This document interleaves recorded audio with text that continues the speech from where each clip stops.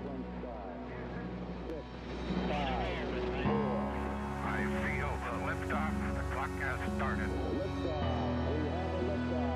Roger, 0G, and I feel fine.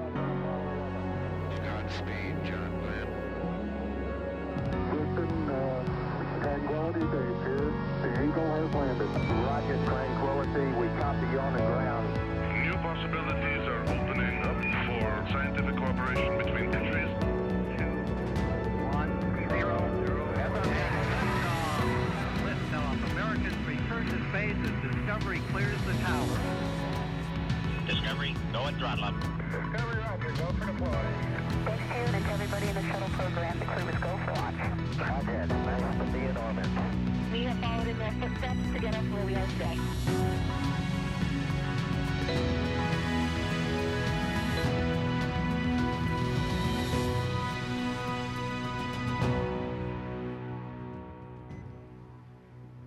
Welcome to America's Spaceport, the Kennedy Space Center in Florida, where in just about 4 hours from now, that Dragon spacecraft sitting on top of a SpaceX Falcon 9 rocket that you see right there will launch Crew-7 to the International Space Station and will carry all the action streaming in 4K. Welcome, everyone, to our launch broadcast. I'm NASA's Daryl Nail, and with me is NASA astronaut Jessica Meir. We are so happy to have you here for this countdown this evening. Thank you very much, Daryl. It is wonderful to be here tonight at the Kennedy Space Center. Now, for those who don't know, Jessica Meir, she is a veteran of the spaceflight program, and I want to show some video right now. This is 2019. This was the 221st spacewalk for Space Station Assembly, but it was the first to be conducted entirely by women. And Jessica Meir is one of those women that you see there in space. She partnered with fellow astronaut Christina Cook. They replaced a battery charge discharge unit, but it was a huge milestone for NASA. 2 years later, here she is in a lower profile role, the astronaut support person for Crew 2. There she is, number 38. She's in the SpaceX Ninja suit. And she was not only in the suit-up room, but she also traveled out to the launch pad with the astronaut, made sure she took all her pictures, right? Making sure she's documenting everything right there. There you see her at the top of the launch tower as Crew 2 astronauts Shane Kimbrough and Megan MacArthur made their way into the capsule. And of course, you helped facilitate a lot of things right there. Nice view that you see there. She's with us today, and you bring a lot of experience to the table, Jessica, and we hope to learn from you not only your experience as an astronaut in space, but also in what you did during the suit up for Crew 2. Yeah, thank you, Daryl. Those are some really nice memories, so it's nice to see a little bit of footage of that. This view from the suit room that you're seeing now of the current crew, Anne McLean is the astronaut support person, the ASP, that's in the role for our office, just like I did back in that previous video for Crew 2. So we are part of that team of the SpaceX Ninjas, helping the crews with those last preparations, getting into their suits, doing all the pressure checks, making sure that everything is proceeding nominally towards our launch. And it's nice because all of those other ninjas down there in those black suits, those are all SpaceX personnel. But the key is that we wanted to have some member from our NASA astronaut office there as well to still be supporting the crew for anything that they need. So that's why we have one NASA astronaut integrated with the team there. And as you mentioned, we actually go all the way to the launch pad as well. So at that time point when we are up on the launch pad getting ready for that final ingress, we're the only NASA person that is there at that moment. SpaceX, of course, we completely trust them to get everything ready for us for launch day, but it's nice to still have a representative body there for anything that is needed during that time period. So you'll see Anne McLean in a couple of these shots. I didn't see her number. Did you see her number there? She is number 21 in the space. I haven't seen her pop into camera yet. 21. There she is right there, actually just to the left behind the people in the front. Oh, there. Yeah, good eye. Yeah, and another one of my 8-ball classmates. Yes. So. Yeah, Anne McLean, of course, spaceflight veteran herself, most recently as flight engineer on the International Space Station for Expedition 58 and 59. Twice a lead spacewalker herself during her 204 days in space, and as you mentioned, a fellow 8-baller. So we've got Crew-7, and those 4 crew members are currently in the 4 seats, which are, as I'm told by SpaceX, these are just like the seats inside Dragon. They are molded exactly the same, and they are doing their suit checkouts. Yeah, that's right. So right now they are in that same position. It's the same seat as you just mentioned, and the key there is that they have an interface of the umbilical line that is attached to their suit. So that is what they need to do to perform the pressure checks. So all of the gas, the air for the suit will come in through that line. They have their communications port through that line as well. So they're seated comfortably, getting ready, making sure that the integrity of their suits is all in check. You can see Jasmin Moghbeli there with her visor down. And the suit inflated, right? 'Cause- Exactly, yeah. So she is in the midst of her pressure check and looks to me like everything is going well. But of course, we want to make sure that those suits have good integrity in the event that we would ever have to use them on board the vehicle. There's Andy Mogensen sitting to her right. His visor's still up, so it looks like perhaps his test has not been initiated yet. And I believe they do perform these one at a time. So Andy has a few minutes there just to kind of relax. You can see the Danish flag on the left of Andy's suit because he is a European Space Agency astronaut, and he is from Denmark. Yeah, one of the, I believe the first astronaut from his country to go to space. Of course, he was on the ESA IRIS mission. And we'd like to tell you more about these astronauts, but first, of course, we want to tell you that a lot of preparations have brought us to this point, including a dry dress rehearsal and a static fire of the rocket earlier this week, for those of you who are following along. You also know we stood down from yesterday's launch attempt for additional data reviews, but for now, all systems are looking good for launch. So we mentioned Andy, the Danish astronaut. He did have a flight previously. I think you just mentioned that, the IRIS mission. It was a 10-day mission on board the ISS. So this is really exciting for him because this will be his first long-duration mission. And let's roll through the astronauts right now and our one cosmonaut and introduce you to the crew. We'll start off with Lieutenant Colonel Jasmin Moghbeli. There she is. She hails from Long Island, New York, and earned a bachelor's degree in aerospace engineering from the Massachusetts Institute of Technology. She also has a master's degree in aerospace engineering from the Naval Postgraduate School. Graduated with honors from the U.S. Naval Test Pilot School, and as an AH-1W Super Cobra pilot and Marine Corps test pilot, she's flown more than 150 combat missions. In all, she accrued 2,000 hours of flight time in more than 25 different aircraft. At the time of her selection as an astronaut, Moghbeli was testing H-1 helicopters and serving as the quality assurance and avionics officer for VMX-1. She is also the proud mom of twin girls.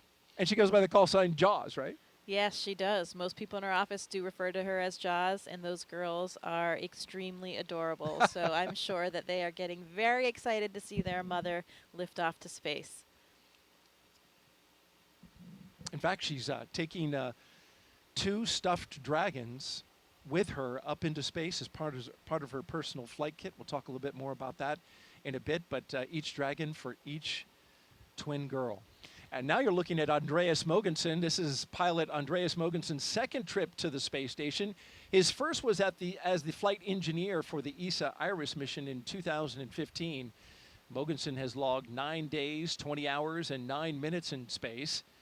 As Jessica mentioned, he was born in Copenhagen, Denmark, and graduated with an international baccalaureate from the Copenhagen International School, a master's degree as well in aeronautical engineering from Imperial College London, and a doctorate in aerospace engineering from the University of Texas at Austin. In 2015, Mogensen became the first Danish person, as we mentioned, to go to space and is currently serving as the European Astronaut Liaison Officer to NASA's Johnson Space Center in Houston. So Andy actually goes by the nickname Hollish sometimes. Hollish. Yeah, he played rugby. He's a big rugby fan. He played rugby at UT Austin, and his crewmates gave him this nickname because of all the confusion among Americans between Denmark and Holland. So Okay. Hollish was the name there. You know, you have the Danish and the Dutch, so that's confusing for a lot of people. So they birthed that name Hollish. They gave him one word, yeah. And now you're looking at mission specialist Satoshi Furukawa giving us a big wave and a big smile and the thumbs up. His interest in space began when he was just 5 years old and saw the Apollo 11 moon landing on TV. He was also a fan of the Japanese TV space hero Ultra 7. His professional career, though, began as a medical doctor. It's always good to have a medical doctor on board. Absolutely. But after seeing a news report about Japan auditioning for new astronauts to do science experiments on the ISS, he decided that he would apply. And he was selected by the National Space Development Agency of Japan to be an astronaut candidate in Core on countdown 1999. at T-minus 3 hours and 46 minutes. Suit donning and checkouts are complete on schedule. All right, so they got the suits and they're all checked out. Finish up with Satoshi. His first mission to the ISS was as a flight engineer for Expedition 29 that launched from the Baikonur Cosmodrome in 2011. You know, Daryl, I also hear that Satoshi is a ramen master. So perhaps he'll have some culinary expertise up on the ISS. Well, I'm sure as someone who has spent time in the ISS, that would be greatly appreciated by the fellow astronauts. Oh, absolutely. A little bit of variety to the food system is always appreciated. And each agency And actually Core on sends up some of countdown. their own Advanced foods. team is in the White Room on schedule. So they may have some Japanese treats. I'm sure they have some Japanese treats packed away for this mission. I flew with Italian astronaut Luca Parmitano, so we had an Italian meal one night with the entire crew. And those kinds of things are really great for crew morale, you know, bringing everybody together, the entire crew on board the space station, and having a meal together just like you would with your family or friends back home. I hear so much about the time spent around the meals where you're not working and you get to just debrief and share your experiences of the day with your fellow crew members. Last but not least, mission specialist Konstantin Borisov was selected to be a cosmonaut in 2018, and this will be his first trip to space along with Jasmin. He has a Bachelor of Economics from the Russian Academy of Economics, a Master of Science in Operations Research and Systems Analyst from Warwick University in Coventry, UK, and a Master in Aircraft Life Support Systems from the Moscow Aviation Institute. He has worked for companies such as Volvo and the Boston Consulting Group. He is also an experienced freediving instructor and an international freediving judge. You know, he even had a training session with Jas and also her classmate Laurel Hera, who will be launching on the Soyuz in September and joining them all up there. He gave them a training session, and apparently they were pretty good breath hold students. So Really? who knows what they'll be up to up there. That's not easy to hold your breath for, 2 minutes. It is not, but you know, humans are trainable, and I would say astronauts are particularly trainable. So give us a mission like that and a few techniques, and I guess they're well on their way. As you're listening to all this great information and insight from Jessica, we want to invite you, the audience out there, to participate. If you'd like to ask Jessica a question over the next 3 hours, jump on X, Facebook, YouTube, or Twitch, and send your question with the hashtag AskNASA. We look forward to hearing your questions, and Jessica looks forward to answering them tonight. She is a wealth of information. You know, Daryl, we talked tonight about how this is probably the first time that we've had 4 crew members from 4 different countries, at least on a Dragon capsule. And another interesting Core on fact countdown. is that Advanced team is proceeding to open the side hatch on schedule. none of the 4 crew members were even born in the U.S. So even Jasmin was born in West Germany before she came to the U.S. So pretty interesting, a truly international crew that we have here. And I know that that's something that they really take a lot of pride in. That's a great point about this multinational crew, and each of them, because they come from a different country. Great point about the multinational crew, and because each one of them comes from a country, each one of them has a large support crew, right? Including a flight surgeon from that country. So for the launch and recovery director, that's a large, this is the largest total number of crew, not just for the actual Crew Dragon, but we're talking about for the support systems, both on the boat that goes out to recover them, as well as the emergency operations that are standing by to support in case anything happened. Yeah, that's a great point. of course, we rely heavily on all the people on the ground. You know, we're the faces that you see up there and the ones that get to wear the suits and go to space, but it truly takes a huge team of all the individuals that support every aspect of our space flight. And as astronauts, we never forget that. You know, this crew probably has an incredibly extensive network all over the world as well. You know, we talked about how international they are. And Kostya, Konstantin, he's lived in 4 different countries. Andy's lived in at least 8 countries. Wow. So a lot of people that they've touched, I'm sure, along the way.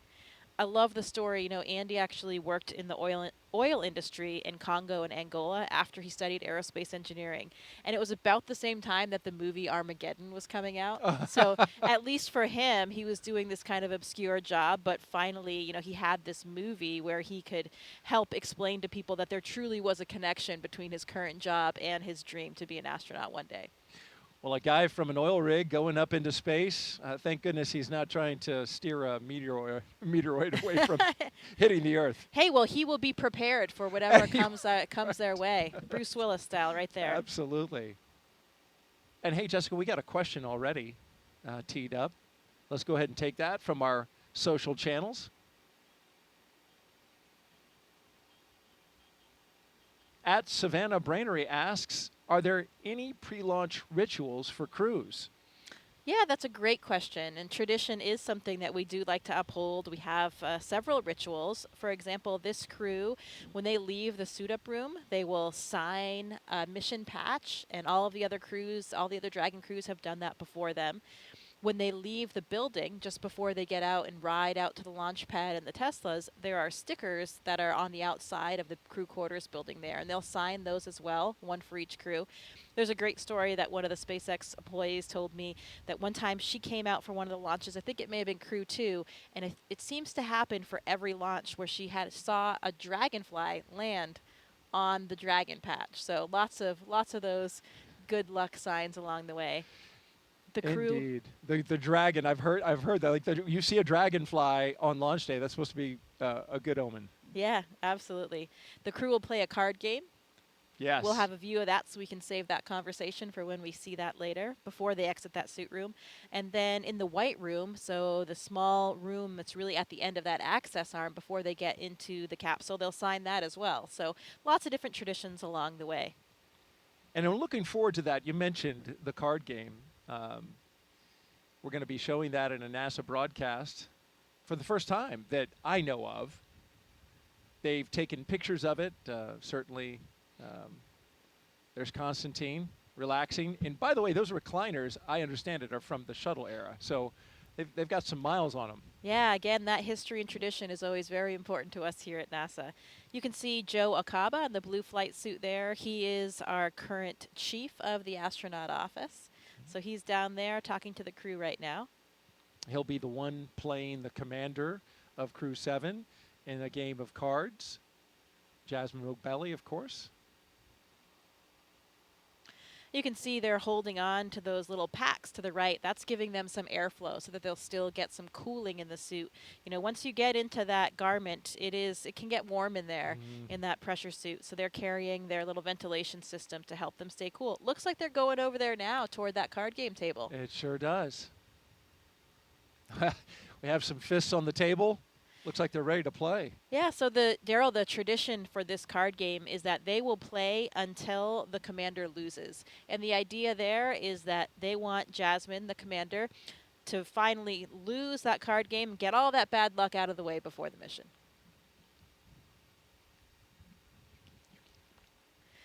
So here they are. I see Joe's shuffling the cards now. Shuffling the deck up. So Joe Akaba on the left, as she mentioned, chief of the astronaut office. On the right, Jasmin Moghbeli, the commander of the Crew-7 mission. So interestingly, some of the crews have actually changed what games they play over the last several crews. So I'm not even sure what game they're playing right now, but the key is to make sure that Jasmin loses. And by losing, they all win.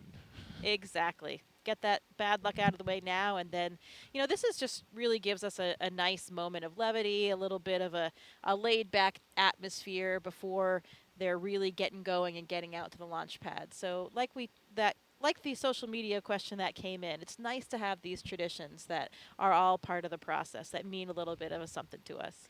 Okay, well, Jasmin cut the deck, and now Joe is dealing. Very dramatically, I might add. This seems, I think this might be a game that involves one card.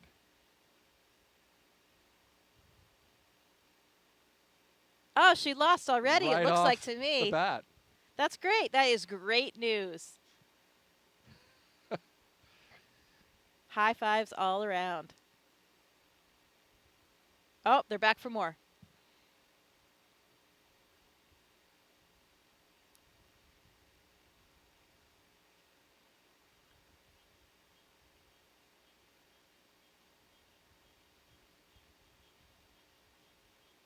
Looks like these guys are ready to launch today. I love the smiles on their faces. A lot of enthusiasm, like you said. It gives that, moment of levity.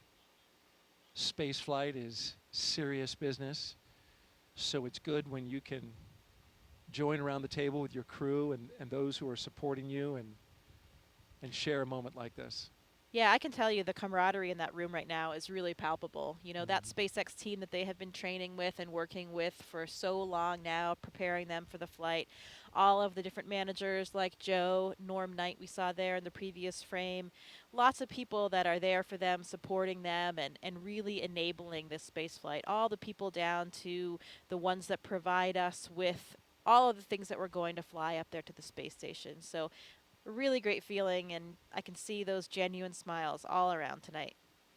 And it looks like a member of the team received the official playing deck for Crew-7, which is a nice notion on their part. Yeah, great memento to have. So from here, folks, the astronauts will get some final photos. That number 34, I think, is that Sarah Gillis? It might be from SpaceX. I think that was Haley Esparza. Okay. That just walked this way. Yeah, that came towards camera. Yeah. Okay. Also, My correction. Yep, she's she is really the liaison between all of astronaut operations and SpaceX. So a lot of us know Haley really well. She is always a central part of all of our training and prepping for flight. She's wonderful. Number 34? Yep, that's number 34. That's Haley. Okay, very good. Giving Andy some water. Oh, yeah. I hear it is warm, right? So that you want to hydrate, but you don't want to hydrate too much. Yeah, absolutely. There's a good balance. It's a full-service operation down there, providing drinks along the way and everything. There's Satoshi's chatting with Anne McLean.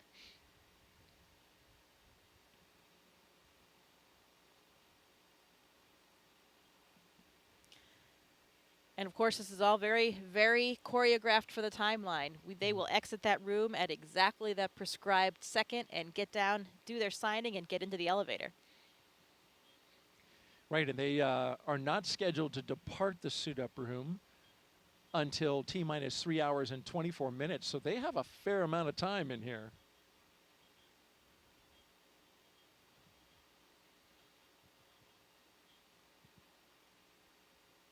So you mentioned Jasmin's children. You know, all of these crew members have kids, and last year, Satoshi even became a grandfather. Oh, congratulations to him. Yeah, pretty exciting. So I'm sure they have lots of family members watching right now and getting ready for this flight. There you can see all of the stickers that I mentioned coming out of the building. Those are the ones you said that they signed? Yeah, and their cars will be waiting out there. They'll have a receiving line.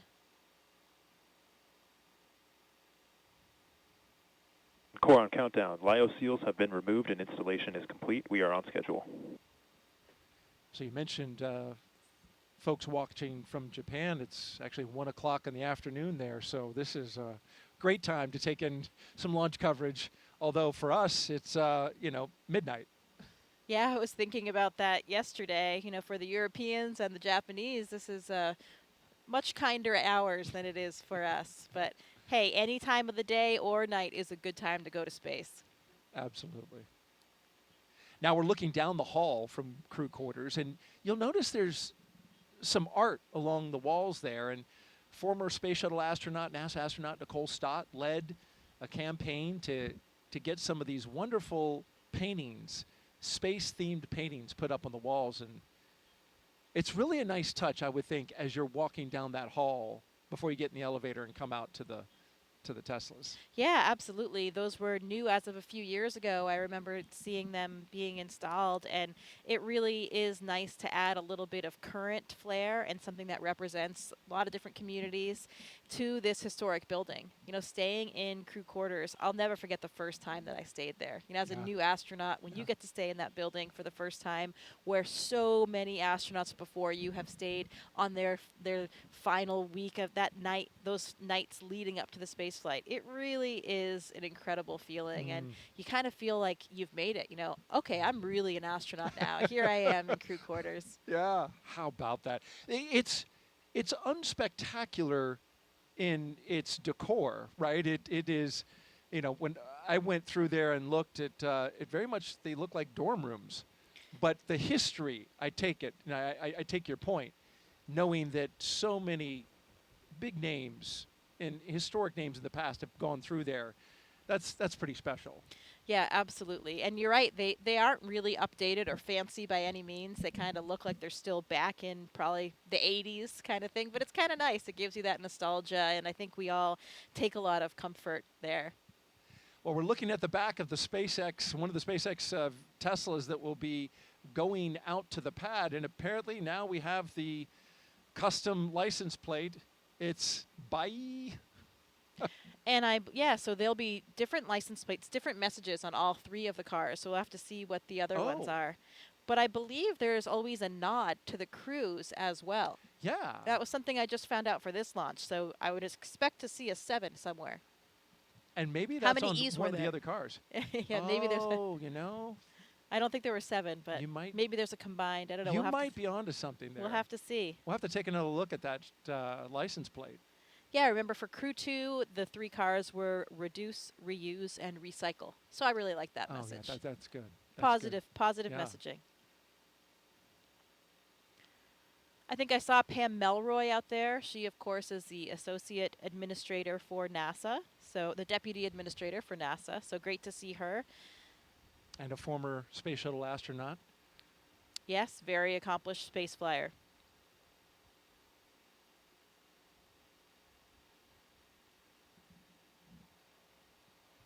You mentioned crew quarters. It's a facility that is 26,000 square feet. So it's a big space. Yeah, we've got a full kitchen in there. They make us some delicious meals. You know, that's one of the things that happens with the crew on the lead up. I think we talked a little bit about their schedule the day of. You know, they have various meetings and a weather meeting and that kind of thing. But that day before, they also have what we call the ultimate meal. So you get to make a request of whatever it is that you want to eat for that meal the day before you launch. And I'm actually not sure. We should have found out what it was that they each requested. So each astronaut can actually request a different meal as well. Yes, and I have a little thing about their food. What we do know is that Andy and Satoshi are bringing food from their home countries along with them, which is nice. Jasmin says she's bringing some Persian food that she's going to share with the crew once she gets up there. And Yeah, like we talked about, those meal times are incredibly meaningful for us. So it's a great opportunity for everybody to come together.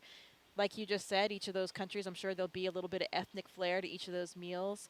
We also share food with the Roscosmos cosmonauts. They have a different food supply as well, so we can kind of trade back and forth when you get a little bit tired or something.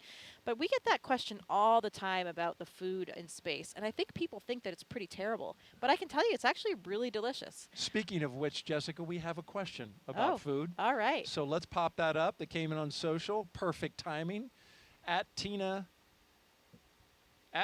says, will the crew have dinner during their cruise to the space station? Yeah, so the number of meals or snacks that they eat kind of depends on the duration of their phasing to get to the space station. So they will. They have various food items with them, and they have certain ones that are more accessible than others, so they can kind of reach in and grab whatever it is that they have. I'm not certain exactly what they did pack, but I think they can make some requests as well. They don't have a food warmer on the Dragon vehicle, so it's usually something that doesn't really need to be reheated that still tastes okay.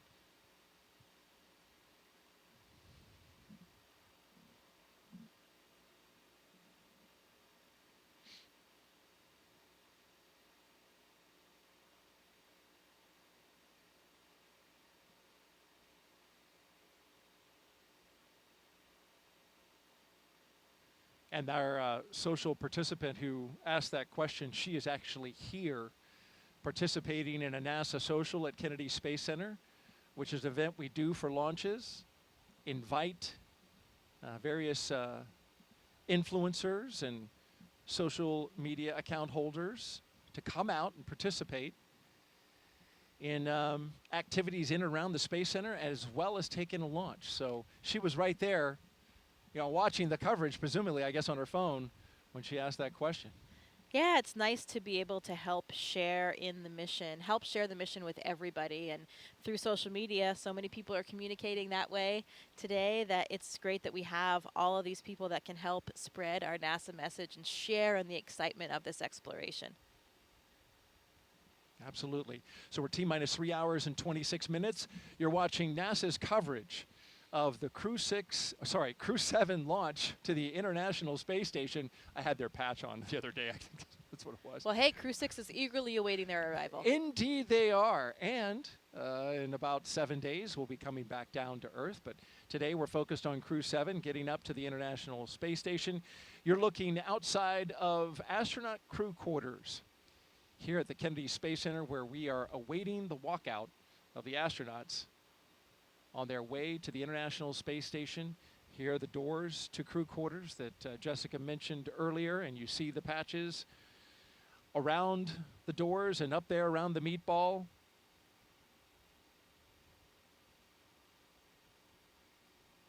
They're scheduled to walk out at exactly 3 hours and 20 minutes. So we've got about 5 minutes until they walk out of there.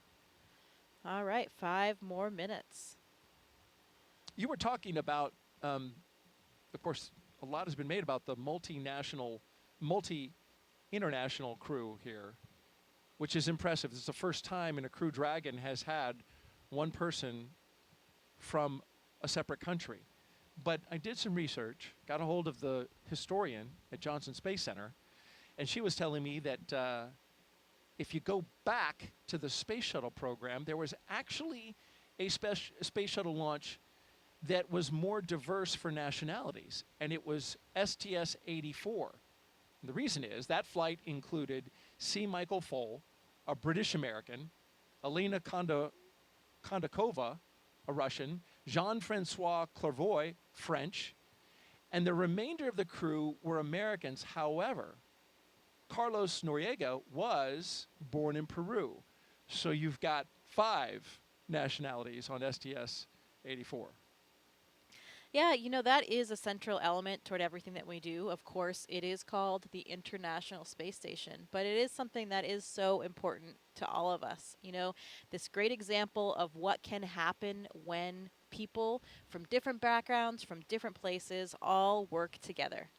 And here they come, the astronauts walking down the hallway at astronaut crew quarters.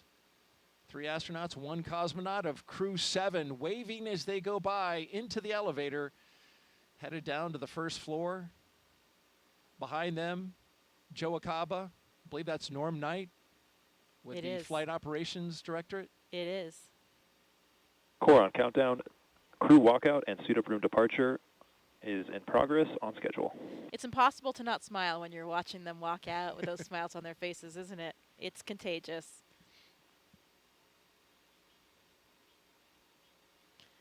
We talk about that international element, and another fun fact for you. Did you know that Jasmin, was actually stateless until the 2nd grade? She Really? became a U.S. citizen in the 2nd grade, and until then, she was considered stateless.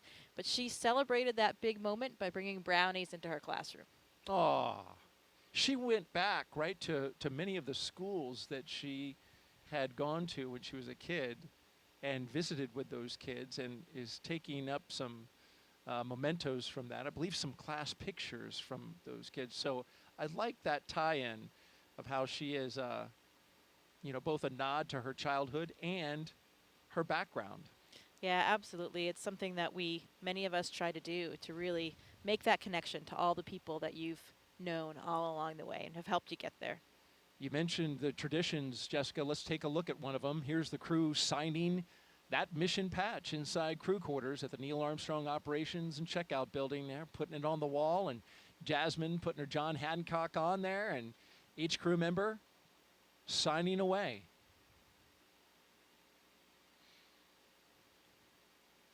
Lots of autographs and signatures to be had when you're going to space and when you come back. Something that we all get used to. It takes some getting used to, though, in the beginning. I Does mean, it? it's not, I mean, I certainly was not used to people asking me for my autograph before.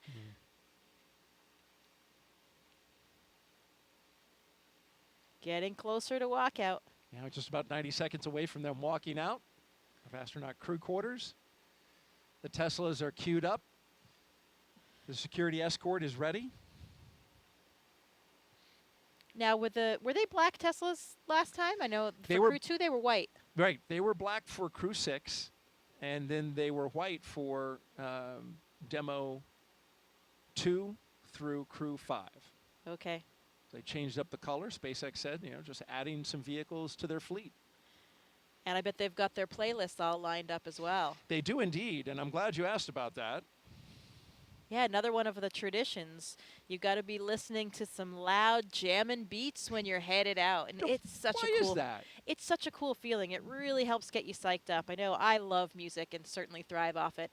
Since I was the astronaut support person for Crew 2, I did actually ride out in the Teslas with the crew, and it is such a cool feeling. You have lights and sirens kind of blaring with your escorts. You've got the music going loud. It was night just like this, and you're going out to this impressively lit launch pad. It really gets the excitement flowing and gets you pumped up.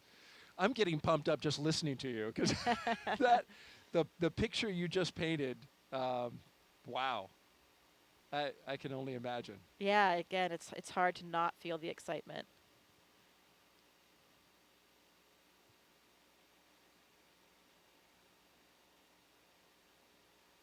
Well, we're just seconds away from them walking out the doors. You can see them behind the windows.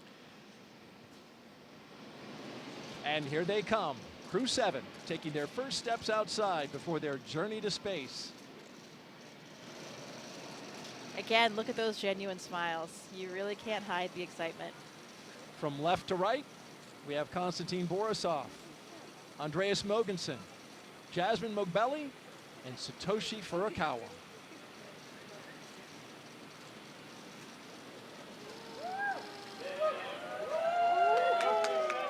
Here we go. You can see some of the NASA administrator there, Bill Nelson, Bob Cabana's there, the associate administrator. We mentioned Pam Melroy already. Everybody's there to cheer them on, send them on their way. Let's listen in a little bit. We've got a microphone down there.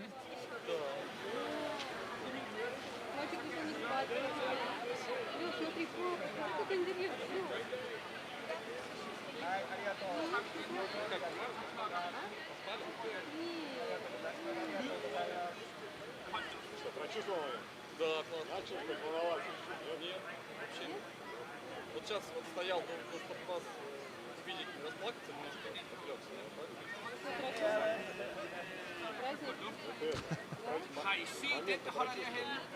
Сейчас подожди, мы еще.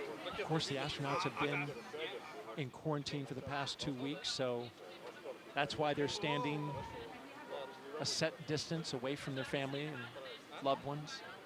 Yeah, that's right. We want to make sure that, of course, we don't carry any viruses or anything like that with us to the space station. So everybody has been in this strict kind of quarantine protocol leading up to the space flight, and they're continuing to keep their distance now.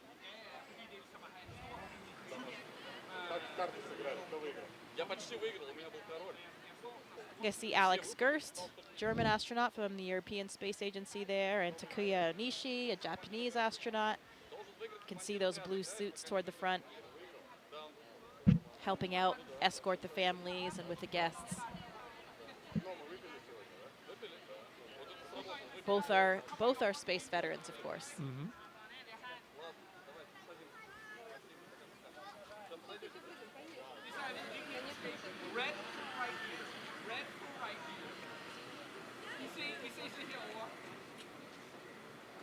Double kiss from Jasmin, probably to her two girls. Yeah, and I heard Andy speaking Danish to his family. Yeah, you speak, you're fluent, right, in Russian and Swedish, right? I do, yes. I speak Swedish, pretty similar to Danish, so sometimes I can understand what Andy and his family are saying. Did you catch anything? I did. He said, "Vi ses, we'll see you." Yeah, Oh, I did catch what he said at the end there. But Andy's family actually lives just a street away from me, so I see them quite how often. about that? Yeah. Well, that's nice. Here they go. Doors are closing. Well, this is a good time to talk about the playlist.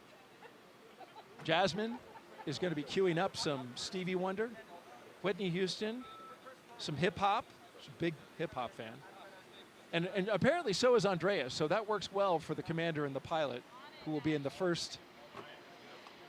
01 Tesla. Satoshi says he'll crank some 80s Japanese pop music. And I put that on my own music app just to hear a little bit. Unsurprisingly, a lot of synthesizer. Just like 80s in America. And then Konstantin says he's going to crank some System of a Down, Pink Floyd. Look at that. I see Jaws twin girls. They're wearing little mini SpaceX suits. Oh, I have one of those for my daughter as well. They are adorable. They look exactly like the real thing. No kidding. You can see them just over at the window right now, I see, looking in at Mom, riding on Dad.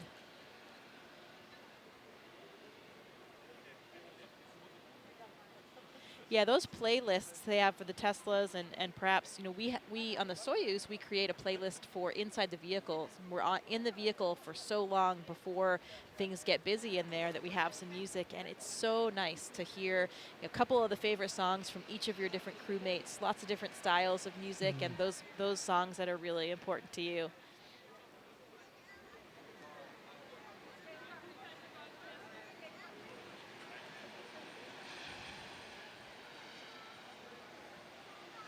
We got a social question. If you have one, send it to us. Hashtag AskNASA on YouTube, Twitch. See those see those outfits with I see the them. hood and everything, yeah. Yep. The hood for the helmet. That They're is really too great. Cute. Got to dress like Mom. Be ready for game day. Oh, absolutely. And I imagine that helps a lot with this moment. Of course, they're quite young. But, you know, with children of a certain age, understand that there's some risk involved, and astronauts have to have that conversation with older children. Yeah, I'm sure it gives them something to identify with. You know, they're wearing the same outfit as Mom today and ready to cheer her along for her launch. So in the first Tesla, we've got the closeout lead and 2 suit technicians. In the second, the commander and pilot. And the third, the mission specialist, 1 and 2. And bye, they go. Bye, bye. I think you need a longer bye. You nailed it. Thank you. Thank you. There they go. And so as the crew departs the Neil Armstrong Operations and Checkout Building, this begins the 20-minute drive with a full security escort across NASA's Kennedy Space Center to Launch Pad 39A. So let's learn more about the crew in their own words. This may be Jasmin Moghbeli's first space flight, but the Crew-7 commander's resume is more than just a little impressive. Let's take a closer look. I think the reason we explore space in this international way is because it's a human thing to explore. Humans have always wanted to push the boundaries. We're curious beings. We want to know what is out there. My name is Jasmin Moghbeli. I'm the commander of NASA's SpaceX Crew-7 mission to the International Space Station. I was born in Bad Nauheim, Germany. My parents left Iran during the revolution and then ended up in Long Island, and Baldwin, New York is where I grew up. I always loved team sports from a really young age because you rely on one another, and that's something that I think is really important to know going forward in your career. Becoming an astronaut has been a dream of mine since I was in elementary school. But you think about a lot of kids say they want to be an astronaut in elementary school, but it just never went away from me. I loved physics and learning about how the world works. I went on to the Massachusetts Institute of Technology, studied aerospace engineering there, and then joined the Marine Corps after that. I wanted to fly jets, and wondering why would anyone want to fly helicopters when you can go fly jets? I thought you had to be a jet pilot to become an astronaut, and I wanted to still keep that door open. I actually went to watch STS-116 launch while I was waiting to start flight school, and Sunny Williams happened to be on that flight, and as I was reading the bios of the different crew members, I realized she was a Navy helicopter pilot, and from that point on, I went full steam ahead. NASA announced they were going to be selecting a new class of astronauts. It seems like such a long shot, but I figured I had just as much chance as anyone else. The hardest part of going through selection is the waiting between rounds to hear back. Each time my phone would ring with a Houston number, I'd have to kind of take a second to compose myself. They asked, would you like to come join the 22nd group of astronaut candidates?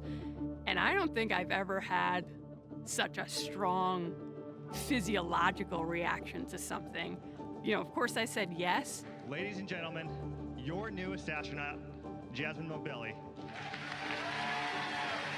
I joke sometimes with the members of Crew-7 that we get along so well that we've never had a disagreement about anything. All four of us are so proud to represent what is possible when we come together. Ultimately, everything we do is to benefit the Earth. And this is the second launch to space for the pilot of Crew-7, Andreas Mogensen. He previously flew on the ESA IRIS mission in 2015.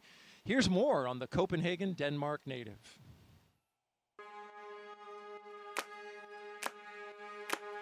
We explore the world not just physically, but also mentally by doing experiments that increase our knowledge of the world and the universe. And that comes from a need to understand the world that we're part of and a basic curiosity that I think all humans are born with. My name's Andreas Mogensen, and I'm the pilot of NASA's SpaceX Crew-7 mission to the International Space Station. I was born in Copenhagen, Denmark, but I spent 3 years in Thailand, 2 years in Singapore, 5 years in California. When I moved to California as a kid, I started learning about NASA and the space shuttle program and of course the Apollo missions to the moon. And I was fascinated and hooked immediately. I knew that that was my dream, to become an astronaut. After too many years in one place, I can feel this itch and this need to travel again. And so I ended up working in the Congo and in Angola, where I worked on an offshore oil rig for a couple of years. Exploring space is not just about understanding the solar system and the universe and preparing the way for our return to the moon and our future missions to Mars, but it's also about understanding who we are and understanding our home world, the Earth. It's difficult to describe Crew-7 in a few words, I think, because we gel so well together. We seem to have very similar personalities, very easygoing, very laid back. It's almost as if we've known each other for years and years and years and have lots of experience flying in space together. I did have moments to myself during my 10-day mission in 2015 where I spent time in the cupola looking down at our beautiful Earth, but also out at the night sky. When you look out at the night sky from the space station, you see billions and billions of stars, and it's very, very impressive. And it also gives you a sense of how large the universe is, how infinitely large it is. And it very quickly puts things in perspective. You very quickly realize how small and almost insignificant the Earth is, and how small and insignificant we all are in relation to what's out there, simply because the universe is so large. And I think that is exciting, because when something is as large as the universe, it must also mean that there are so many exciting opportunities and exciting discoveries waiting for us in the future. Impressive candidates, the pilot and commander. Now you see Crew-7 on the move, passing in front of one of the most iconic buildings we have here at the Kennedy Space Center. That's the Vehicle Assembly Building. And Seeing that building always impresses me. It never gets old. Even last night when we were driving, I have my first sight of the Vehicle Assembly Building coming over here on site. It always just, you know where you are. Here I am at the Kennedy Space Center. There is going to be something good going on tonight. absolutely, and this is the view the astronauts have as they pass by the Launch Control Center. And as they pass the VAB, we are, of course, reminded, Jessica, as you know all too well, this is the same path that Artemis II astronauts, Reed Wiseman, Victor Glover, Christina Cook, and Jeremy Hansen, they will take on their way to Pad 39B for Artemis II's return to the moon.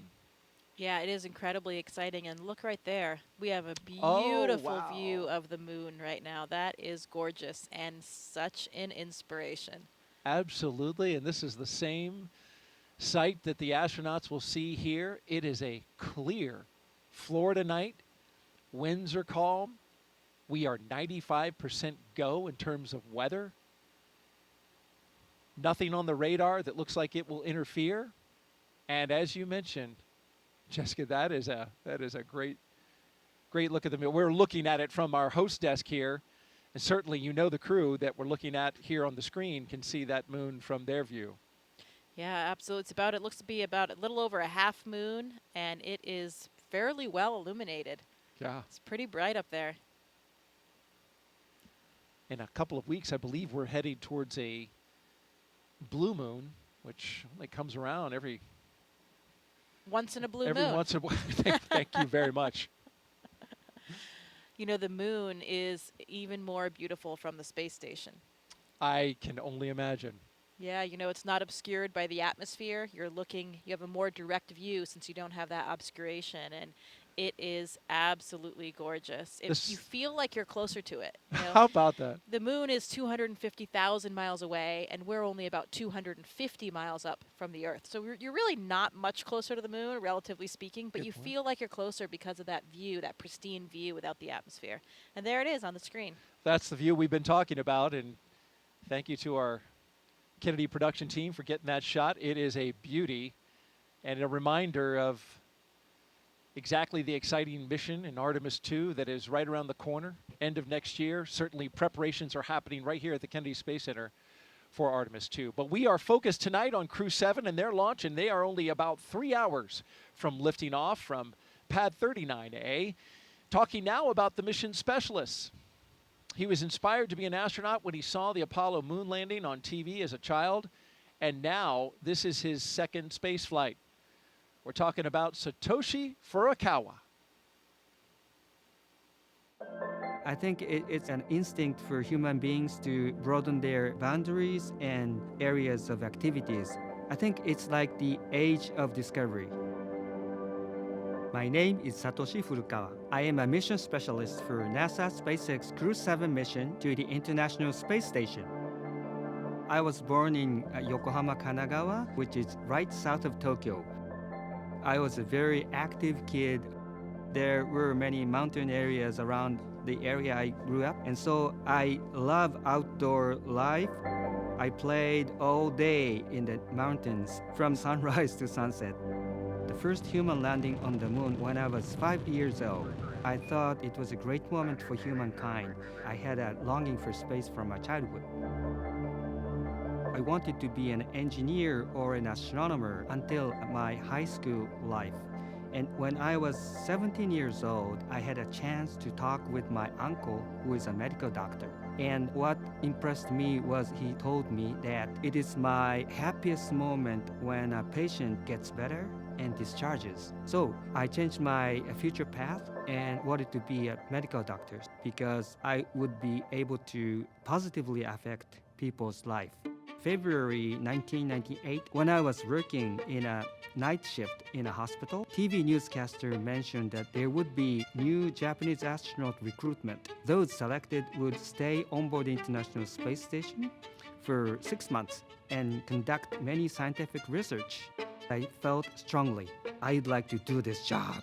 My wife said, do your best. So I applied the audition.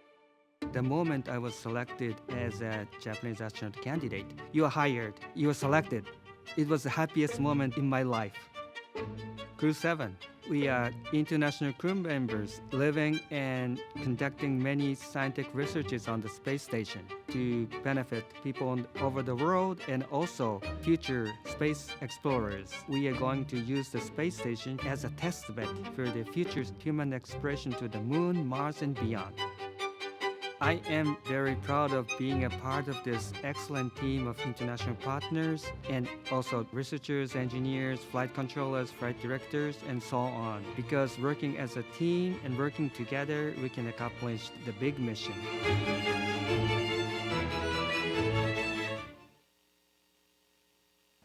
And here's a great shot, Jessica, rolling up to the rocket where you can see it right out your window.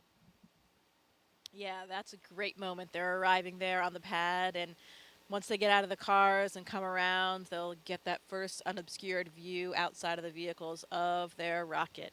What a sight to behold, just kind of realizing that you are about to get up in that elevator and get on board, and then you will be literally leaving the planet. There they are side by side, the rocket on the right and the launch tower on the left. And that's just, you know, a sight that a special few get to see. The hope is, with the continued progress of the Commercial Crew program and NASA's efforts to commercialize low Earth orbit, and hopefully more and more people will get to share that view. And in fact, the Axiom missions and many of these other private space flights has made that possible for more than just NASA astronauts. Yeah, I would say we are at an incredibly exciting time. You know, there are more and more ways to get to space for more and more people, and no matter how you look at it, that is a good thing, I think, for all of human civilization. It's really exciting. Core on to have more countdown. The crew have opportunities. arrived at the pad on schedule.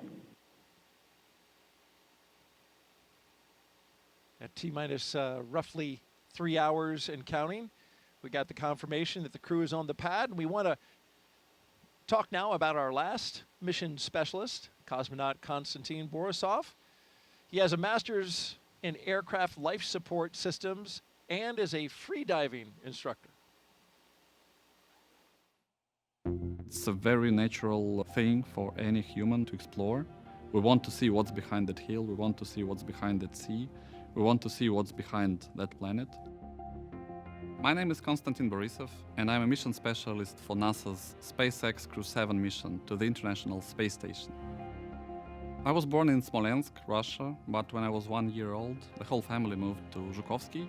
It's a small city not far from Moscow. I was always attracted to water. Water is my comfort place. I found out that there is such a sport called freediving, in which we are switching our mammalian dive responses and we can actually do breath hold diving and stay there for long. I did a course and something clicked. It was like the day which changed your life to before and after. I realized that there are so many things we don't know about ourselves. People think that they cannot hold their breath for longer than 30 seconds. But when I did my first freediving course, I showed myself I can do over 2 minutes. And that's crazy because you understand that your brain tells you have limits, but when those limits are off, your brain is like, wow, maybe there are more things. So it expands the way you see yourself and the way you see the world and the way you see how free you are. It was actually part of my preparation process to become a cosmonaut. But the preparation process, I enjoyed it. It's a lot of travel, it's a lot of new knowledge, and there is a big adventure waiting for you, and I really I'm very excited about that. For those who ask what a spaceflight is, I would say that we have 3 big jobs on the space station. First job is experiments. Second job is take care of the station, doing the maintenance, repair what's broken, storing things, restoring things, cleaning up. And the third big topic is actually taking care of your body, because in weightlessness you cannot help but train. I think many people don't understand that technology advancement which we have had during the last 50 years mainly comes from space exploration. People get very comfortable with using their phone and have very fast computers in space, motivates us to create those advancements. I want to take part in it, and I want to put my small stone into this pavement which leads us to the new asteroids, to the new planets, and to the new systems.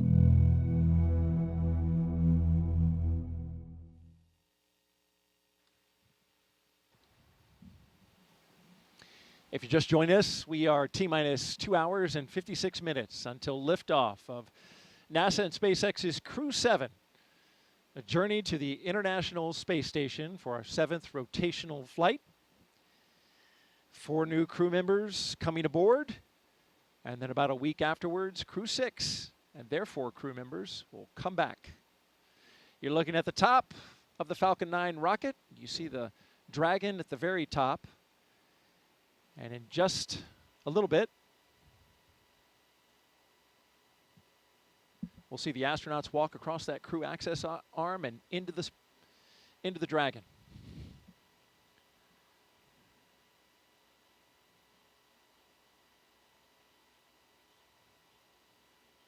You know, we complain about these night launches from our point of view and being up all night, but there is something special about them, isn't it? It's really spectacular with all the lights.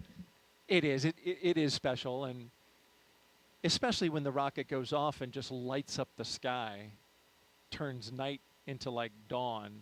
I always enjoy that. Yeah, I think the night launches are more impressive. Just the contrast in the sky, you know.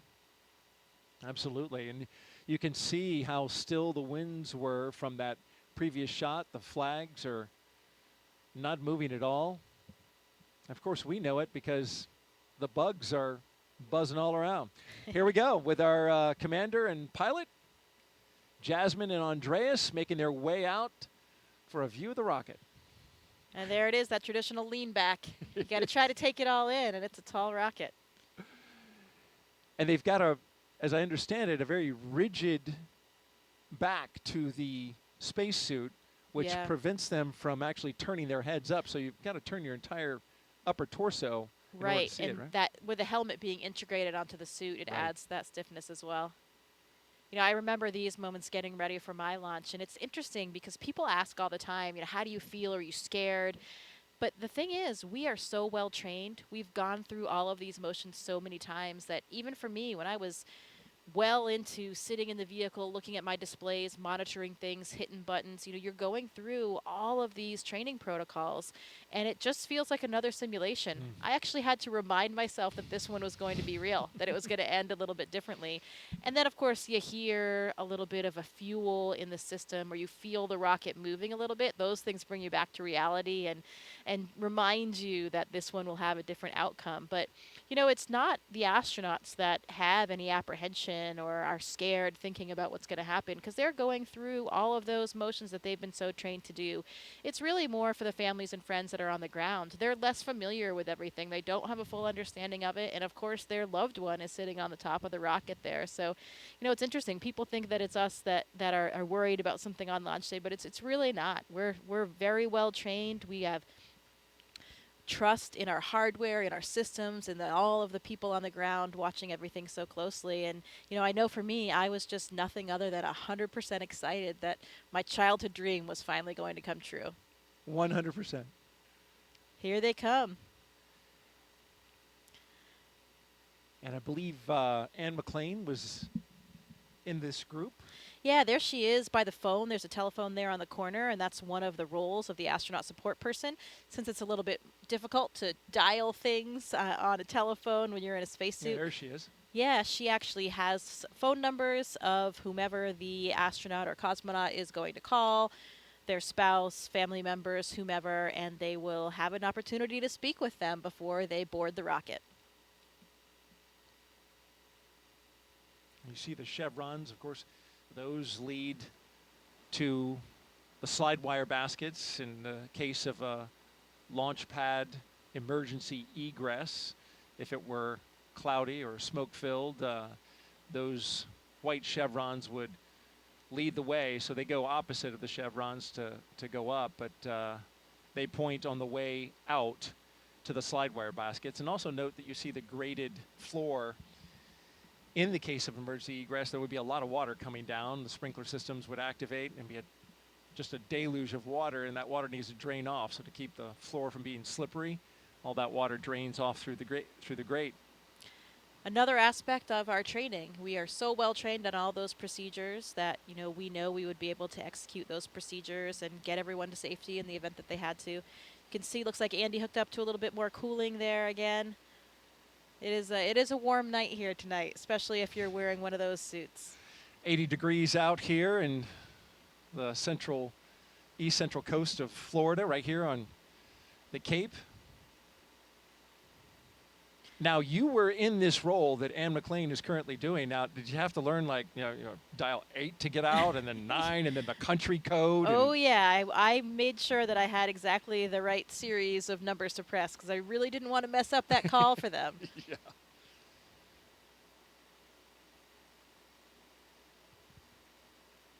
Is it, I mean, you must hear the phone call, right? You're standing right there. No, I mean, they will be talking. It's a little bit difficult for them because they have the helmet in and they're trying to get the phone handle in there. This isn't, it's not a small cell phone. This is an old school real landline, kind of like a payphone. Looks like if you remember those, Daryl. Oh, I mean, we remember those, but some people watching might not remember those. I do remember. Oh, look, he's waving. He's waving on the cameras as well. I'm sure he's waving to his wife and 3 children. This is the first time for an ESA astronaut to be in the pilot position in a Dragon. So Andreas making a little bit of history here on tonight's flight. Jasmin taking a look over the rail. That must be a sight out there. It is. It's beautiful. So as the astronaut support person, once they finish with the phone calls and they get everybody in the vehicles, you're kind of just standing there, so you have a great view. All right, there are 2 mission specialists, Konstantin Borisov and Satoshi Furukawa. Taking it in. They're getting a lot of looks. Yeah. Big wave, thumbs up. It's interesting about that elevator when they go in. If they were to ask, which floor would you like? There's actually a button that says space. Yeah. They changed the 255-foot level to space. Which floor? Space, please. Oh, yep, right away. Let me punch that up for you. Always the best button that you want to press. But only the 4 of them will be making that final step to space. Everybody else has to come back down the elevator. That's right. And there's Jasmin Moghbeli, the commander, and Andreas Mogensen, our pilot, making their way across the crew access arm into the White Room, where they'll get into the spacecraft. But first, Core on sign that countdown. meatball. Crew have arrived at the White Room and are preparing for ingress. We are on schedule. Yeah, that other tradition that we talked about. There's the last signature that they'll have to dole out before they get all strapped in. It's interesting when we talk about all these training protocols that we have and the amount of time that we spend training, particularly for contingency scenarios. That's where we really want to make sure that our skills are sharp and we are ready for that in the event of any kind of emergency. We're ready to execute and get the job done. And most of our training for our ISS missions ends up being for launches and landing. And if you think about that, we're talking now about a 6-month mission on the space station. And that ride to space is only a few minutes and a number of hours before they get to space station. And coming down is usually even quicker, depending on the profile. So it's really only a minuscule fraction of our entire mission. But because it is such a dynamic phase of getting to space and coming back, that's where a lot of our training is really focused. And as it should be.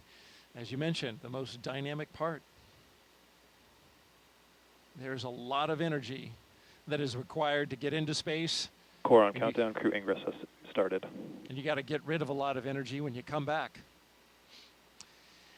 There go our pilot and commander carefully getting in. They don't want to mess up that seal, so you'll see him take a lot of time to crawl over that entryway, the side hatch.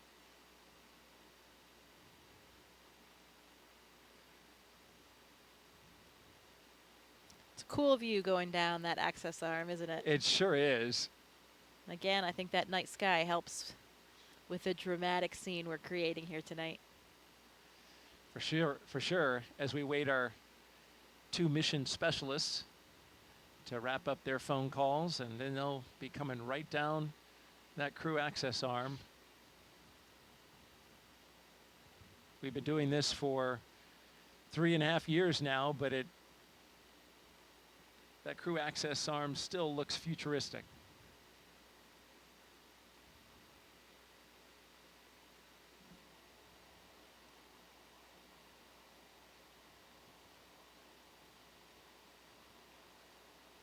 I'm sure quite a contrast, too, for the previous space flyers. You know, this is a whole new vehicle for them. So for both Andy and Satoshi, comparing the rides that they had before their first ride on the Dragon.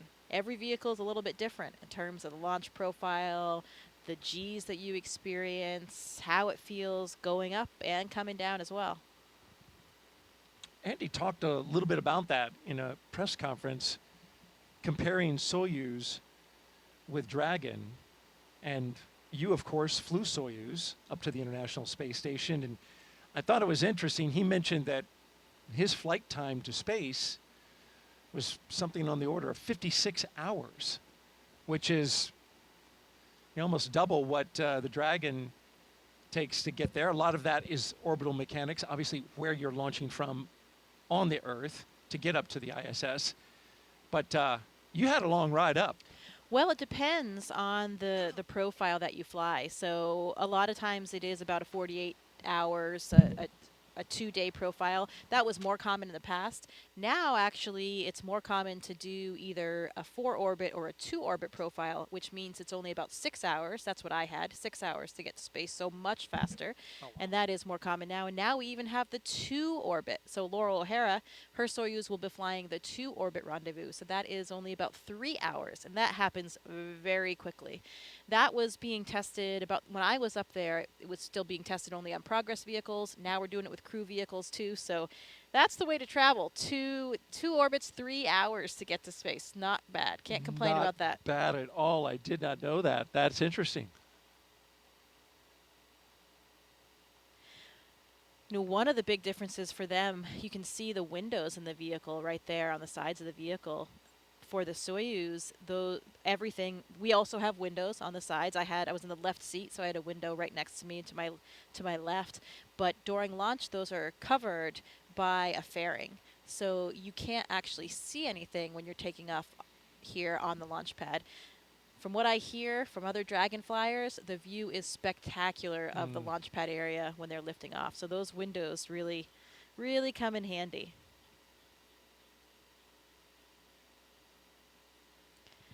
You know, Thomas Pesquet tells me those windows are also really useful for viewing the northern and southern lights, the aurora from space station.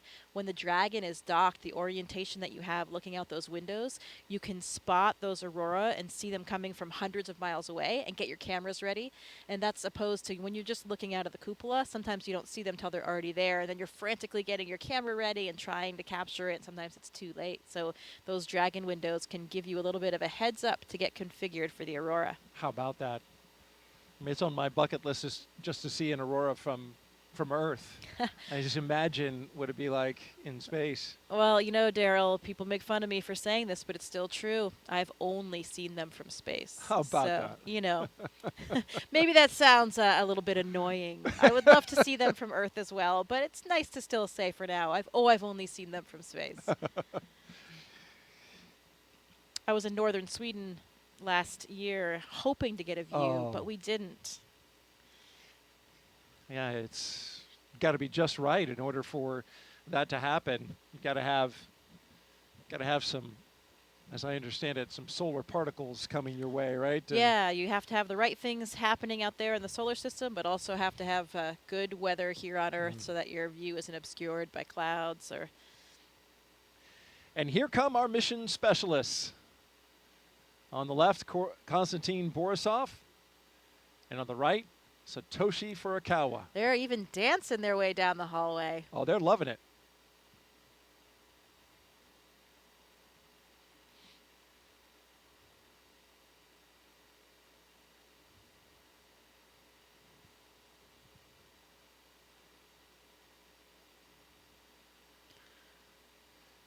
Oh, another tradition. A lot of times our astronauts and Konstantin here, you can see taking the name tags of some of their ground support personnel, and they'll be flying those to space with them. That's got to be really special for those technicians.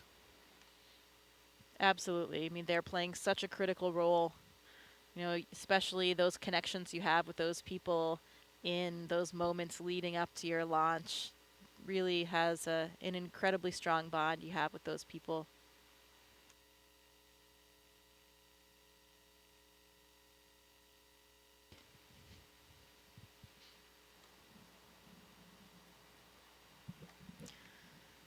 Any good astronaut or cosmonaut always has a Sharpie with them. I don't think there's a Sharpie pocket on this suit, but the technicians are handing them Sharpies to get this job done. Yes, in fact, it's on the to-do list. Make sure that the Sharpie is in the white room. And you saw briefly Satoshi holding his arm up, and those zippers. They have zippers on each arm, zippers on the leg.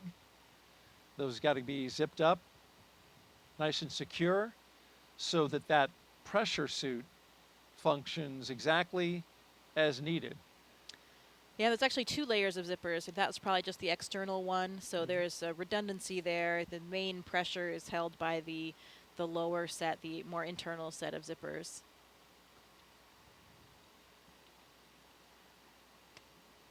Another critical component of the way we do Core on things at countdown. NASA. Seat 1 and Seat 4 are beginning their ingress into Dragon. We are on schedule. You know, safety always comes first. We always have a lot of built-in redundancy to each system, including the spacesuits, to make sure that we can keep everyone on board safe.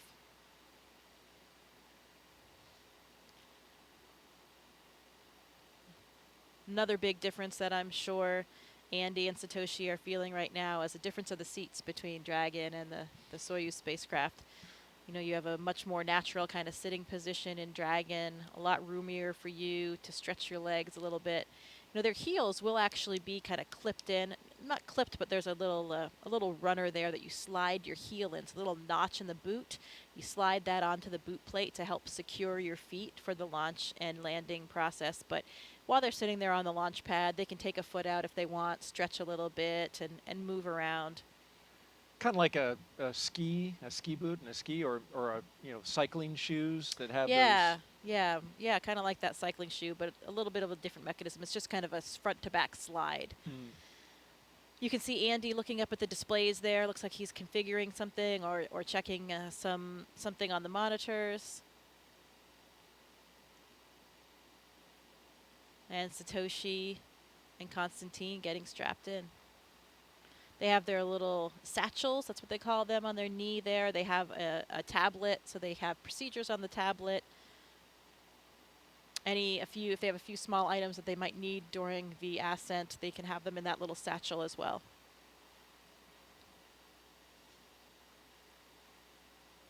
If you're just joining us, you're watching live coverage of NASA's SpaceX's mission known as Crew-7. Good morning to you. It's 12:48 Eastern Time here in Florida. And we're showing you live coverage here at the Kennedy Space Center. I'm NASA's Daryl Nail, joined by NASA astronaut Jessica Meir, giving us some great insight tonight. If you'd like to ask a question of Jessica, just jump on our social media channels, Facebook, X, and YouTube. Put in the hashtag #AskNASA that you can see at the bottom of your screen, and we'll get that question on the air.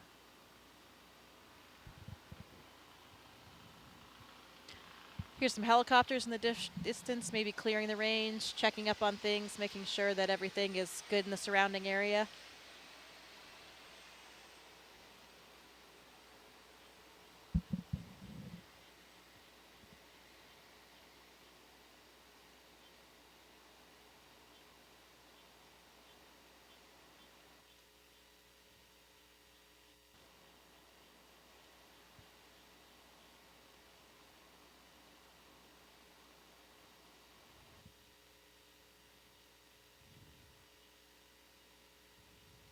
The Ninja in there making those final configuration checks, making sure the crew is strapped in correctly to be safe and comfortable.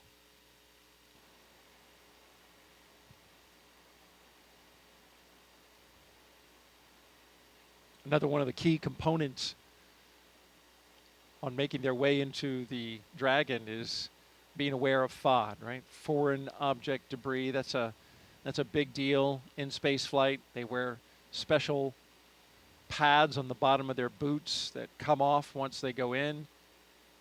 And then, of course, those technicians want to be aware of anything that falls off the astronauts and make sure that they collect it. You certainly don't want something floating around in inside the Dragon when you're launching. Yeah, and it's true. Everything floats. I remember that when we made it to space, and you never forget that moment when you first experience weightlessness. But everything experiences weightlessness. So any little particles that were down on the ground that you don't even see, you don't even notice because they're on the floor, everything kind of starts lifting up and coming up. So you really want to avoid having anything else in there that can float up and get lodged somewhere in the hardware or get in your eyes or something like that. But stuff you never really think about, here on Earth. Those are the little things that make living and working in space more difficult, but a lot more fun as well. Do you remember anything in particular that floated up that you weren't expecting? No, not really that I wasn't expecting, but that moment, I didn't know about the little particles or dirt pieces on the floor or stuff like that. I hadn't really thought about seeing those things lift up, but I had my tablet strapped to my leg, and I also had a little stylus that was on a lanyard strapped to that. Your pencil or stylus is floating there in front of you, and you never forget those initial moments of weightlessness.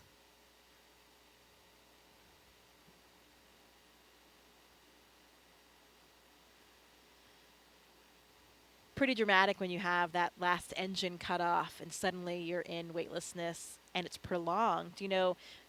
Almost everybody has been on a parabolic flight at least before their mission. So you've had some periods of weightlessness, but those are usually only about 30, 35 seconds. So you don't have that prolonged feeling. It's totally different. I felt like a bat hanging upside down and because the blood is all rushing to your head. Yeah. Because, of course, gravity is not pulling it down to your feet like it's doing for us sitting down here on Earth. Like you're hanging off the monkey bars, that kind of feeling of all the blood rushing to your head, and then it just doesn't go away. You kind of get used to it, and your body adapts a bit and becomes accustomed to the feelings, and you have a little bit of a redistribution of your body fluids, so things change over time. But, yeah, I just felt like I was hanging upside down, and here you are. You notice that. I've noticed that when I'm watching interviews on the International Space Station, some astronauts will look fuller in the face, and that's got to be exactly what you're talking now. Their blood pressure and all the pressure of the fluids internally are now going to distribute differently in space, right? Yeah, you actually look different. Yeah, the pressure kind of remains the same, but you have a redistribution of where the fluids are. So Okay. yeah, exactly. You have this upward shift because we're not pulling things down with gravity. So yeah, some people have a much fuller face. Yeah. I thought it was great. It gets rid of those under eye bags and wrinkles.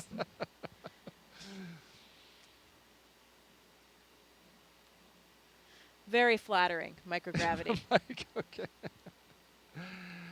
I remember what you did on International Women's Day. You wore a dress. I did. Pretty sure that was the first dress in space. I think it was. And that clip really stands out online. Well, I think it's important, to represent everybody. Yeah. And I think that's what's so nice about the makeup of our office and of the partner agencies now is that you do have so much diversity in the office.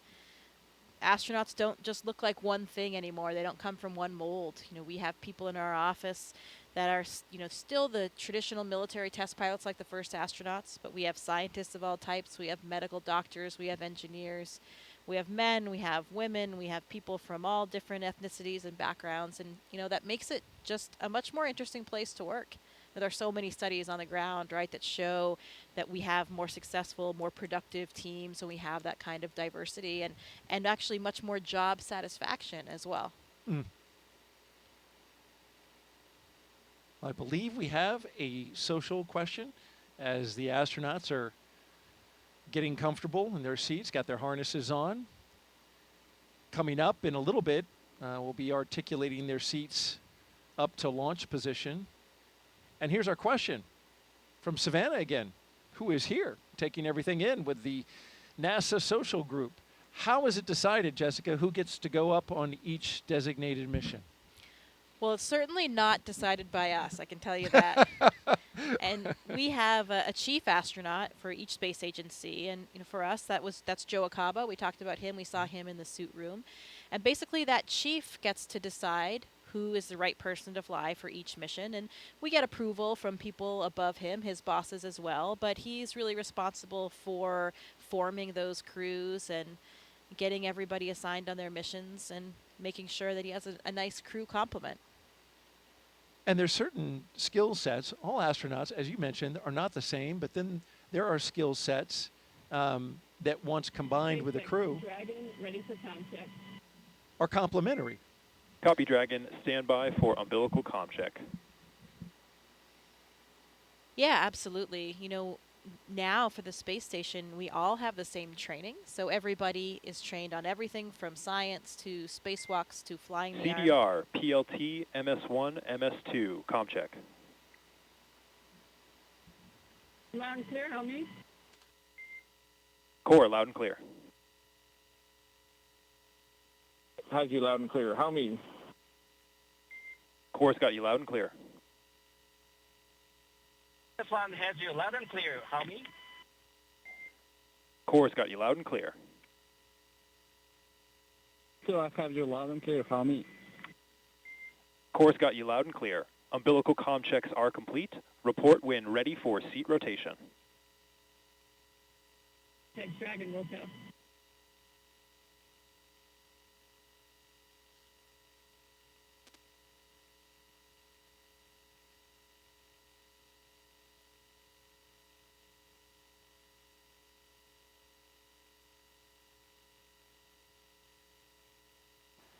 So we just got good comm checks with each of the crew members aboard Crew-7. Going from left to right, we have Konstantin Borisov. SpaceX Dragon, ready for seat rotation. Andreas Mogensen. Copy, Dragon. We will report when initiating. Jasmin Moghbeli and Satoshi Furukawa.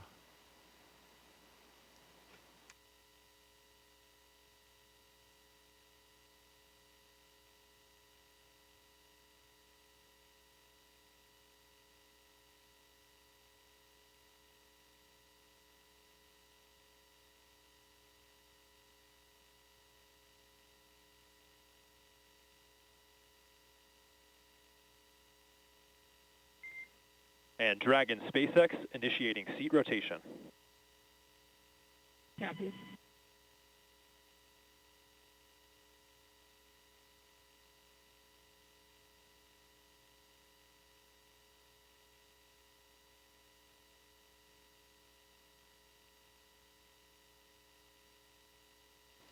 So there they go.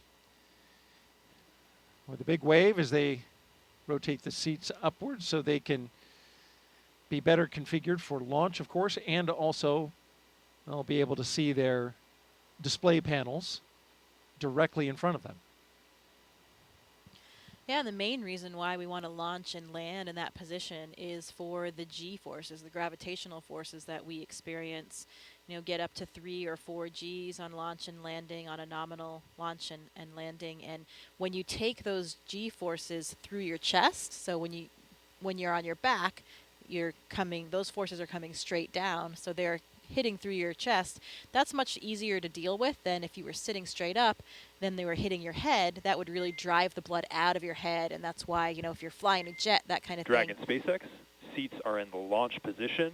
You are go for Section 2, suit leak check preparation. SpaceX Dragon copies, proceeding to Section 2, suit leak check preparation. So yeah, if you're a pilot and you have those G-forces that you're experiencing while sitting up, the blood can drain from your head, and that's why you can get dizzy or lose consciousness, and you have a G-suit on, or maybe you do different maneuvers to help counter that. So it's much easier on the human body to take those G-forces through your chest.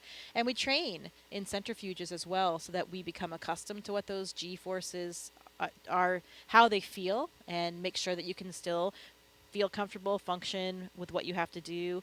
For me, for the Soyuz training, we did a lot of that in Star City with the centrifuge. We went up to 8 Gs, and we also did some landing profiles under the G, so you're in the centrifuge and you're controlling where your descent is to make sure, you know, to see what that would really feel like for the real day. And actually, I was pretty surprised. You know, taking those Gs, as we said, through the chest is a lot easier to deal with. 8 Gs is a lot, though. 8 Gs is a lot, and that's a lot more than you would experience on a normal launch and landing, but that would be for the Soyuz for a ballistic entry. If you had something a little bit off nominal with your re-entry and you went into that different type of profile, you could experience around 8 Gs. So that's why we train for that. The SpaceX crews do centrifuge training as well here in the U.S., and I'm not sure what the maximum of that profile is. They probably fly similar. I think they actually fly the real Dragon profile for launch and landing, which would be up to around 4 Gs.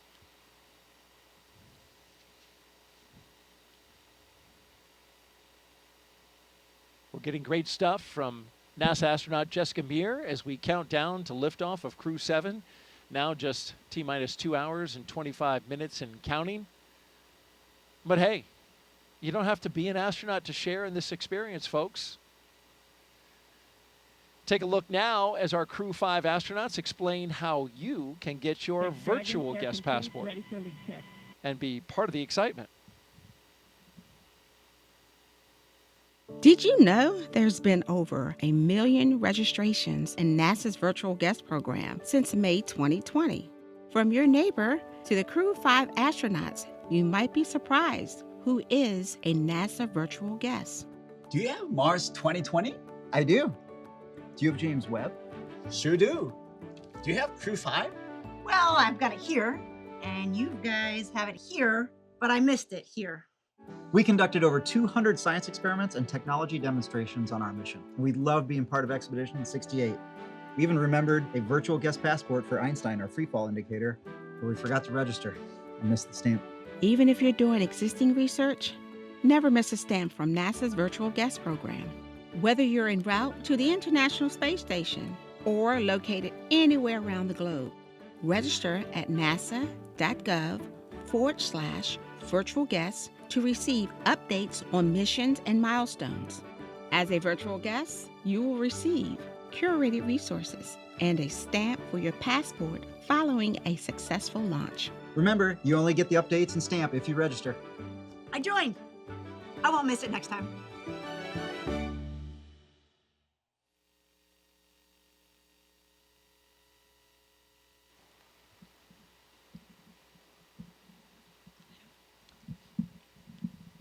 If you missed the QR code, you can jot this website down. Just register on nasa.gov/virtual guest. It's all one word. You can see it on your screen along with the QR code. Be our guest. We want to have everybody here with us along with our mission. It's incredibly important to us. This isn't our mission, not as the astronauts or cosmonaut on board. This is everybody's mission. All of our agencies, all of our countries, really the entire planet and all of humankind. And we really do take that seriously. It's a lot of responsibility, but we want to be able to share it with everybody. It's an important part of the job.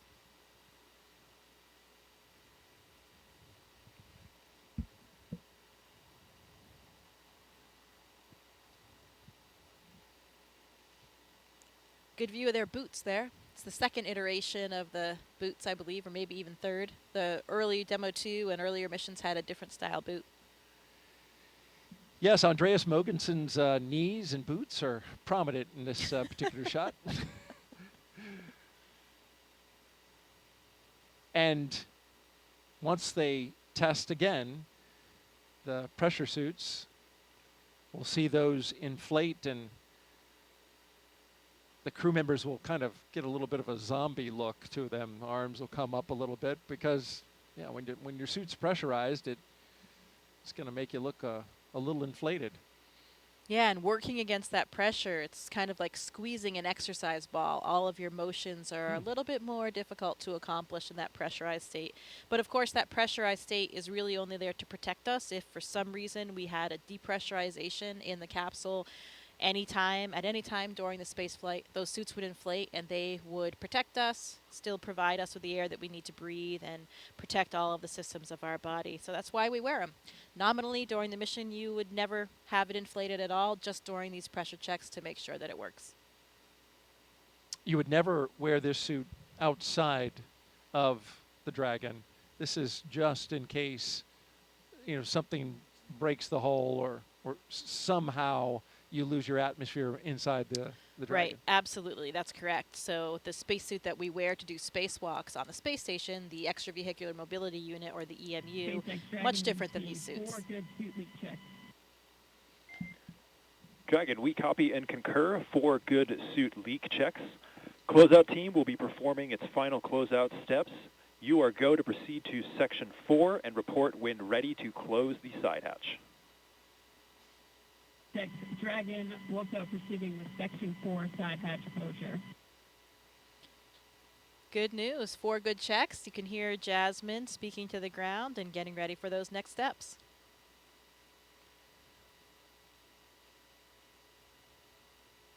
And the SpaceX team and Crew-7 is right on schedule.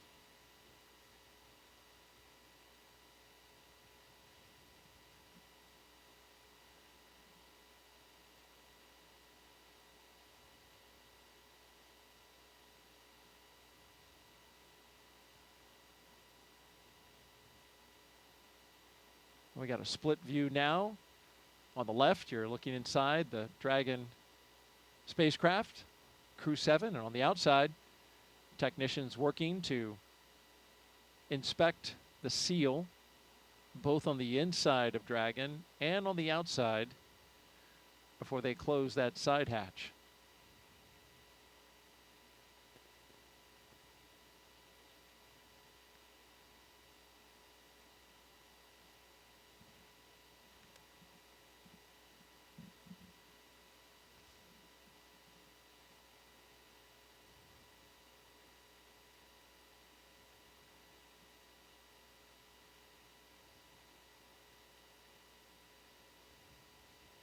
Dragon crew is ready for side hatch closure. Yeah, like you mentioned before, really important Copy, to make Dragon. sure. Crew is ready for side hatch closure. At this time, we are also going to proceed into our pre-launch comm checks. Want to make sure nothing is along that hatch seal. Even a hair, something as small as a hair, can disrupt the seal.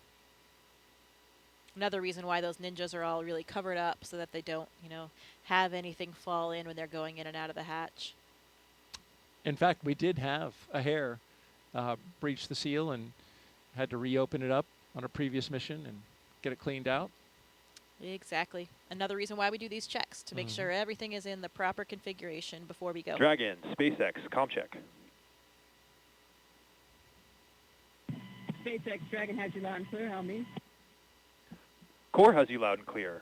TDRS comm check is complete. Stand by for comm checks with DC, MD, and LD in the launch configuration.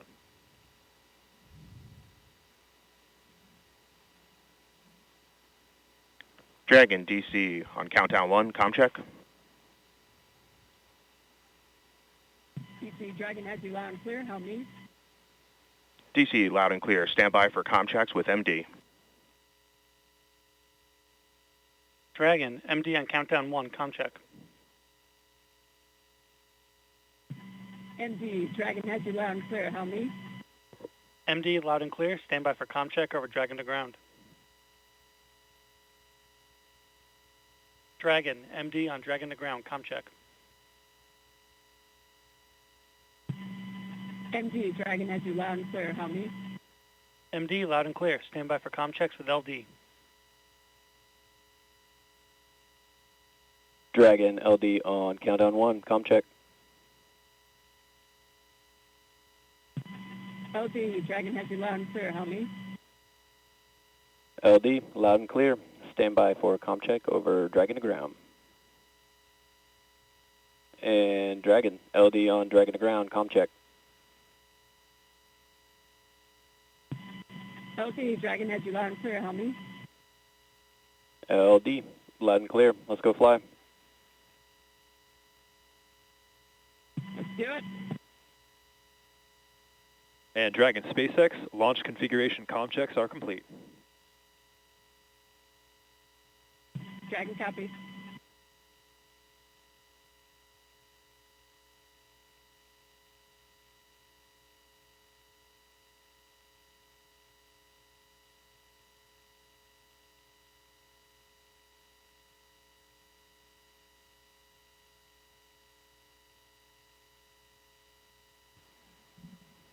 So we just had the communication checks across the ground stations and the TDRS satellite network. You need a lot of ways to be able to communicate with a spacecraft when it's accelerating at a high rate of speed going up to space, and then of course once it's in orbit.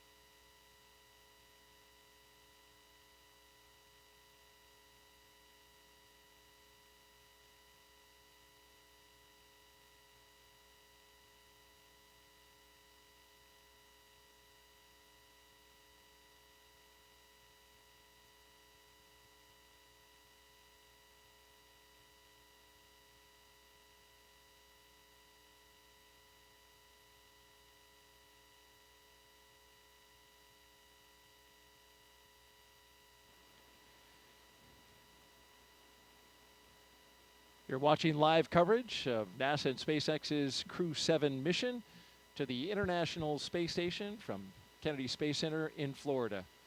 NASA's Daryl Nail joined by NASA astronaut Jessica Meir as we count down to liftoff. Crew-7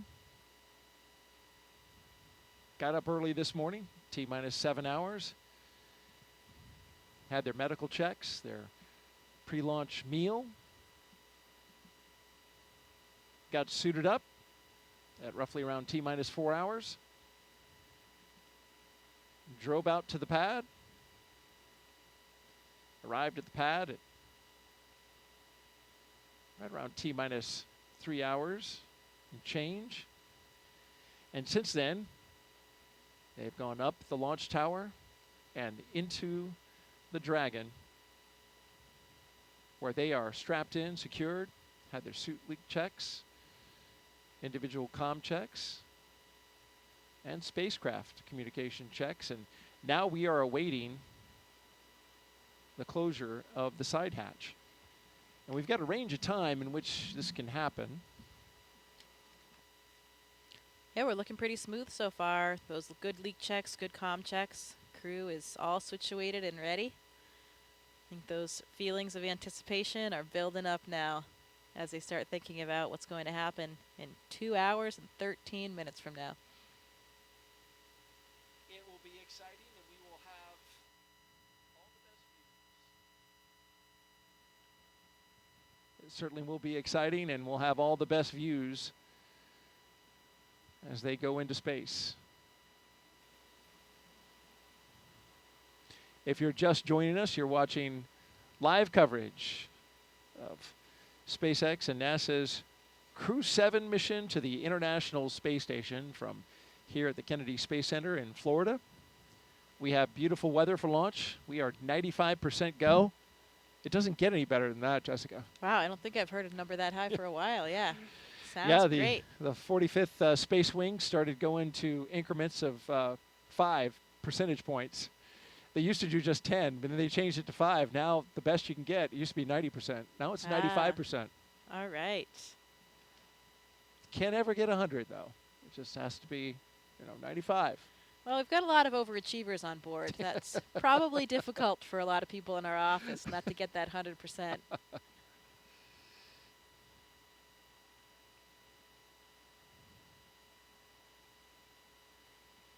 It is Florida, though. It's always unpredictable around here with winds, with thunderstorms, clouds. Luckily, we don't see any of that tonight. Or this morning, I guess I should say. This morning, indeed. 1:15 a.m. Eastern Time right now here on the East Coast of the United States. If you're watching over in Europe or Japan, well, it's closer to the afternoon, especially over in Japan. Of course, we have JAXA astronaut Satoshi Furukawa. That nation, a strong participant.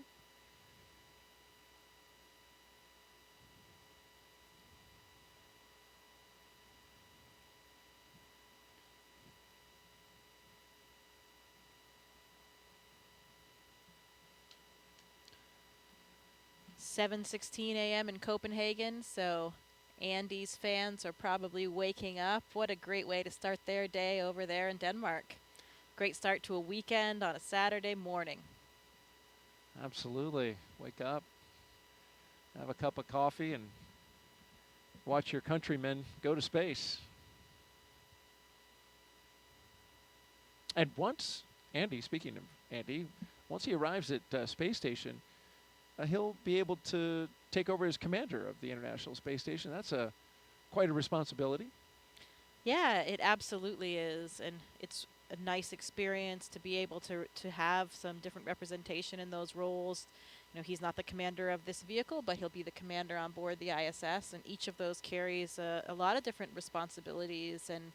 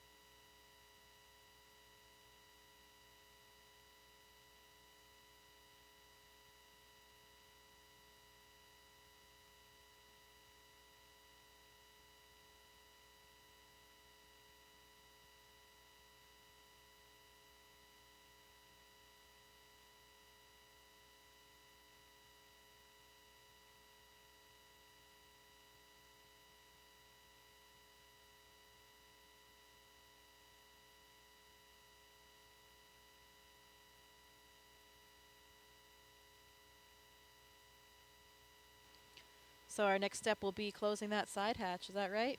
Waiting for that move? Yeah, that's right. We expected that at T-minus 2 hours and 13 minutes, but they have a window of time in which they can close that side hatch. And then they'll pressure test it, do the leak check on the side hatch. There's a lot of margin built in to the timeline.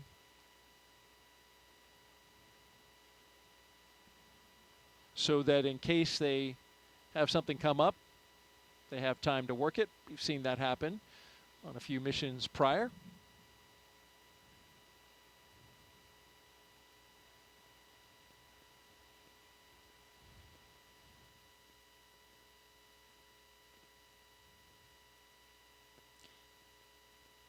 Getting some more thumbs up from the crew. More waves.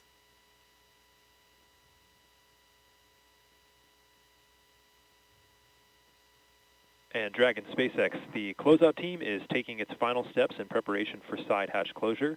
Stand by for transition to pad hatch closed. Ensure that all items are secure from now through launch. SpaceX Dragon copies. All items are secure.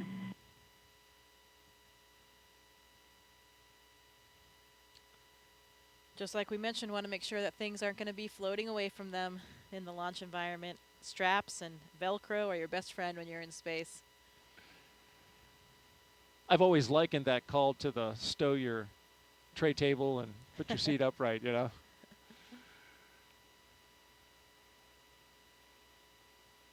No in-flight service for them, but like that question that was asked earlier, there will be water and snacks.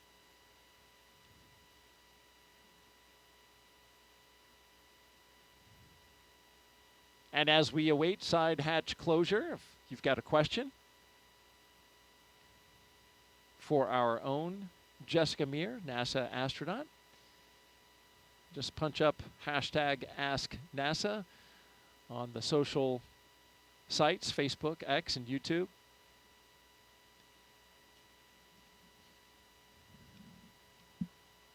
Jessica's doing a great job answering those questions and sharing her experience when she went to space.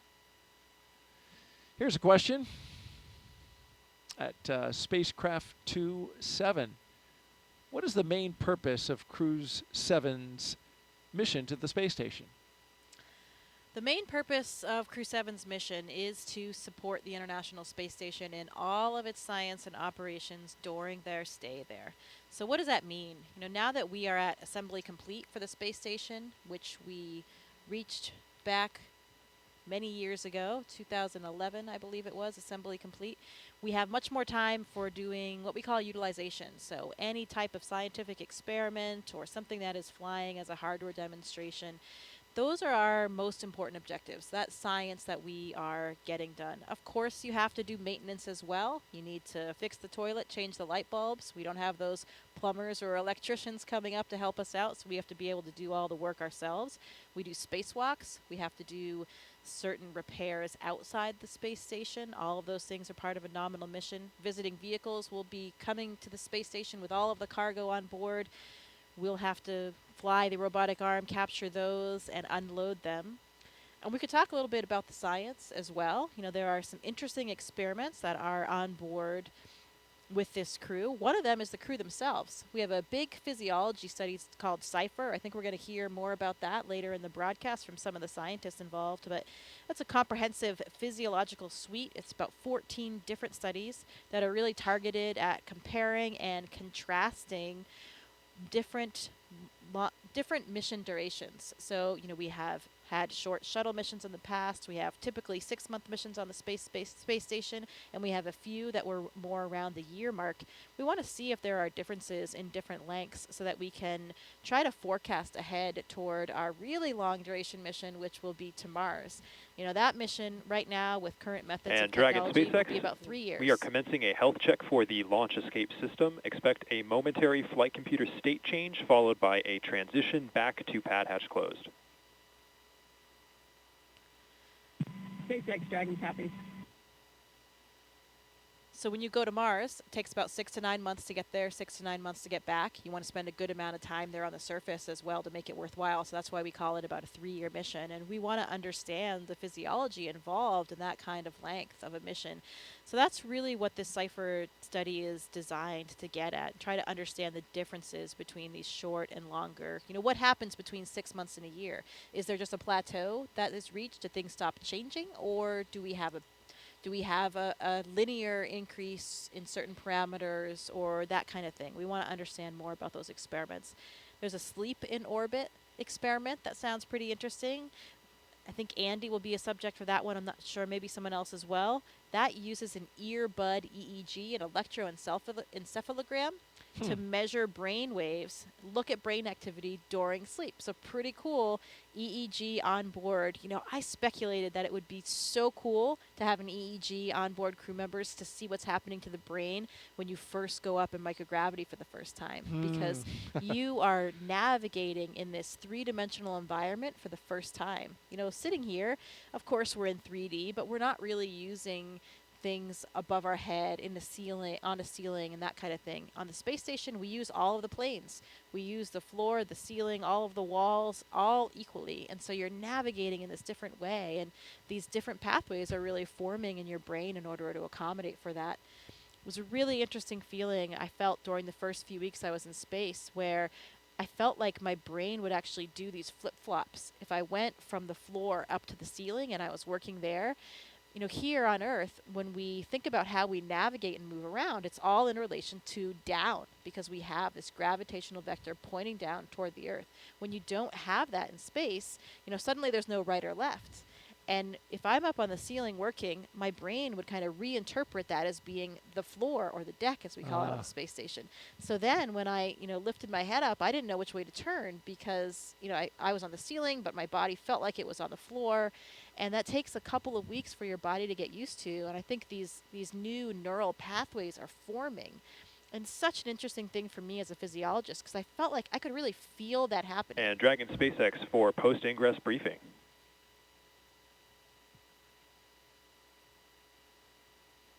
Go for Dragon.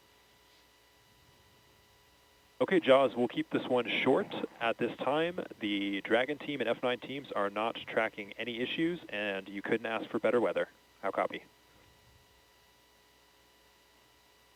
Dragon copies. Good to hear.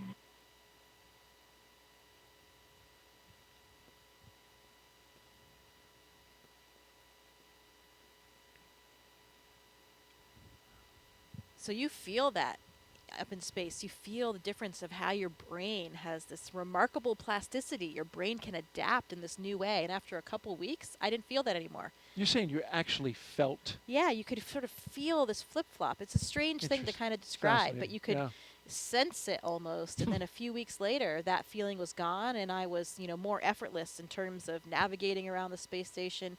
You become really graceful in your movements. You know, just the tip of a finger can push you off toward one direction. So it's really interesting to see how the brain and the body are so moldable and adaptable and ready to just, you know, take on whatever new environment it comes across. Wow. And that Cypher study that you mentioned, that in dual components there, right? Not only physical, but also psychological. Yes. That's exactly what you're talking about. Yeah, absolutely. And both of those factors are involved in that study. So it should be pretty comprehensive and give us a lot of data that will be really critical toward those future missions. We'll learn more about that study coming up in our show inside of T-minus 1 hour. So stay tuned for that. In the meantime, we are 2 hours out. You're watching coverage of NASA and SpaceX's Crew-7 mission to the International Space Station from the Kennedy Space Center in Florida. We're looking down at the Dragon and the Falcon 9 rocket out at pad 39A.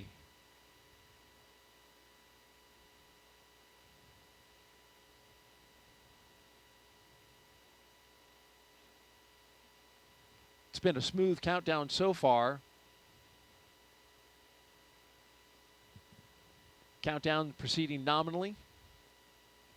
Onboard Dragon spacecraft endurance. We've heard the communication checks between the Dragon team and the crew. We saw the astronaut seats. They were also rotated into flight position.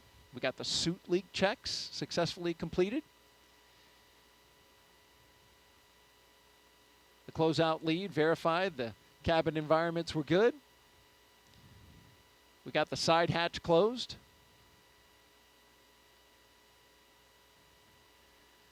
And then after all that, the SpaceX closeout team will perform the final leak check on the hatch. Closeout team will actually depart the pad at T-minus 1 hour. And you are the ASP, the astronaut support person for Crew 2. you're still there, right? Yeah. Is the ASP still there, You or leave, have they departed? You leave with the closeout team. Okay. Yeah, nobody remains on the pad for the launch. That would be bad. Well, absolutely. I was wondering if they had already left, but No. they right all now leave they're together. still there. Yeah, that's right. So Anne is still there, probably hanging out somewhere around that phone area, and then she will leave with the closeout team. Anne McClain, she's talking about, spaceflight veteran, NASA astronaut. And there she is. There she is, yeah.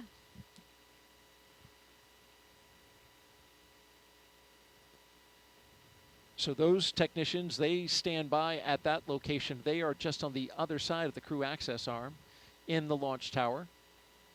And then you have a designated SpaceX team that is inside that white room.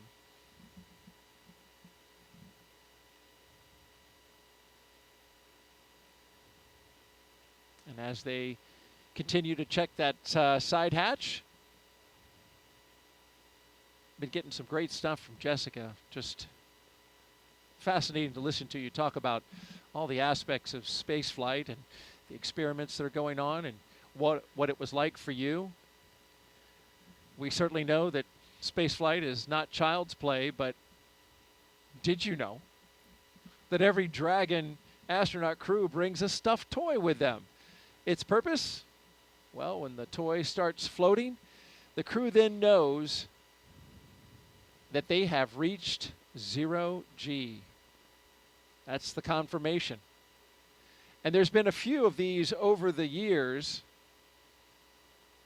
Of course, as we've done our missions, that toy is called a 0G indicator, and there's been 8 on Dragon so far. Starting with this little guy, Plush Earth, floating around by himself in the first uncrewed flight test in 2019 called Demo 1. That was Anne McClain again. And it was, once she was on space station. This is a sequin bedazzled dinosaur named Tremor, picked out by Bob and Doug's sons. Then we go to Crew 1, Baby Yoda. The first stuffed animal, there's a penguin, Gwyn, the penguin, with Crew 2. And then Crew 3, the turtle, classmates Raja Chari and Kayla Barron, of course. And then you see the first humanoid. That was the Einstein doll floating around. There he is. We spot shadowed him. And then here, inside the International Space Station, there's Suhail, the mascot for the United Arab Emirates. So the question is, Jessica, what did Crew-7 bring? You know, I do know what they have, but I'm not sure if we're supposed to reveal it quite yet. We're going to wait for the view? Let's wait for the view. Let's wait. When we get it Dragon, in the view. SpaceX, nominal side hatch leak check. I can't tell you about mine. On Soyuz, we have this tradition as well. Dragon copies, nominal side hatch leak check. Good call there, though, on the side hatch leak check. That's good. My commander brought, it was a small stuffed unicorn. I think it was from his daughter. So that was what we had to demonstrate microgravity for us. And really for everybody watching, because that's, you're still strapped in during all those moments, so it's difficult to tell if there's any weightlessness yet or any relative motion. But that's why you have the microgravity, the zero gravity indicator. Not truly zero gravity, so it's a microgravity indicator, I'd say. Or even sometimes called a 1G indicator, because you can see when you're back in 1G when you're landing as well. So you use it on the way down? I think so. I'm not sure if the Dragon they still have in the capsule on the way down, if it's secured or not.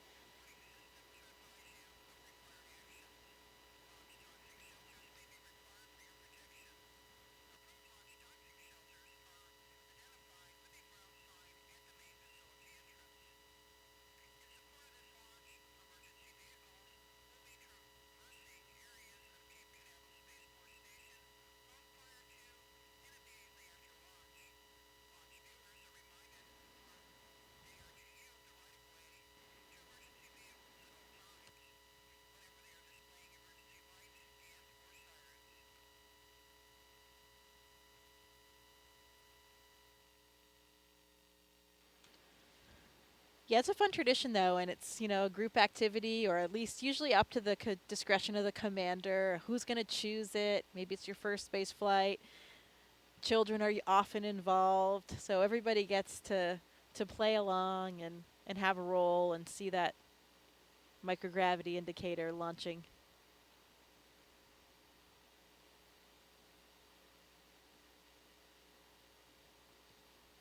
And while we've got a moment here, Jessica, we want to catch everyone up on our preparations for our first launch of a crew around the moon. First in more than 50 years.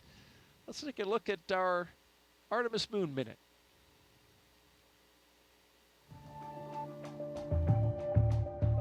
For the first time, Artemis 2 astronauts got an up-close look at the Orion spacecraft that will fly them around the moon. Astronauts Reed Wiseman, Victor Glover, Christina Cook, and Jeremy Hansen visited Orion at the Kennedy Space Center in Florida. And it looks amazing. Their handiwork is gorgeous. I'm ready to take it for a spin.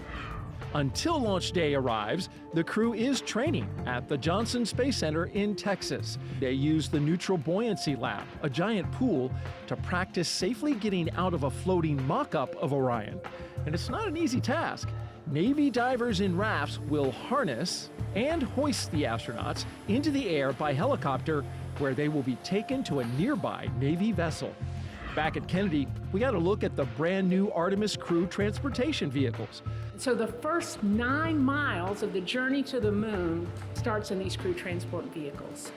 On launch day, these fully electric, zero-emission vehicles by Canoe Technologies will reunite the Artemis 2 astronauts with Orion at Launch Complex 39B. NASA's powerful moon rocket, the Space Launch System, and Orion will carry them on the rest of the 250,000-mile journey to the moon. And that's your Artemis Moon Minute.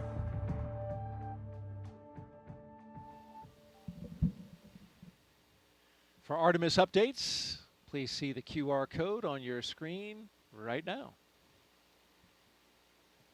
Or you can visit the website at nasa.gov/Artemis 2.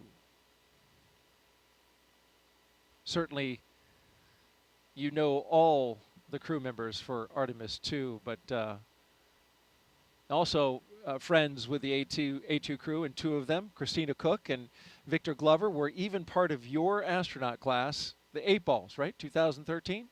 Yes, that is correct. Yeah, I am good friends with all 4 of them, and especially with those 2, with Victor and Christina being my classmates, it makes it even more meaningful. You know, when you are classmates with new astronauts, there were 8 of us, of course, called the 8 Balls, and they're like your brothers and sisters, truly. They really are. And you know, I know if anything happened day or night, I could call on any one of them, no questions asked. And it's really, really exciting that we're going to be sharing this moment with them.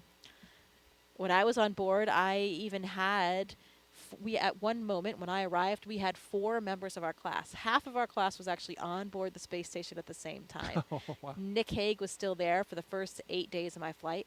Christina, as we just talked about from the Artemis 2 crew, she was up there already. Of course, the historic all-female spacewalk. That's right. 2019, yeah. And Drew Morgan was there as well. So there were 4 of us from the class, and that was truly something we never thought would happen.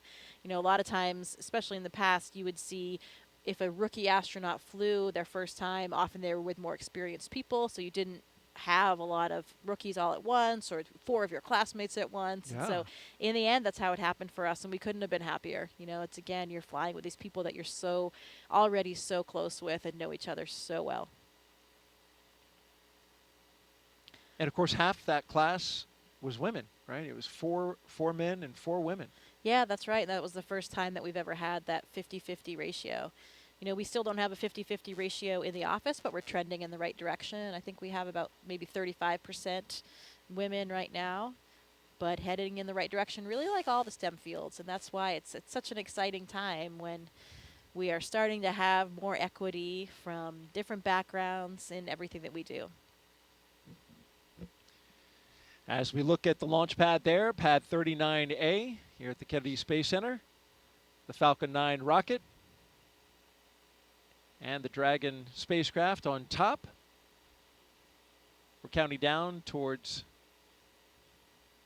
the next few milestones, and we're waiting for the closeout team to leave the White Room and then eventually drive away. That'll be at T-minus 1 hour and 44 minutes, and then a few minutes after that, they'll drive away from the tower. There you see them by the elevators, wrapping up their work on the launch tower, and of course taking a lot of that equipment with them that was being used to cool off the astronauts.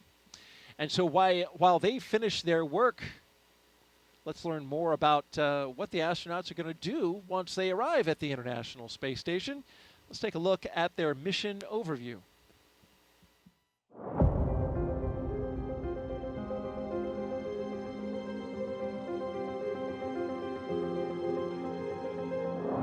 Our Crew-7 mission will take our 4 crew members to the International Space Station, which is, think of it as an orbiting laboratory around the Earth.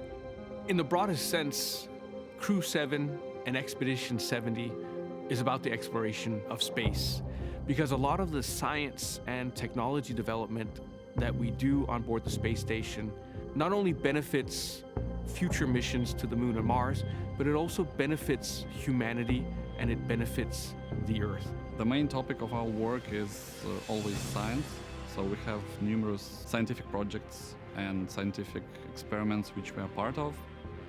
We're doing science and research on ourselves, our human bodies, and how we react in space so that we can eventually go further in the solar system. Using the long-lasting microgravity environment on board the International Space Station, which we cannot obtain on the ground, we can perform many scientific research that makes our life on Earth better. Well, with my international upbringing, I'm especially proud of the fact that our Crew-7 mission has 4 different astronauts from 4 different countries. And it's just something really special when you think about we've all come from very different backgrounds. We have different cultures and different traditions, but we share those with each other. Working as a team, we can back up each other and accomplish the mission easily. And I hope that this is something which can show the world how we can achieve big things when we cooperate and we work together. It's a human being's instinct to broaden our boundaries. Humans have always wanted to push the boundaries. We're curious beings. We want to know what is out there. We want to see what's behind that hill. We want to see what's behind that sea. We want to see what's behind that planet. Every time we've explored in the past, it has been beneficial to humans and to humankind. We always learn and develop technologies that help us. We learn more about our home planet. We travel out into space to gather knowledge, to expand our understanding of our world and the universe, and return that knowledge to the Earth, to humanity, for the benefit of us all.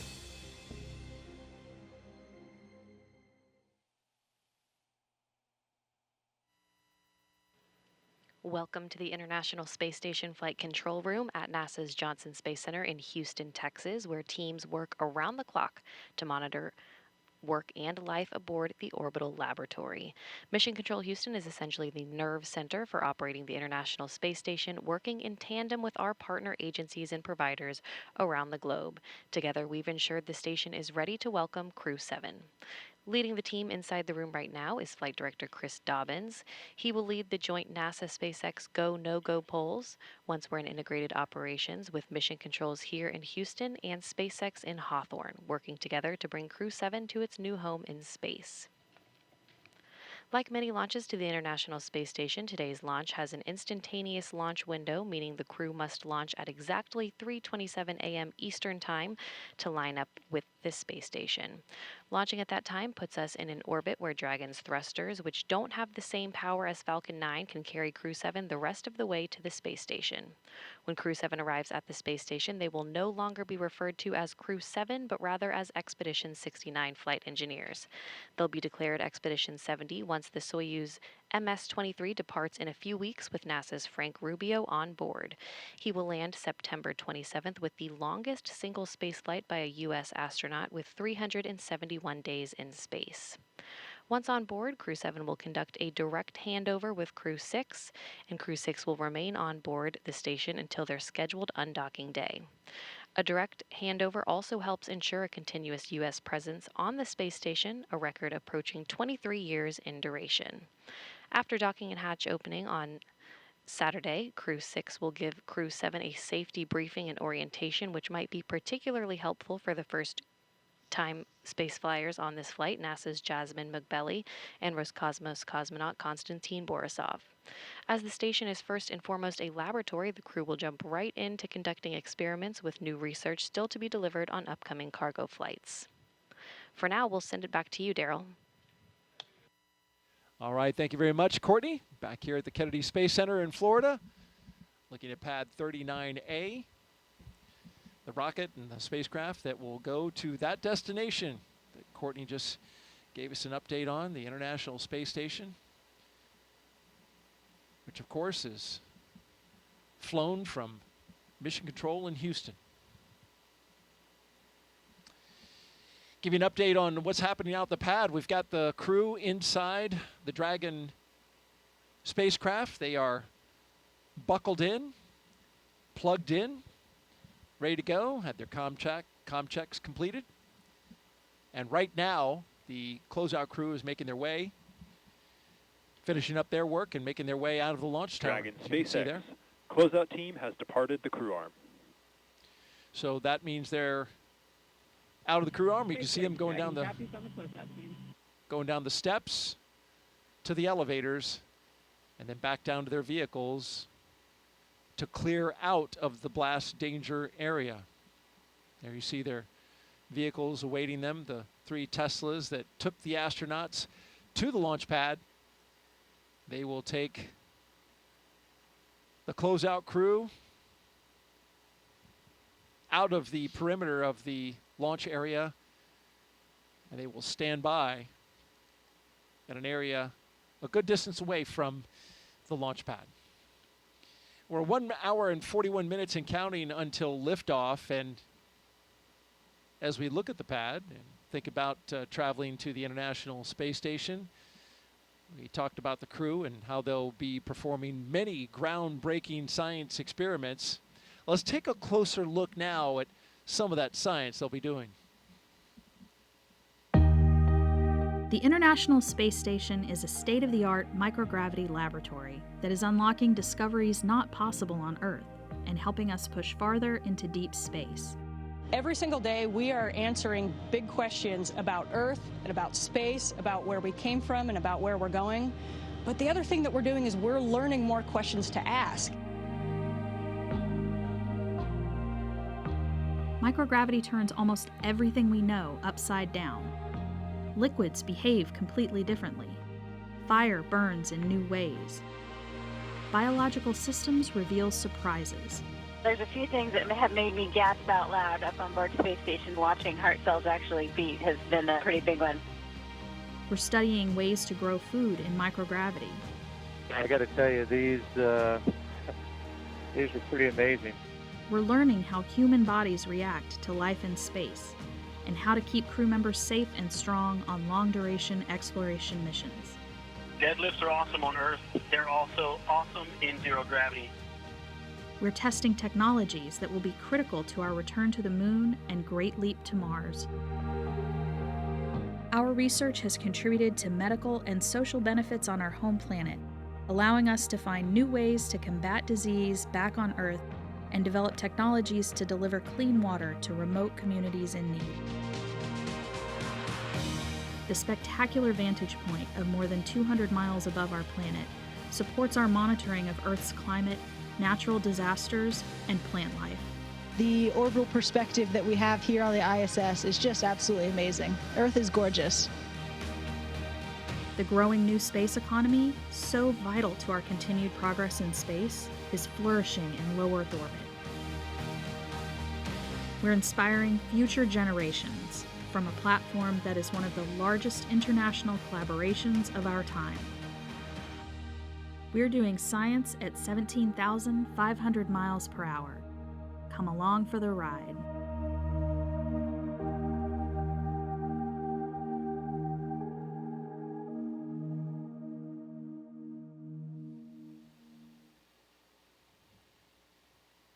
a great overview of some of the science being done on board. And Jessica, you've looked into this mission, of course, as an astronaut with the astronaut corps, and a scientist yourself.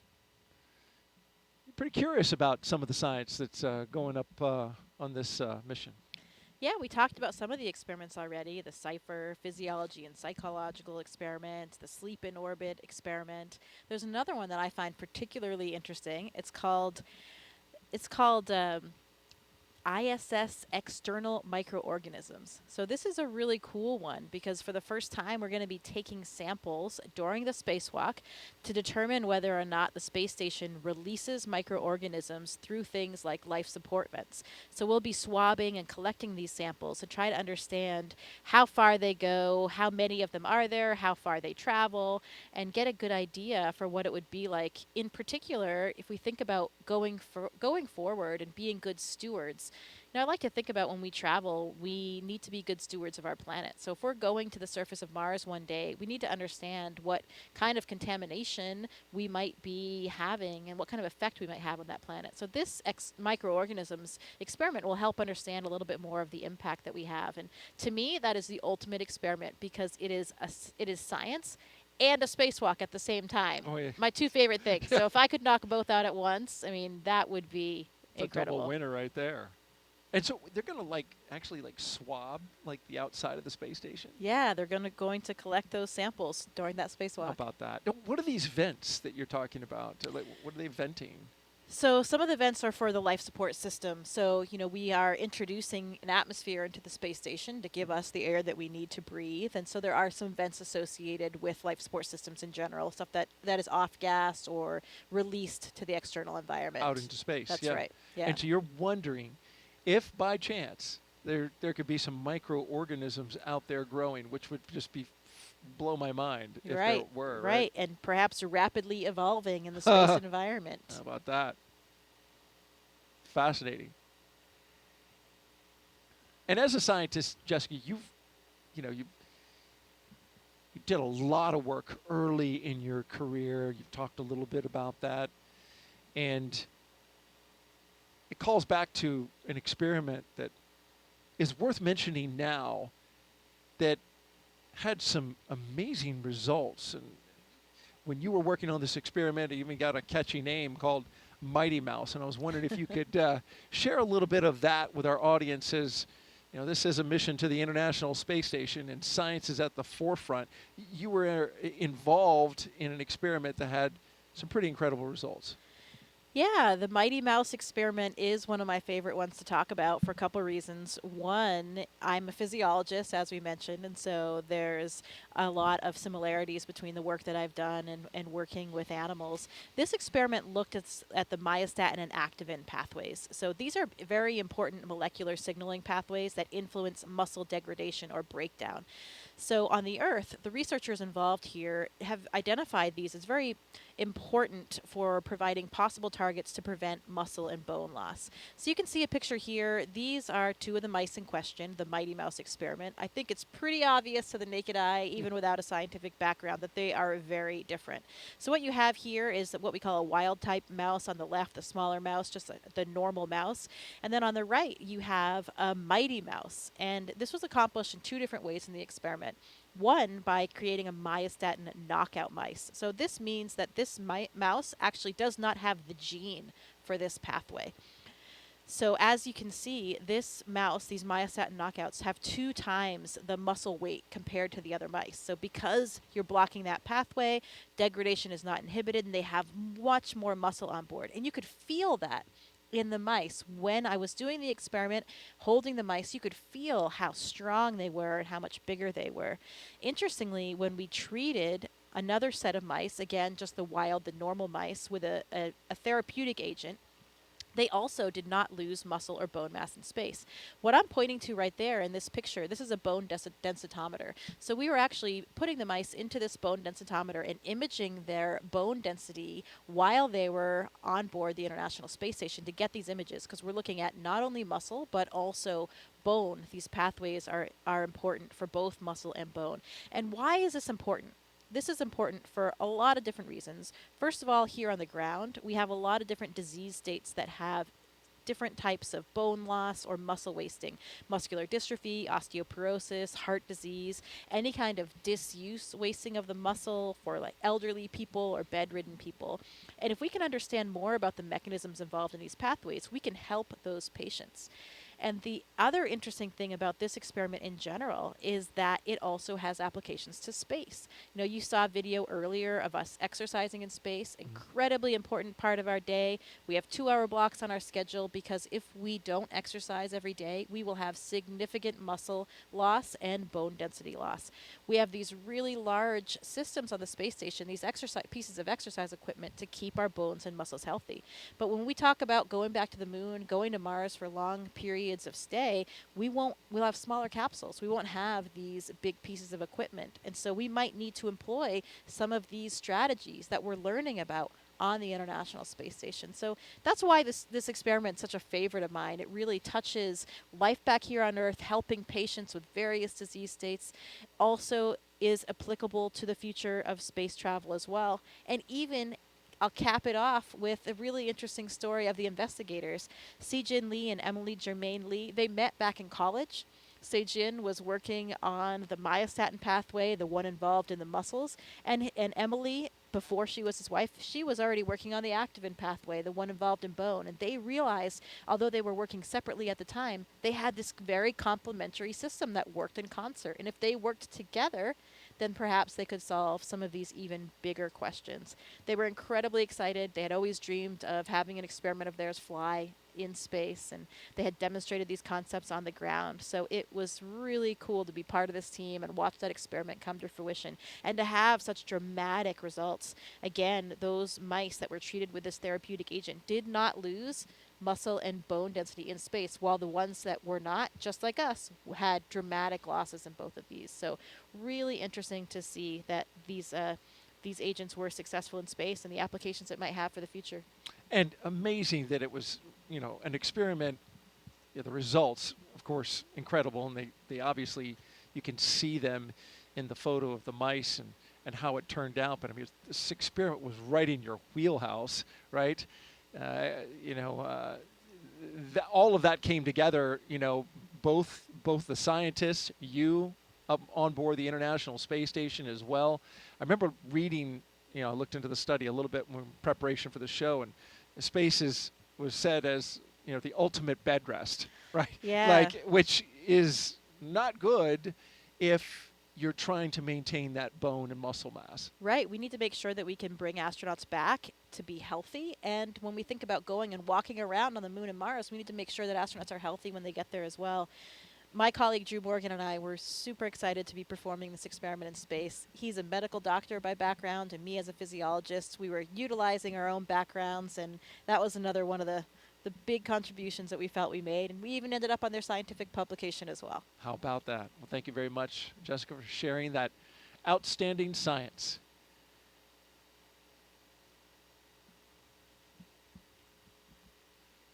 T-minus 1 hour and 30 minutes and counting. We're awaiting the launch escape health check.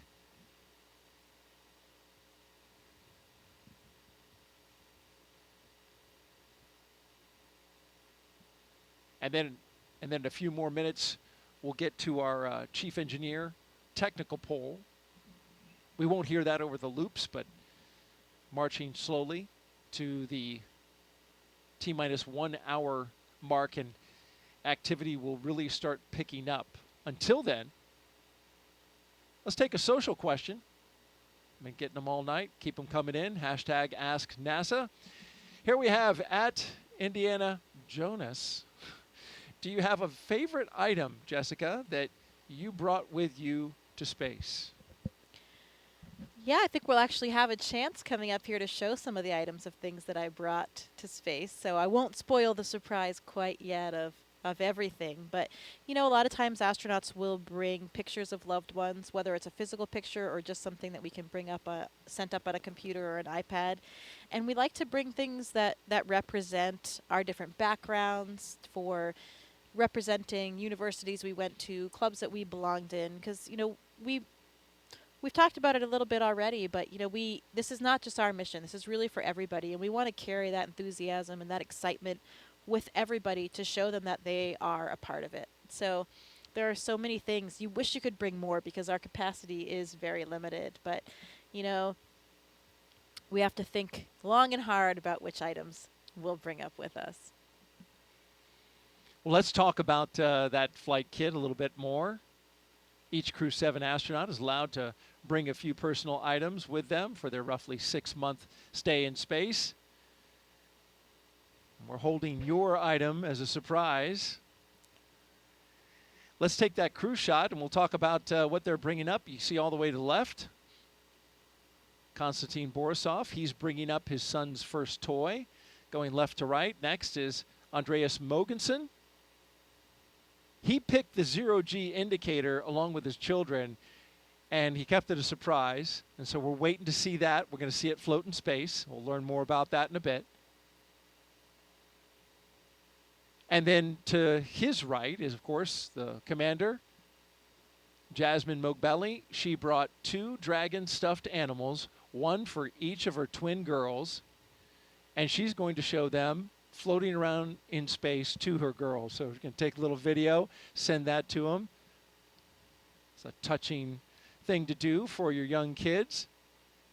And then all the way on the right, Satoshi. He's bringing photos of his family and friends and photos of current students at the school he graduated from. Yeah, we take a lot of pictures of these items floating around the space station, usually in front of in the cupola, so you've got the Earth in the background. And actually, it's difficult to get some of these photos sometimes. You get a little air and some ventilation, an object gets caught in the ventilation. It's not floating exactly, just staying still where you want it. The light changes all the time in the cupola, so you have to kind of master out this system to get proficient at it to take these pictures, because it can take quite a bit of time. But it's so important and so meaningful for the people back on the ground that we do our best to capture as many of them for the loved ones that we have and for everyone down there, because it really does mean so much to everybody. Wouldn't it be better to have video rather than a picture of something floating around? Yeah, we do video too. Okay. But you're right. You're right. A lot of times it's just a still image that we have, but depends what you want to use it for.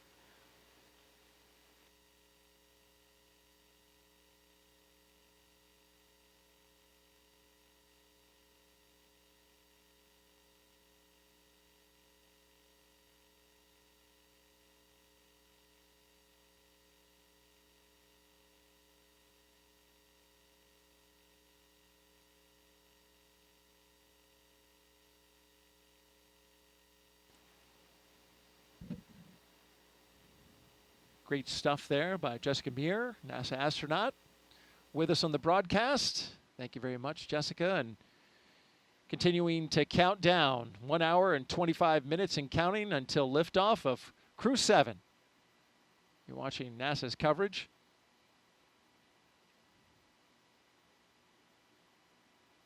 When these astronauts go up to the International Space Station, they'll spend about 6 months up there working scientific experiments that you just heard a few of them from our astronaut co-host.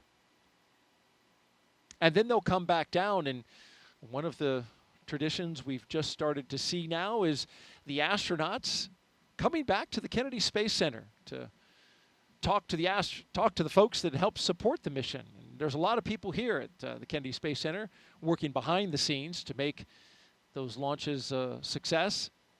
And recently it was the Crew-4 astronauts that took time out of their busy schedules to say thank you to the Kennedy team, and we've got to look at that. It is very surreal to drive around the grounds. The last time we were here, we were in quarantine, and so we were very isolated. We got to have our families around us, but we didn't really get to interact with a lot of people. But we could see all the hustle and bustle that goes on in order to make it possible for us to launch. It is hard to imagine looking over at the gantry from here, thinking back to when we were sitting on top of a rocket. It is a pretty amazing place to be able to come back to. Kennedy really has a special place in my heart. I think it was really important to all of our crew to have this opportunity to come back here and just thank the workforce here, our team members that made this flight possible. You know, I think as we think about spaceflight, it is not anywhere near an individual type of accomplishment. Yeah, just absolute gratitude for the teams of people that just ensure our safety, ensure that there's always an eye looking over every piece, every detail, and ensuring that launch goes off without a hitch. So many of you have been a part of that journey. Your investment, your expertise, making us successful in our work and getting us home safely. And we're grateful for the work that you're doing. So it is incredibly special to be back here and get to actually interact and thank all the people that contribute to the mission and were able to get us off the ground and bring us home. It's just an amazing place, just such a talented pool of people that enable such amazing expeditions to fly out of the Kennedy. So it's really cool to be back here and to get to meet the people that are making all of that happen.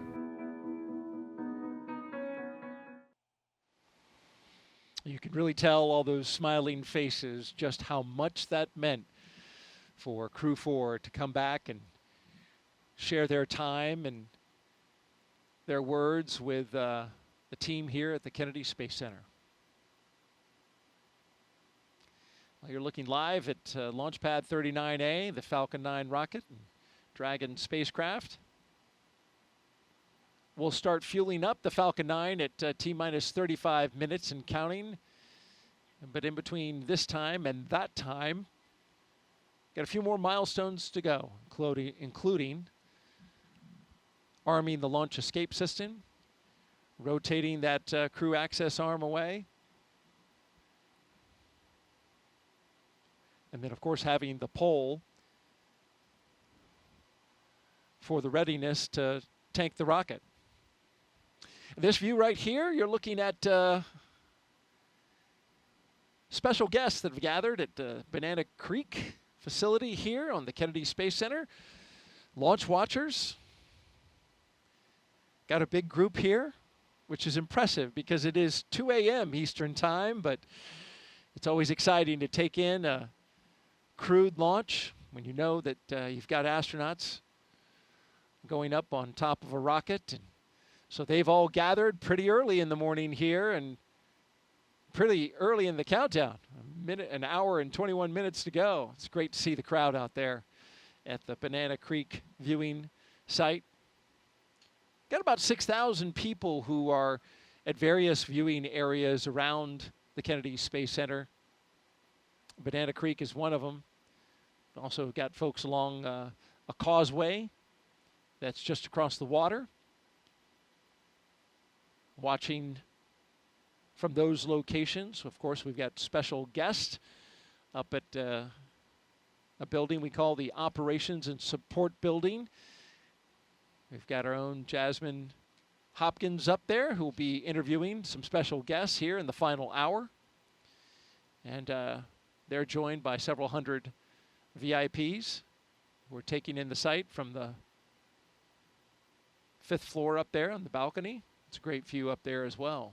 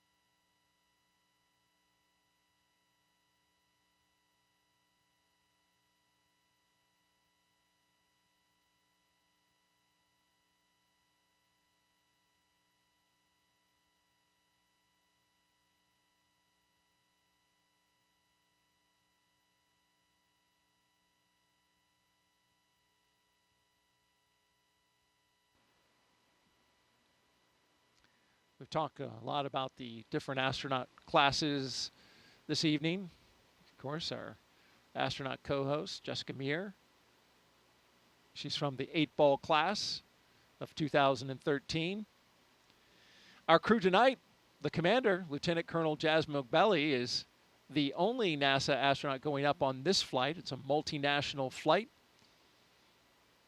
but she is one in many and a highly accomplished group of astronauts selected in 2017 and nicknamed the Turtles. But I think for me what's really special is that we all just come from such a diverse set of backgrounds and experiences. We have scientists, engineers, people from all different walks of life. We're just really, really fortunate. The team that selected our class, I think, just did an amazing job at really looking at how personalities meld together. That's what I appreciate the most, is just the way that we were able to enable each other's strengths and lean on each other in ways that bring us together and bring us closer as a group. We all care so deeply about each other. We have such an amazing relationship across the entire class, and just what an amazing group of people. We've been able to really lean on each other and our expertise in different moments where it's most applicable.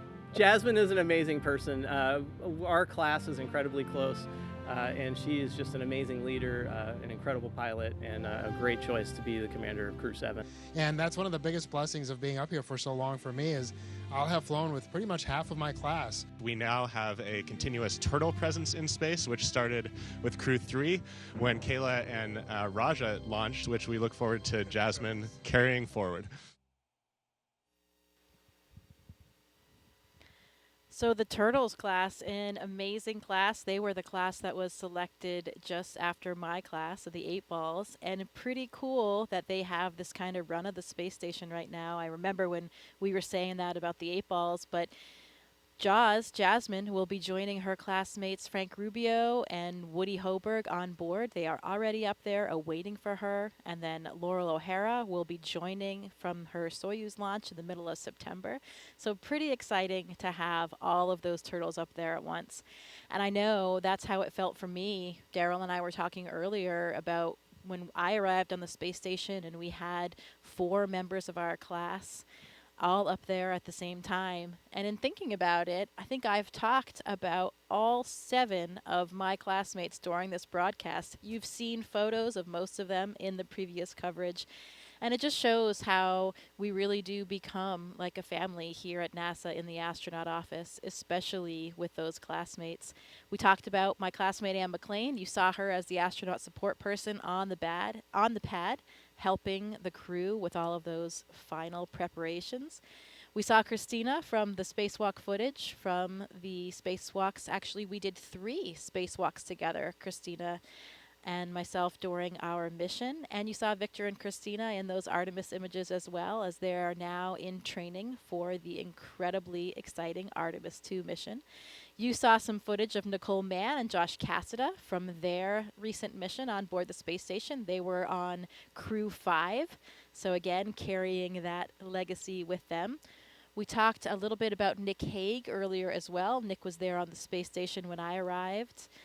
And I talked about Drew Morgan just recently with the Mighty Mouse experiment. Drew was the astronaut that I was up there. Actually, I didn't spend a day in space without Drew. He was there for the entire 7 months of my mission. I was up there for 205 days, so almost 7 months. He was there already when I arrived, so he was up there even longer. He had about a 9-month mission. So there you have it, all members of the class. We've been represented in this broadcast, but it's not about us today. It's about those turtles. So more about them. We are so excited to see Jaws on her way, headed to join her classmates, Frank and Woody, up there. You know, we have right now on the space station the 4 crew members that flew up on Crew-6, of course. That's Woody Hoberg, Steve Bowen, Sultan Al-Nayati, an astronaut from the United Arab Emirates, and also Andrei Fadayev.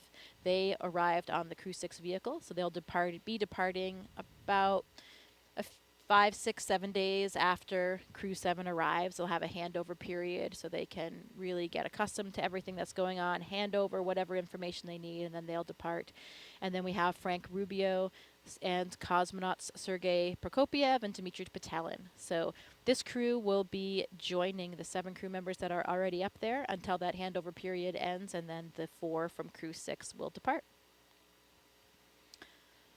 The Soyuz crew is scheduled to land, I think, September 27th. So Frank will finally be returning home from space back here to the U.S. And his mission was extended, so he will have been up there for over a year when he lands. finally, and he's going to break the record, right? Longest That's right. continuous stay in space. That's right. It has been an incredible mission for him, but of course everyone is very excited to have him back on the ground as well. And I'm sure he will be just as excited to be back on Earth and be able to visit his friends and family and take a hot shower. Showers are always very welcome when you come back. You know, you do get surprisingly, you feel very clean on board. I was surprised by it, but it's kind of like a sponge bath that we get up there, but you really do feel clean. And part of the reason why is you just don't feel as dirty as in space, you know? Not even your clothes are really resting against you when you're in microgravity. Everything's kind of floating. You don't go outside and get sweaty in the hot Florida humidity like us sitting here in these chairs getting a bit hot. You just don't experience that because you're never sitting down. You know, you don't. But you are perspiring, right? You're losing water through the skin. Sure. But it's not sitting there, right? Absolutely. You still have all the same physiological mechanisms going on, but it's a temperature control environment, so you're not really sweating throughout the day aside from when you exercise, and then you do sweat quite a bit. Okay. And it's really cool to see because the water, it doesn't just fall down, doesn't fall off of you like it does here on Earth. It'll kind of accumulate until a force acts upon it. So you might have a ball of sweat kind of growing on your head, for example, if you're Victor Glover and you don't have any hair up there, or Luca Parmitano on my mission. And yeah, it behaves differently until it'll come off in a you know, with a Just once you dispersing. have motion imparted onto it. Great stuff from NASA astronaut Jessica Meir as we count down 1 hour and 11 minutes until liftoff of Crew-7 from the Kennedy Space Center in Florida. If you're here with us in the area and you want to hear the call-outs live as they happen, you can hook that up on amateur radio.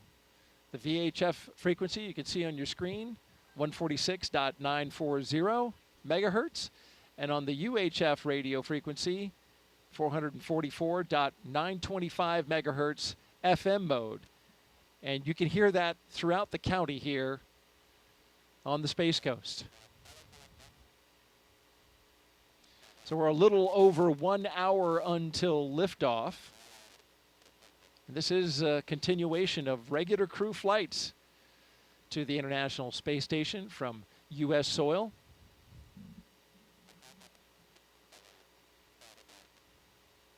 SpaceX's Crew-7 mission will be the company's 8th crewed spaceflight for NASA, following the crewed test flight Demo 2. It will also be SpaceX's 11th crewed spaceflight overall, including the private orbital mission Inspiration 4 and Axiom missions 1 and 2. Our crew at the very top in the spacecraft Endurance. It will be the third flight for that Dragon that you see right there on top of the rocket. The Falcon 9 booster, well, that's a brand new one. Booster 1081 M1D on its first flight. and MVAC fuel bleed has started.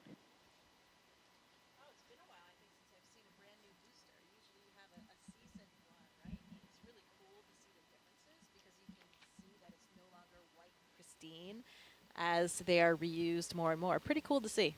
Yeah, you were talking about the booster, how, you know, in the reuse booster, you've got that sooty exterior on it, and this is a brand new one.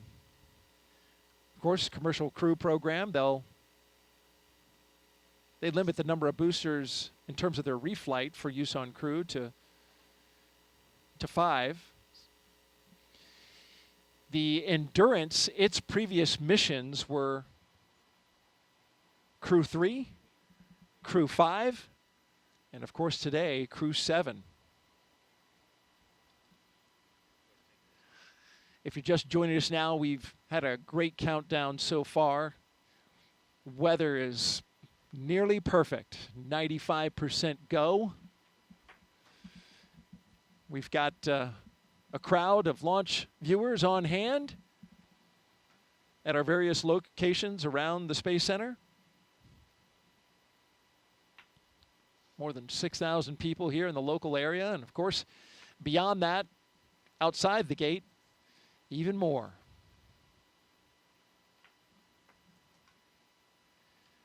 Now, we mentioned this, once we get to an hour to go until liftoff, things will start really picking up. We get close to that go, no-go pole that will arm the launch escape system. And then once that's armed and we rotate the crew access arm away, we'll get the propellant loaded into the rocket at T-minus 35 minutes. That crew pole for readiness happens at T-minus 1 hour. And of course, the pole to load the prop is at T-minus 55 minutes. At T-minus 45 minutes, there'll be an internal mission control Hawthorne pole, and then the launch director's pole for propellant load.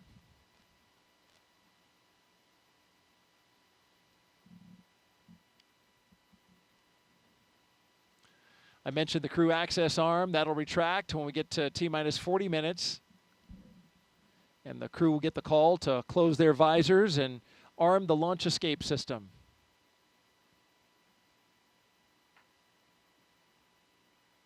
Of course, once you have the Falcon 9 being loaded with propellant, you want a safety system that will allow the astronauts to get off the top of the rocket in case anything happens, and that automated safety system is in place. What makes it work are 8 Super Draco thrusters that are on Dragon. They would fire and quickly separate the crew from the rocket. And they can do that either on the pad or during flight on the ride uphill.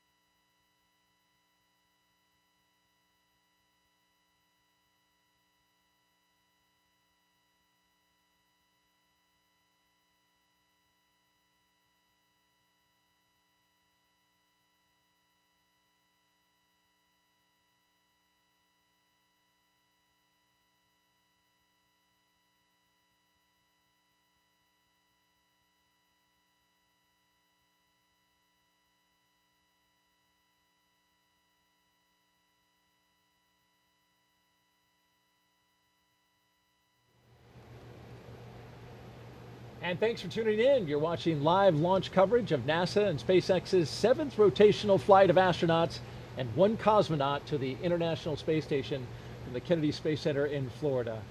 NASA astronaut Jessica Meir has been with us over the past 3 hours, talking about Crew-7 as they have prepared for launch. Also talked a lot about science and a phenomenal number of other fascinating topics. We really appreciate you being here.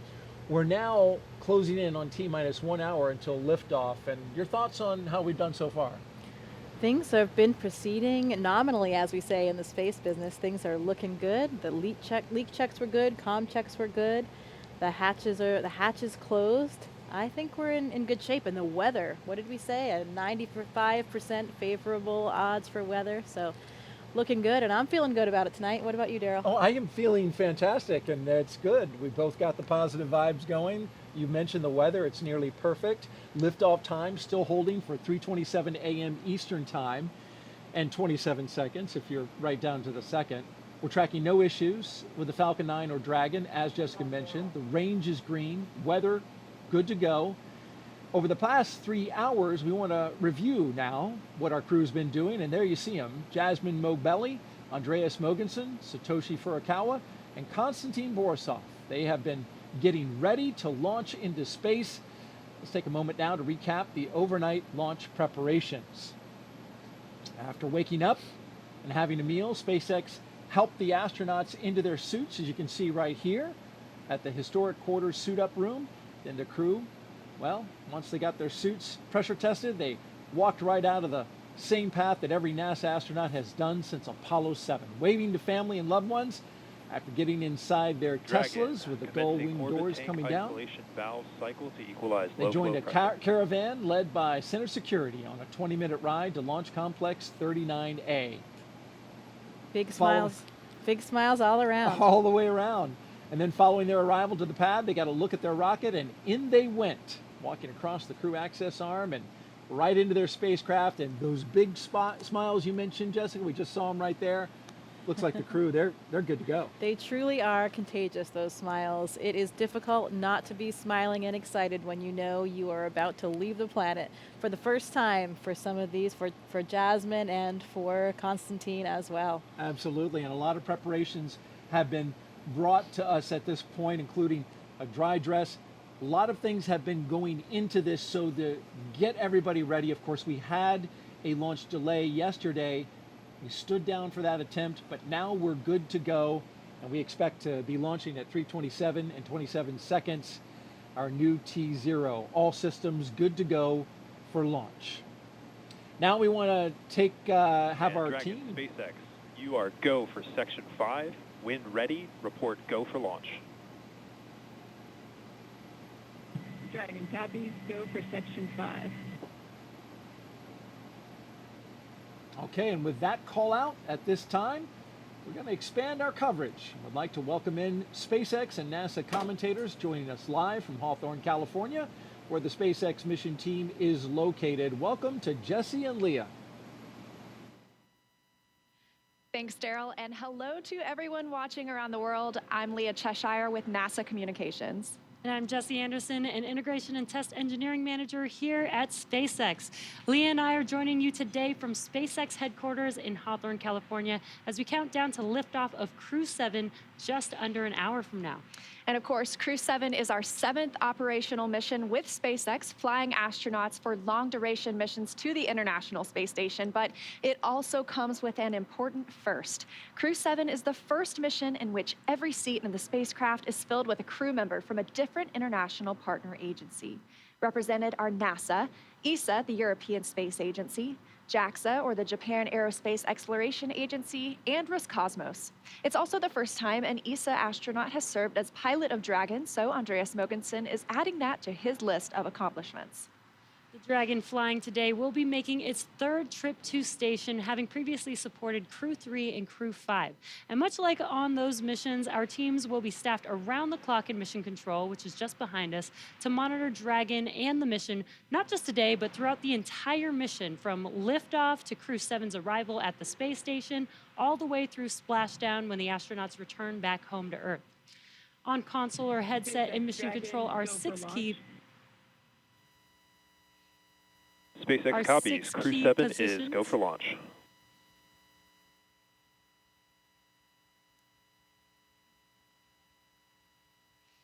The mission director is in charge of the room and tasked with making real-time decisions to ensure mission success.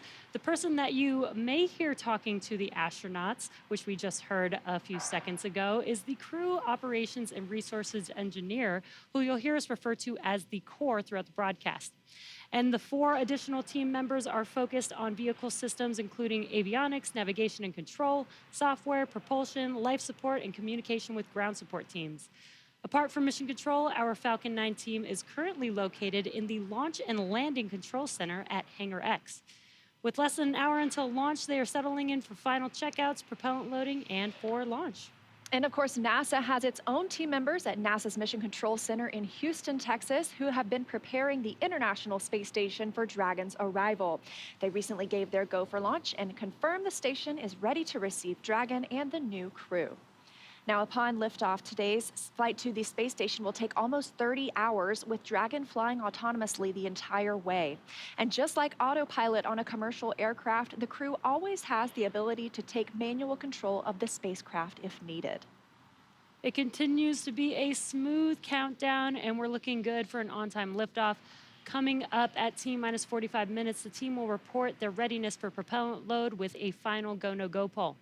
In the meantime, NASA's Courtney Beasley is going to help us take a closer look at propellant load and launch go-no poll. Go-no-go polls open at 55.80, procedure 1.160. Thanks, Jesse. I'm here in the International Space Station Flight Control Room in Mission Control, Houston. What we have our sights set on today is low Earth orbit, which you'll sometimes hear us refer to as LEO. This is classified as orbits around Earth that are 1,200 miles or lower. There are a lot of satellites in this orbit, including the Hubble telescope and, of course, today's destination, the International Space Station. The space station's orbit averages at 260 miles above Earth, but varies based on its apogee or perigee, the highest and lowest points of its orbit. Being that the space station is 260 miles above Earth, crew members are too far away to make things out like cars, people, or buildings, but they can see other landmarks around the world, and the long camera lenses they use help them zoom in on familiar sights of our home planet. NASA astronaut Steve Bowen captured Cape Canaveral on Florida's Atlantic coast earlier this month, near Cape Canaveral's Space Force Station and NASA's Kennedy Space Center, where Crew-7 is launching from today.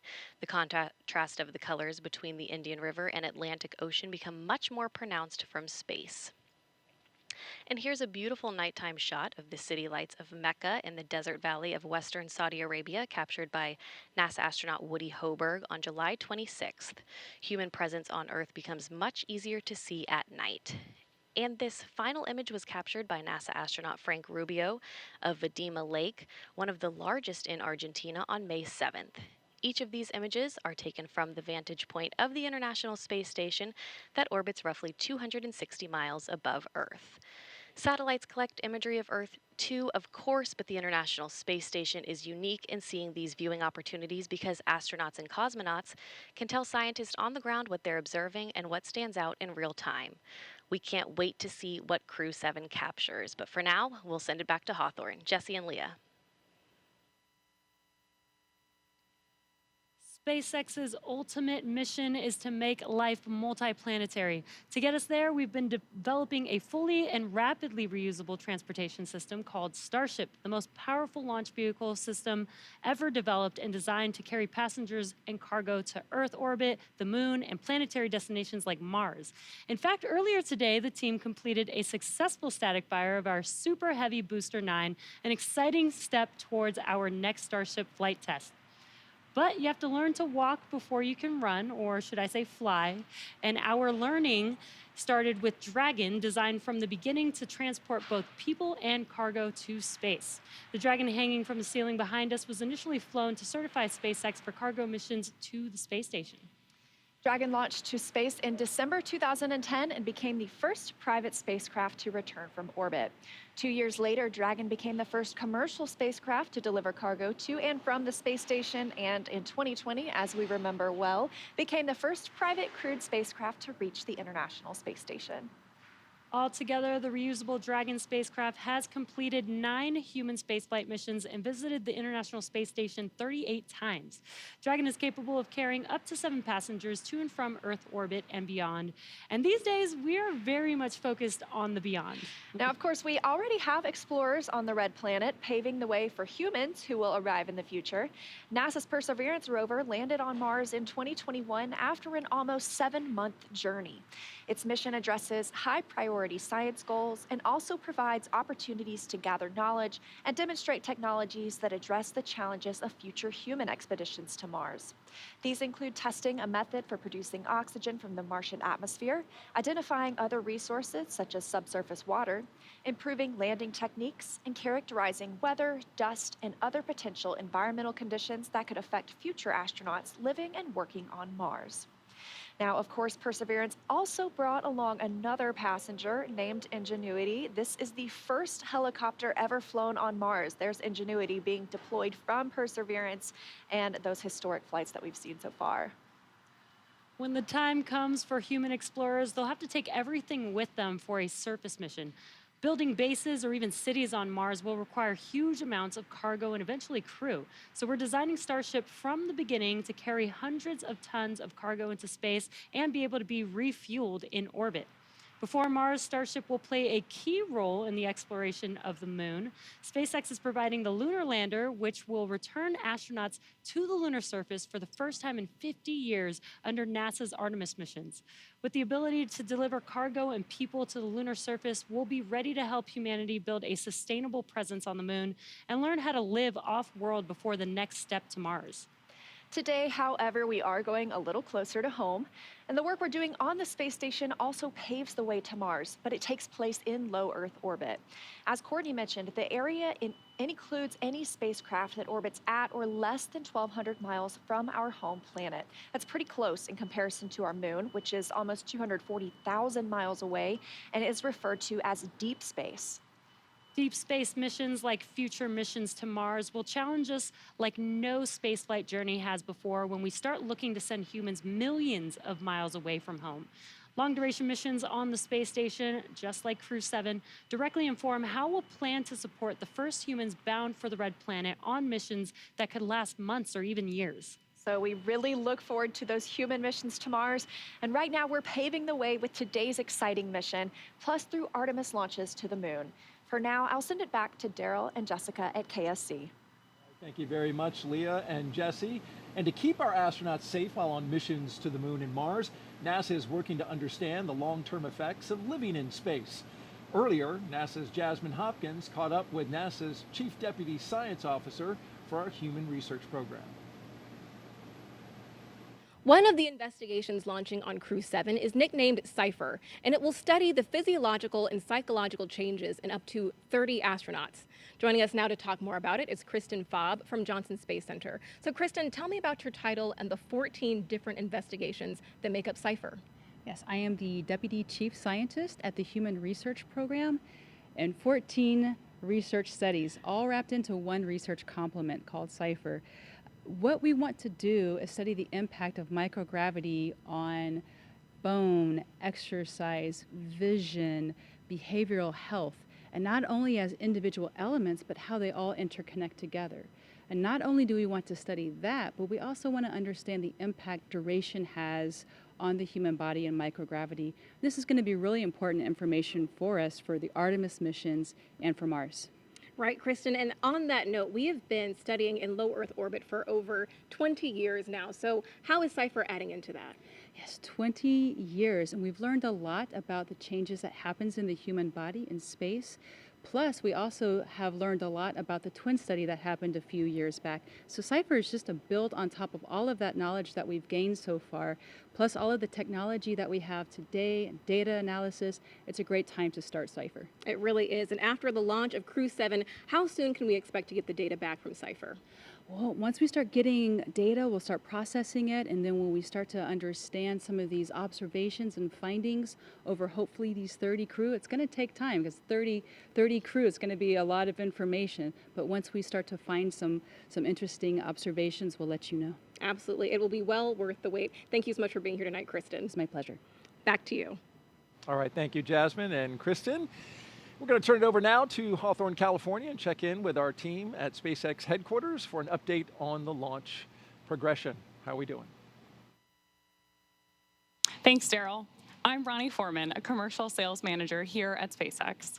We are coming up on just about 46 minutes until launch, and our teams are carefully moving through the process to lift off.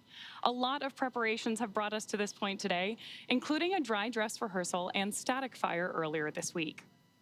For those of you following along, you'll also know that we stood down from yesterday's launch attempt for additional data reviews. But for now, all systems are looking good for launch. So next up, our launch director will check in with the team for readiness, both for prop load and for launch. The 7 SpaceX responsible engineers, often called REs, indicate that they are go by voting electronically. The launch director will also check in with the Dragon mission director, or MD, on the nets, and NASA launch manager to make sure that they are ready to move forward as well. And as Jesse mentioned earlier, the Falcon and Dragon launch teams, as well as key NASA launch members, are in the Launch and Landing Control Center at Hangar X in Florida. On screen, you have that incredible view of the Dragon spacecraft with the crew access arm still in the service position. The crew right now is on board Dragon, waiting to get the green light to stow the crew arm for launch and arm the launch escape system. Great shot of our astronauts there. Once the launch director gives the go-ahead, we should get a good view of the access arm as it swings away from the capsule. The range continues to be go for launch, monitoring the clearance area surrounding our launch pad, as well as the air and sea space along the flight corridor. And at Kennedy Space Center, weather is looking good for launch. If you're joining us on the ground in Florida, you know it's just about 82 degrees outside with light ground winds. Overall, we are looking good for launch in just about 45 minutes with a 5% chance of weather violation.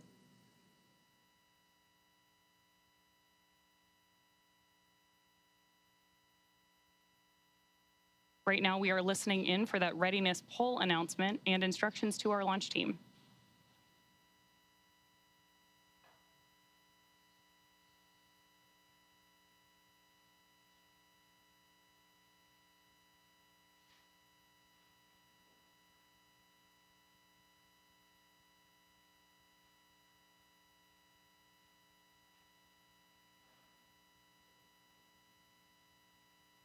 Again, this poll is going to be the go or no go to move forward with propellant loading for today.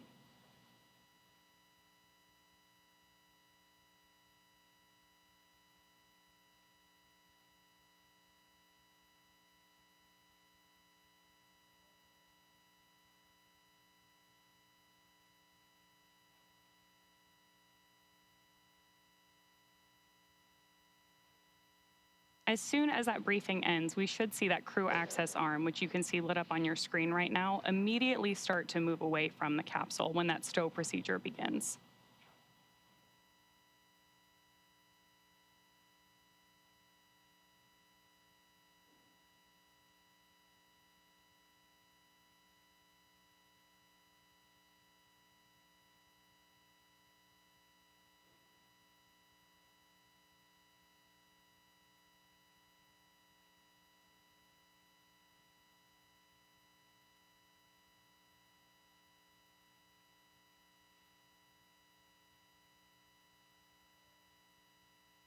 Coming up on just 43 minutes to launch.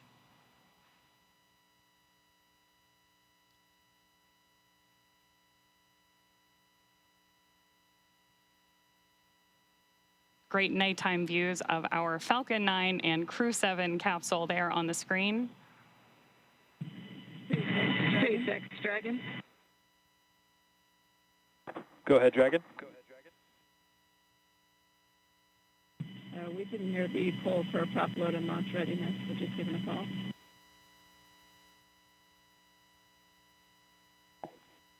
And sorry, Dragon, I just missed the last of your sentence there. Can you please repeat? Yeah, from Dragon, we just polling is hear complete. the poll for The prop joint NASA and SpaceX teams have pulled go for LES arm, propellant load, and launch. For all operators in MCCX and Hangar X, both control rooms go into lockdown at T-minus 45 minutes and will remain in that state until the launch escape system is disarmed. All operators are to remain at their console, maintain a sterile cockpit until MD confirms successful disarming the launch escape system following orbit insertion or propellant offload in the event of a scrub. For non-urgent, no-go conditions, brief the CE or LD and they will approve aborting the countdown. For urgent issues affecting the safety of the operation, operators shall call hold on the countdown net. Launch control will abort the launch audio sequence immediately and proceed into launch abort. At T-minus 10 seconds, launch control will be hands-off and relying on automated abort criteria for the remainder of the count. Operators advise the launch director whether structural breakup or fires imminent or occurring per Dragon manual escape flight rules. Launch control at this time, you may proceed with arming the crew arm for movement. Copy, proceeding to arm crew arm for movement. And with that, we are moving forward toward launch. Propellant loading will begin in just over 5 minutes, but in the meantime, let's check back in with Daryl and Jessica. All right, thank you very much, Ronnie. Crew access arm retraction started. We now have crew access arm retraction. So if you look in your screen, you can see there the crew access arm moving away from the Dragon. Another great shot of it there, articulating away. It takes about 90 seconds to 2 minutes to move away, and this is a critical milestone, Jessica, as that arm moves away, because now that means if the astronauts needed to get off that rocket for whatever reason, they could either bring the arm back quickly, and it can move, as I understand it, a lot faster than it's moving now in the case of an emergency egress, or they would move forward and arm the launch escape system. That hasn't been armed yet. So this is the moving and stowing of the crew access arm so that we can clear that away from the rocket and get ready to lift off.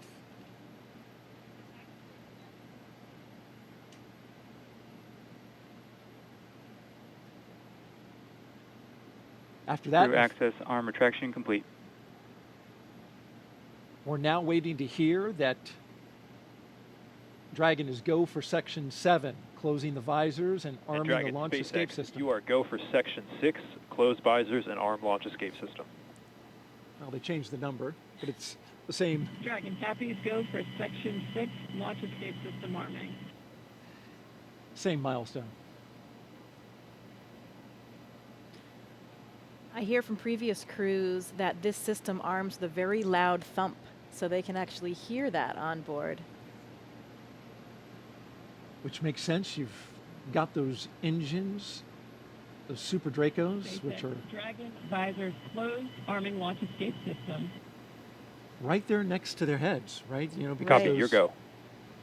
Right, and sounds like that was Jasmin saying she was ready to arm, and that command can be sent from either the ground or the crew, and the crew is sending that command now to arm that system. And that launch escape system is, of course, the system that will propel us away from the rocket, the crew capsule itself with the crew inside, in the event of any type of emergency with the rocket. And that is, of course, a system that we hope to never use, but it consists of 8 Super Draco thrusters on this Dragon vehicle that are used only for this abort. And we say we hope to never use it. We hope to not be in the situation, but we have had situations where we've had incredible in-flight tests. Unintentional, for example, there was the launch abort for the Soyuz for Nick Hague's first launch in 2018. Pretty exciting event, dynamic time, but something that showed us how robust these systems are. It performed nominally and carried Nick Hague and Alexei Ovchinin back to safety. Verified armed.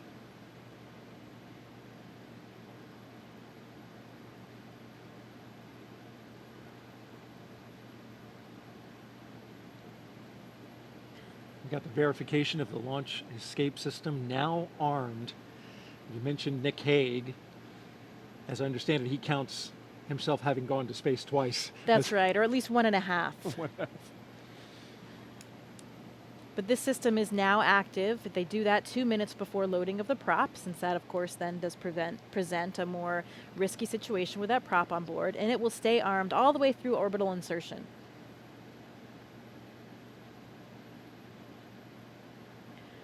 I've also been told by previous Dragon crews that you can hear the system of valves opening and actually even the flow of the fuel itself as it comes on board.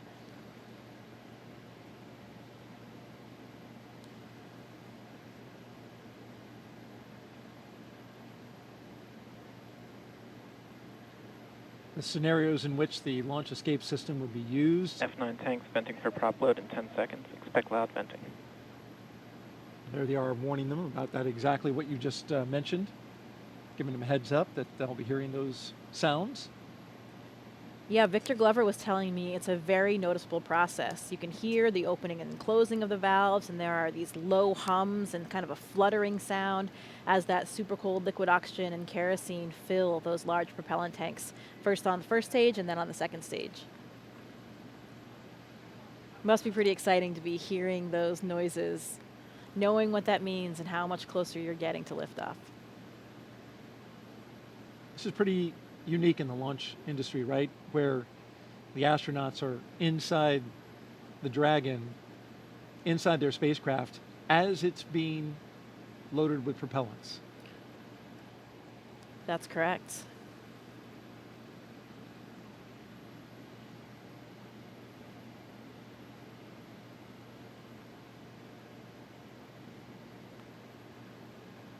That launch escape system you're talking about, if it were needed, it can get the crew several miles offshore out into the Atlantic Ocean. It's those Super Draco engines capable of moving Dragon half a mile in just 7.5 seconds. So that's equivalent to a peak velocity of 436 miles per hour. So it really moves. It can also get it off the top of a moving rocket as well, so right. It's got to have that kind of power. Right, at all those different phases, all the way until they're in orbit. And that's one of the things that we protect for here as well when we look at the weather forecast. It's not just for the actual launch itself, but to protect for any of those contingency landing scenarios in the various areas where they would splash down in that event.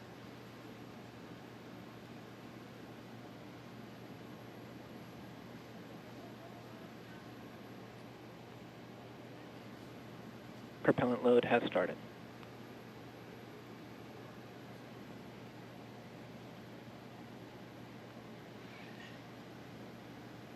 And so now the propellants are flowing into the Falcon 9 rocket. RP1, refined kerosene, and liquid oxygen, the oxidizer. That part we can see externally because as the liquid oxygen levels rise inside the Falcon 9, it is of course super chilled liquid oxygen, highly densified, and it will super chill the skin as well of the rocket, and it'll condense the air around it. And there's been well over 200 Falcon 9 launches, so if you've seen one before, you're familiar with the sight. The rocket condensing that air, that warm, humid Florida air, which we have been enjoying this evening, at least with a light breeze. That's right. I think it's cooler than Houston anyway, so I'm enjoying my time here. Good, good. All right, for another update, let's send it out to Hawthorne, California, an update from SpaceX. Thanks, Daryl and Jessica. Now, before we send them to space, let's get to know our Crew-7 astronauts a little better. We'll start off with none other than the commander herself, NASA astronaut Jasmin Moghbeli, making her debut spaceflight. My name is Jasmin Moghbeli. I'm the commander of NASA's SpaceX Crew-7 mission to the International Space Station. Baldwin, New York is where I grew up. I always loved team sports from a really young age because you rely on one another, and that's something that I think is really important to know going forward in your career. I joined the Marine Corps. Sure, I wanted to fly jets. I thought you had to be a jet pilot to become an astronaut. I actually went to watch STS-116 launch while I was waiting to start flight school, and Sunny Williams happened to be on that flight. I realized she was a Navy helicopter pilot, and from that point on, I went full steam ahead. All four of us are so proud to represent what is possible when we come together. Ultimately, everything we do is to benefit the Earth.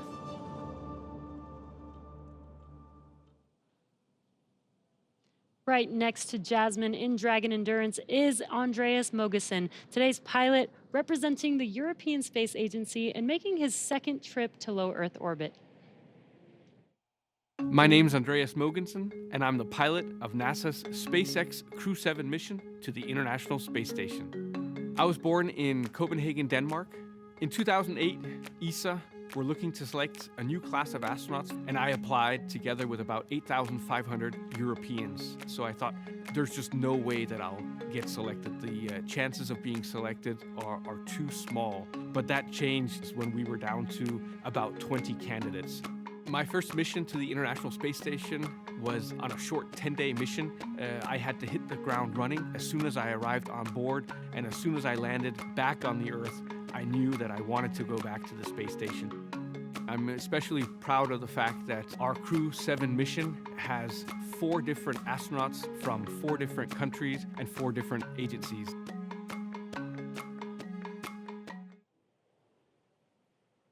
Next up, mission specialist Satoshi Furukawa. This JAXA astronaut is no stranger to the space station after spending 165 days in orbit as part of expeditions 28 and 29 in 2011. My name is Satoshi Furukawa. I am a mission specialist for NASA SpaceX Crew-7 mission to the International Space Station. I was born in Yokohama, Kanagawa, which is right south of Tokyo.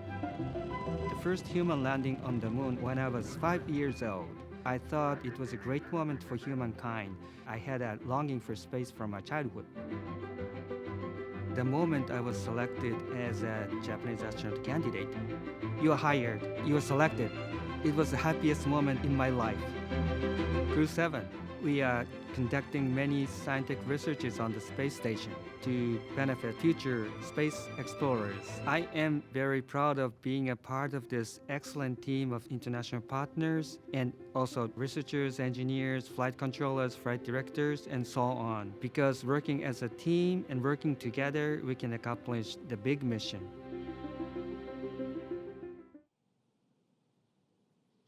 Rounding out our fully international crew is Roscosmos cosmonaut Konstantin Borisov. He was selected to the Cosmonaut Corps in 2018 and today marks his first flight to the orbiting laboratory.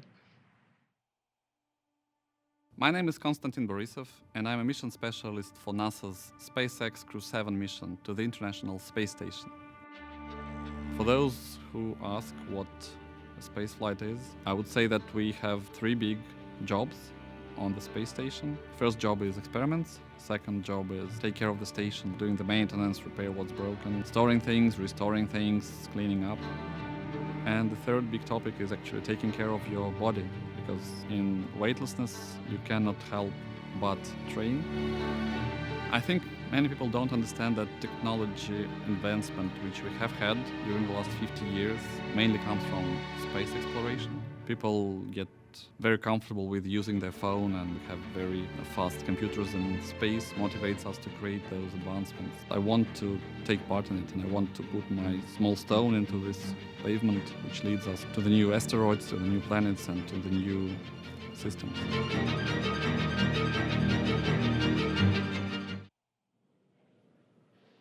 Now, as we see with all of our crews, these 4 crew members who make up Crew-7 have a mission patch they worked together to design. The first thing that you notice is the white dragon on top of the Earth, its neck craned into the number 7 for Crew-7. Its tail curves upwards towards a golden star, and they say that symbolizes our ascent towards the stars and the pioneering spirit needed to propel us further into space. The blue, white, and red on the tail are the common colors in the flags of all 4 nations flying on this mission. Now we are less than 30 minutes to launch, so let's check back in with Daryl and Jessica at KSC, where the countdown continues. All right, thank you very much. Everything going well with the countdown so far. A little over 1.5 miles from the launch pad we're going from today, this morning, 39A, is 39B, where the mobile launcher is back out on the pad right now, going through testing for the Artemis II crewed mission to the moon late next year. Here's more about Artemis in our Moon Minute.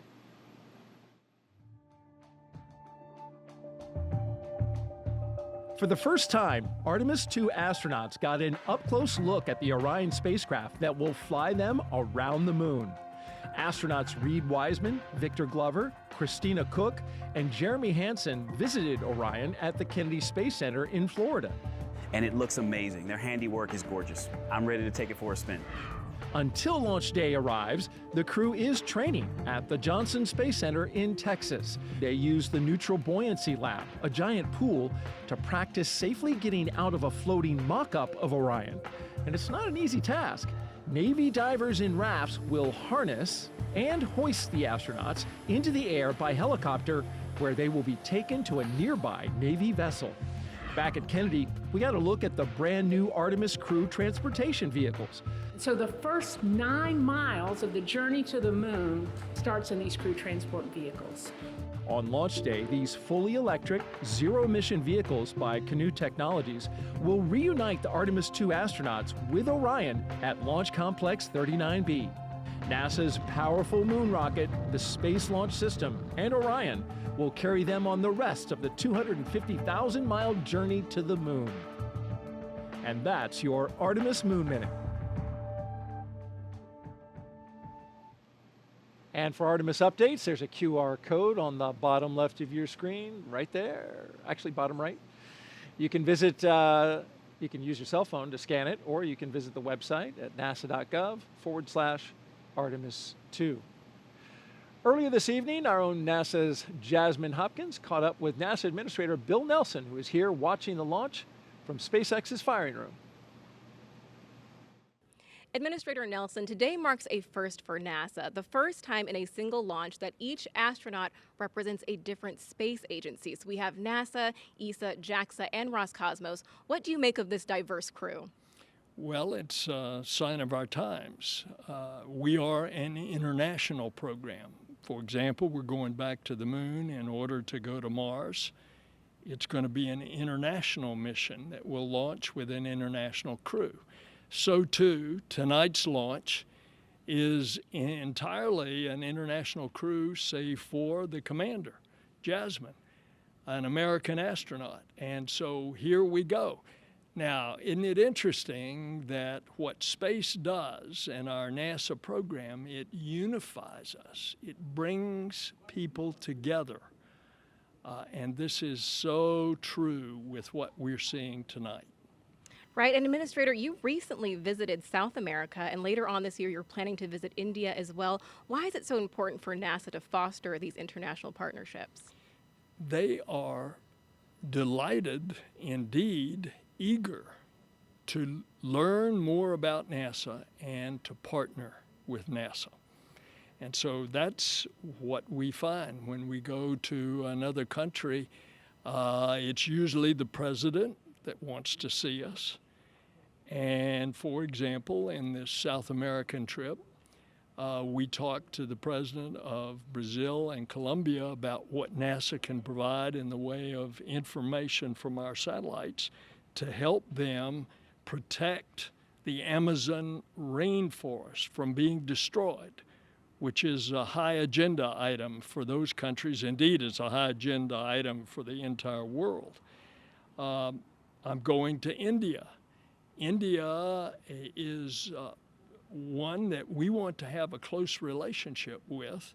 We've already been doing things such as science experiments with India. We've got a major science program going that will be Earth observing with India next January. But now we're going to train and fly an Indian astronaut. So it is happening as we speak, and the United States has been the beneficiary of it. Absolutely. Administrator Nelson, thank you so much. Back to you. As we continue to count down, let's take a closer look at the vehicles that will be taking Crew-7 to the International Space Station today. Starting from the very top of the vehicle is the Dragon spacecraft. In total, there are 16 Draco thrusters Dragon can use in space to help navigate the spacecraft to its destination, each providing 90 pounds of force. That doesn't include the 8 Super Draco thrusters used for an abort, which are no longer active once the crew is in orbit. And just wanted to note, one thing that we did miss just a moment ago was a call to the crew. There was a sensor issue that they are tracking. However, they are just continuing with the count, continuing to monitor it. And so we are continuing to discuss what we have in front of us, which is Dragon. Together, the Dragon spacecraft and its trunk stand over 26 feet tall. There are 2 windows on the spacecraft, plus 1 under the nose cone. The nose cone opens shortly after launch to expose the forward bulkhead thrusters and docking mechanism that will connect with the space station. Dragon's trunk holds solar cells, which power Dragon while it's in free flight. The trunk can also carry unpressurized cargo, and on some cargo resupply missions, we use Dragon's trunk to deliver the new solar arrays that are being installed on the space station. As always, Dragon will be delivered to orbit today by SpaceX's Falcon 9 rocket, which provides 1.7 million pounds of thrust on its first stage, thanks to its 9 Merlin M1D engines. Once the first and second stages separate, these engines are also used to help land the first stage. The first stage will perform 3 burns today as it makes its way back down to Earth. First is the boost back burn, where 3 of the M1D engines will reignite to help flip the first stage around to head back to the launch site. The second burn is the entry burn. That's where a single engine will reignite and shut down to help slow Falcon 9 down as it prepares to re-enter the Earth's atmosphere. And then finally, the landing burn. That'll be where 3 engines will slow down the rocket enough to perform a precision landing back down on landing zone 1. Meanwhile, the second stage continues to orbit, powered by 1 single Merlin vacuum engine with over 220,000 pounds of thrust. The second stage will secure Dragon's entry into low Earth orbit before separating, leaving Dragon to continue its journey to the space station on its own thrusters. About 40 seconds after separation, Dragon's nose cone deploy sequence will begin, exposing its guidance navigation controls that help Dragon autonomously fly to the space station. With T0 coming up in just about 20 minutes, our teams at the Cape in Hangar X are doing a series of system checks to ensure Dragon and Falcon 9 are ready. Let's check in with Ronnie for a quick status update. How's it going, Ronnie? Thanks, Jesse. We are still looking good for an on-time launch just over 20 minutes from now, and we'll keep monitoring all the vehicle systems. There we heard the call out for RP1 load complete on stage 2. So that means we are, of course, getting closer to liftoff. Both Dragon and Falcon 9 continue to be healthy, and we're not tracking any major issues at this time. Right now, we're continuing to prep the vehicle for flight, and propellant loading began at T-minus 35 minutes. We also heard the call out a few minutes ago that the launch escape system is now armed. The range, which is monitoring keep-out zones and among other key flight requirements, also continues to report no issues, and they are go to support launch tonight. Weather also looks good, and we are still tracking just a 5% chance of violation at our T0 time. But as a reminder, today we have an instantaneous launch window, driven by the orbital mechanics constraints of 2 spacecraft meeting in orbit. Fun fact, the technical term for that meeting is called a rendezvous. So at this point, if we hear a hold for any reason, we will have to stand down tonight because of that instantaneous launch window, and instead target our backup opportunity, which is tomorrow at 3:04 a.m. Eastern Time. But for now, with all systems go, let's turn it back over to Courtney for a status update from Houston. Thanks, Ronnie. The flight controllers here in Mission Control Houston are ensuring that the space station is ready to receive Dragon. They're also checking all communication links between the station, Dragon, and the ground are working properly, and right now everything is proceeding as planned. Teams here in Mission Control Houston, the team in Hawthorne, and the astronauts aboard the station will monitor the autonomous docking of Dragon tomorrow when they enter joint operations, which happens when the spacecraft enters the approach ellipsoid, which is an invisible boundary that helps us monitor spacecraft arriving and departing. After docking, the crews will perform a series of leak checks, then work to open the hatches both on the Dragon side and inside the station's pressurized mating adapter. We expect hatch opening to happen about an hour and a half after docking. Once on board, the astronauts will be greeted by the space station crew and will then join in for opening remarks for the new crew members. Here in Mission Control, Flight Director Chris Dobbins is on console overseeing the team for launch, and Flight Director Judd Freeling will be on console tomorrow for docking. That's it from here in Mission Control Houston. I'll toss it back to the team in Florida. Daryl, how's it looking? All right, thank you very much, Courtney. And if you just joined us, T-minus 17 minutes and counting from the 7th astronaut rotation mission to the International Space Station under NASA's Commercial Crew Program. Commander Jasmin Moghbeli, pilot Andreas Mogensen, or Andy Mogensen, and mission specialists Satoshi Furukawa and Konstantin Borisov are strapped into their seats inside the Dragon Endurance. They're at the top of the rocket. Falcon 9 rocket fueling. That operation is well underway. Launch escape system is armed. Of course, that means Dragon is prepared to launch itself. SpaceX, stand by for an update on the sensor. Teams are still discussing and looking for our path forward. As you just heard there, SpaceX is Dragon copy. looking at a sensor issue.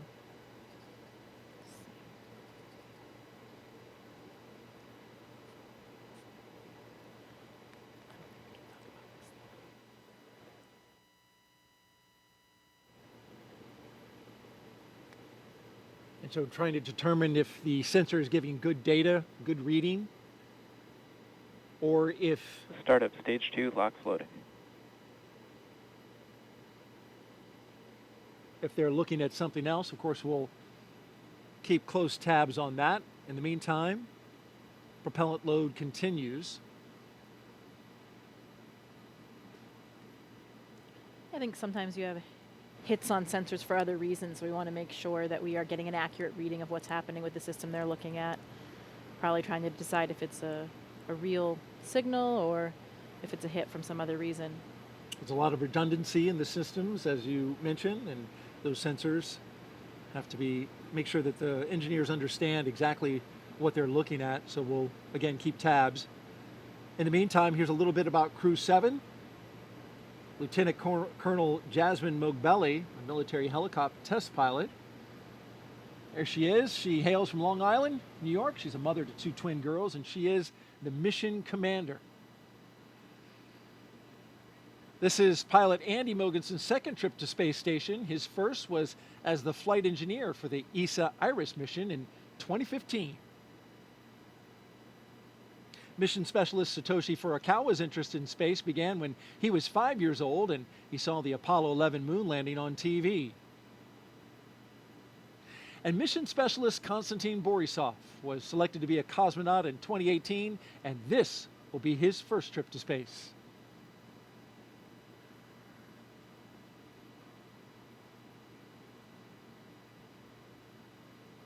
We've got more than 10,000 people all gathered, including these folks. Some special students. Those kids are, I should call them kids, they're students, right? College students. They're part of the First Nations launch, and they're giving us a big wave from the Banana Creek viewing location. They're from the University of Washington, University of Colorado, and Queen's University. They're visiting as part of NASA's First Nations launch, an Artemis Student Challenge, where they design, build, and launch their own high-powered rockets. And those students that you saw there in the stands, they were the grand prize winners. So welcome and enjoy the launch. T-minus 14 minutes and counting.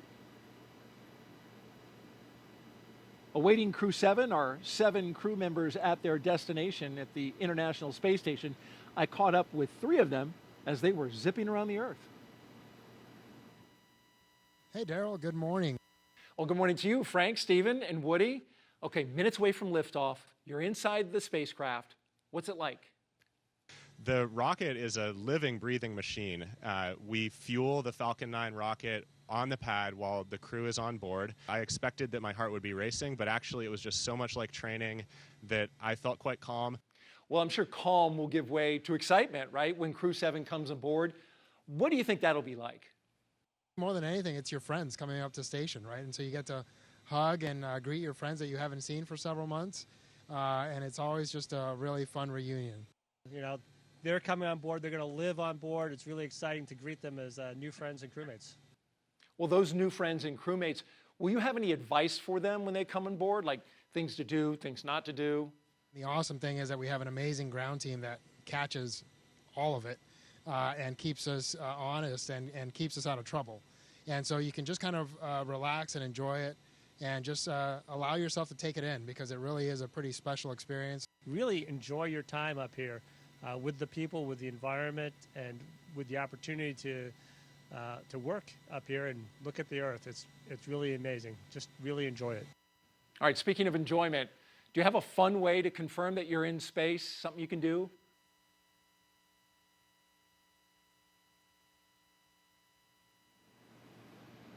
You want to give that move a score, Jessica? I don't know. It required assistance from 2 crew members, so I don't know. I'll give it an 8.5. Okay, that was very kind. All right, well, before the Crew-7 got into their spacecraft, they got a picture with the Falcon 9 booster that will take them up into space. And there they are on the business end of those 9 Merlin engines. Once we leave planet Earth, these fine folks at Johnson Space Center will take over. Dragon This is mission SpaceX, control. we are still continuing to assess that sensor and proceeding with the count. Okay, so as you heard, they're SpaceX Dragon copies, continuing with the count while the feed assessed. still working the sensor, but at the same time continuing to load the propellants on board Falcon.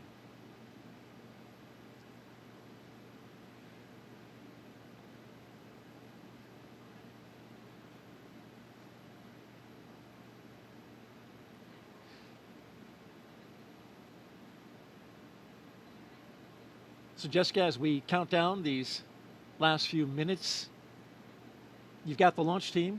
They're taking a look at a sensor and some of the readings there. At the same time, we're proceeding forward, and they're communicating with the astronauts inside. And so as we get down to these final minutes, any thoughts? This is an exciting time for the crew. You know, they're probably running through some checklists of their own right now. They may be pretty busy in there, going through those same things that they've done in their simulations so many times before. But I bet it's getting pretty real right now, and hearing those calls about the sensor probably raises a few questions as well, but I know the ground will keep them informed as we go. 10 minutes, it's getting very close. Indeed it is. And tracking everything are Leah and Ronnie at SpaceX headquarters in Hawthorne, California. Will take us through the rest of the count. Thanks, Daryl. Our next major countdown event will be at the T-minus 10-minute mark, so coming up here, And when the Dragon Falcon 9 SpaceX, launch stand by for display configuration. There we go ahead and have the Dragon astronauts are standing by for display configuration, which will let them know that we are even closer to liftoff. The launch commit criteria that we're waiting to hear that call out for are specific thresholds and pieces of information about the entire Falcon 9 system needed to make sure that the rocket is healthy. Of course, we do have many systems in place to ensure that the rocket and crew are both safe leading up to liftoff and during flight.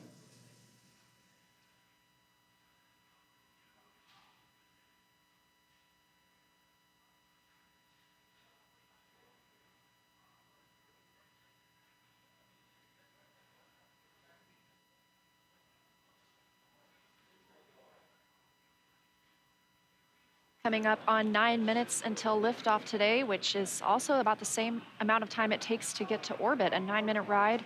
That's about the time we'll see second stage cutoff. A few minutes after that is when we'll see Crew Dragon separate from the second stage. And we'll be listening to some performance calls as we get into the final countdown, of course, and then after liftoff. On the ground, you'll hear SpaceX flight controllers reporting on trajectory, speed, booster performance, and other key milestones. But there are some other calls you'll hear the crew make also after liftoff. These are different abort zones. They come in the form of different number and letter combinations.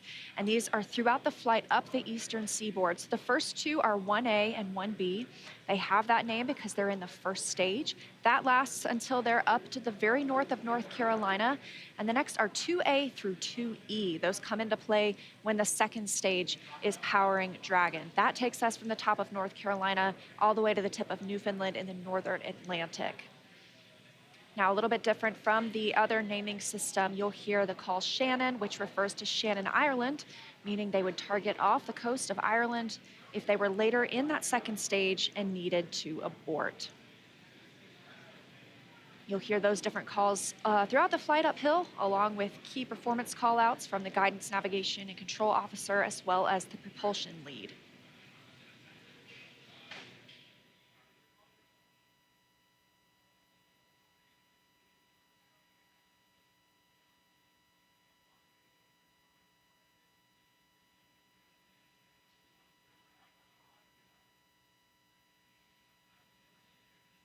One of the next callouts that we're listening for is the announcement that Stage 1 engine chill has started. Right now, the propellant in the tanks is isolated from the engines, but at T-minus 7 minutes, we'll open up the engine pre-valves and start passing just a trickle of liquid oxygen through the Merlin engine pumps, chilling the engines for the start sequence. We do this because the super chilled and densified liquid oxygen is really cold, and we use that small amount of LOX to basically prepare the engine hardware. There's the call out for engine chill. So now we're basically preparing that engine hardware to flow all of the LOX and propellant into it during flight. Next up, we should hear the call out for Stage 1 RP1 load completion. And Dragon SpaceX, stand by for final go, but please confirm crew displays are configured for launch. SpaceX Dragon, crew displays are configured for launch. All right, we heard their crew displays. Those 3 screens from which they can monitor the mission are configured for launch. Stage 1 RP1 load is complete.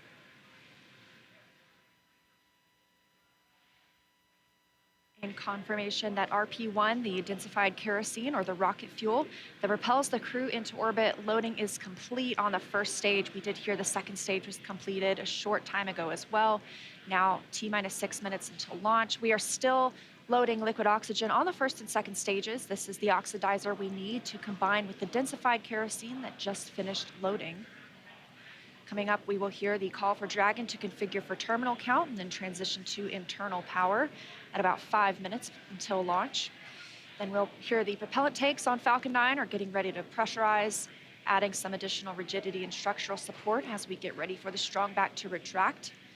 It'll move just a couple of degrees at first, and then we'll see it swing open completely at the moment of liftoff. That strong back provides access to Falcon 9's fueling lines and umbilicals for the prop load and the different gases being loaded on board. So we're continuing to check through a couple more fueling milestones, including one around the 2-minute mark, where we will hear that the liquid oxygen is finished on board the second stage.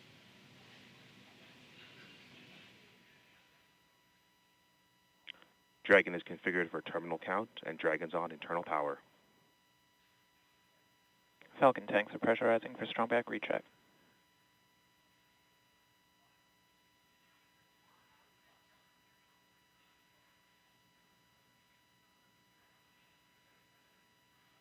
So there we heard the call out that we are preparing for strong back retract. And as Leah just mentioned, the strong back is that white truss structure that you see on the left side of Falcon 9. Got a better shot of it right there. Strong back is retracting. Just before lift. There we heard the call out from Mission Control that we are retracting the strong back now. The strong back is part of the transporter erector, which was used not only to roll Falcon 9 out to the launch pad, but also to raise it into its vertical position. It will retract just about 2 degrees first after those clamp arms open up around the base of Dragon's trunk, and then just before liftoff, we'll actually go all the way back to 45 degrees retracted to give Falcon 9 and Crew-7 room for liftoff.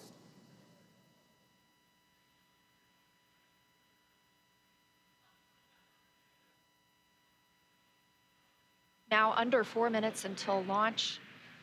Next up, we're looking for the first stage liquid oxygen loading to finish at T-minus 3 minutes.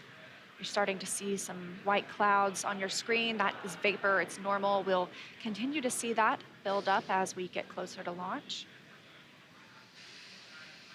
Obviously, this liquid oxygen that we're loading is super chilled, so a little bit of that will boil off in the hot Florida air.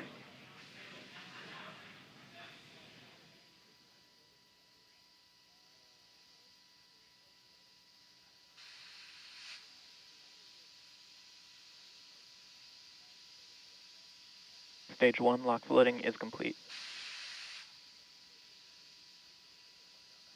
Great view of Crew-7 there inside of the Dragon spacecraft, awaiting liftoff just under 3 minutes from now.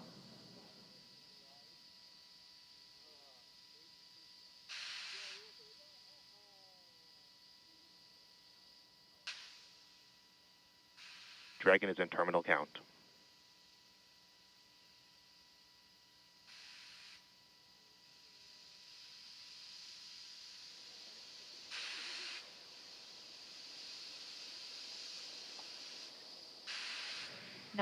Now about 2 minutes and 30 seconds until launch.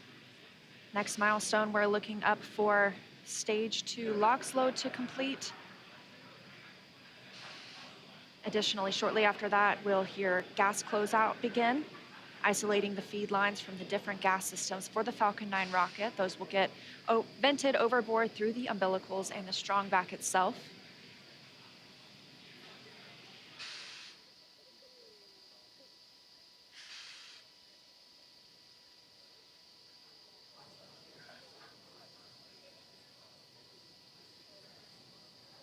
Stage 2 LOX loading is complete.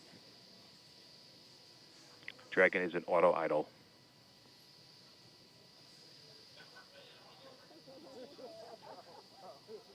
Confirmation that stage 2 LOX load is complete. Dragon and Falcon 9 fully fueled.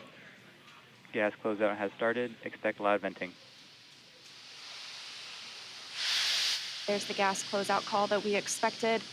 Additionally, we will be in auto idle. This puts the rocket in a state the flight computers understand before it takes over, making sure the transition to final countdown is smooth. Coming up at T-minus 1 minute, we'll hear that Dragon is in countdown. Its computer will switch to countdown mode. We'll also hear that the flight termination system on Falcon 9 is armed. Falcon 9 is in startup. Dragon's in terminal count.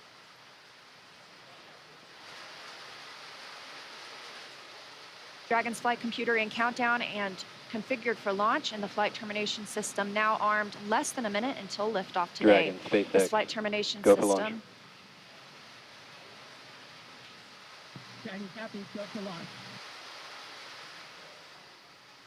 You heard it, Crew-7 getting the go for launch, just T-minus 30 30 seconds seconds away for an on-time launch.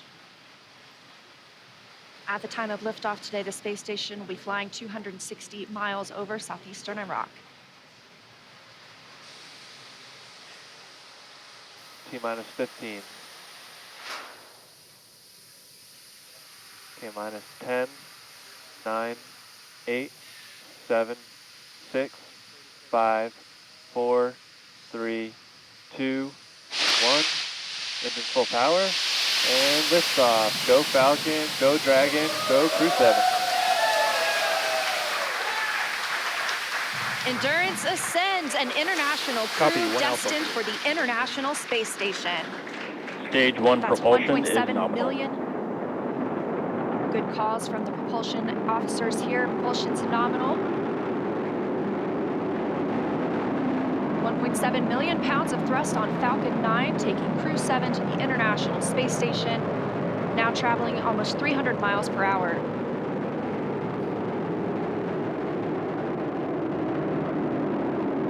Nominal power and telemetry. We are just about T Stage plus 1 throttle 45 down. seconds into the 7th rotational crew mission on board Dragon and Falcon 9, and right now the vehicle is throttling down to help us pass through the period of maximum dynamic pressure.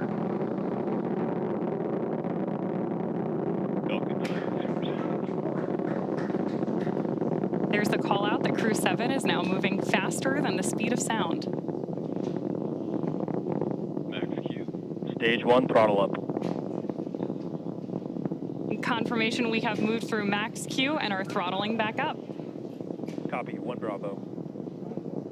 Heard that call from Jasmin on Crew-7, as well as confirmation from the ground. The call out for 1 Bravo means we are in the second and final abort mode for the first MVAC stage, chill but is continuing to underway. get good performance. We've got engine chill on the second stage MVAC engine. We will then be looking for MECO, or main engine cutoff, where the 9 engines on the first stage will cut off ahead of the first and second stages, separating. Then the single Merlin vacuum engine on the second stage will ignite. We are now coming up on 2 minutes into the flight, the spacecraft traveling over 2,000 miles per hour. Really incredible nighttime views of Falcon 9 and Crew-7 on your screen right now. So as Leah just mentioned, we are keeping an eye on a couple of critical flight milestones coming up back to back here. Stage 1 throttle Those down. are going to be MECO, so main engine cutoff now that we're throttling down stage 1, followed by stage separation and second stage ignition. Main engine cutoff. Stage separation confirmed. Copy, 2 Alpha. MVAC ignition.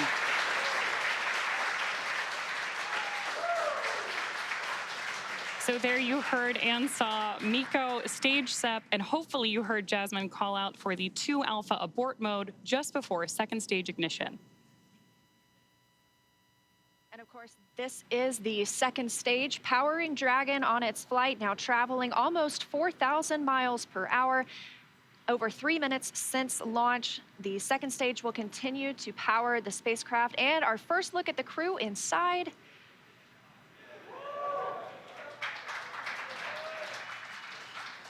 We'll be standing by for SECO. That's the next major milestone for this second stage engine. That comes shortly before 9 minutes into the flight, so we've still got some time on this engine. So right now, while Crew-7 makes its way to orbit, our first stage booster is making its way back to land. So you may hear the call-outs here on the net shortly that we are in the middle of our boost back burn.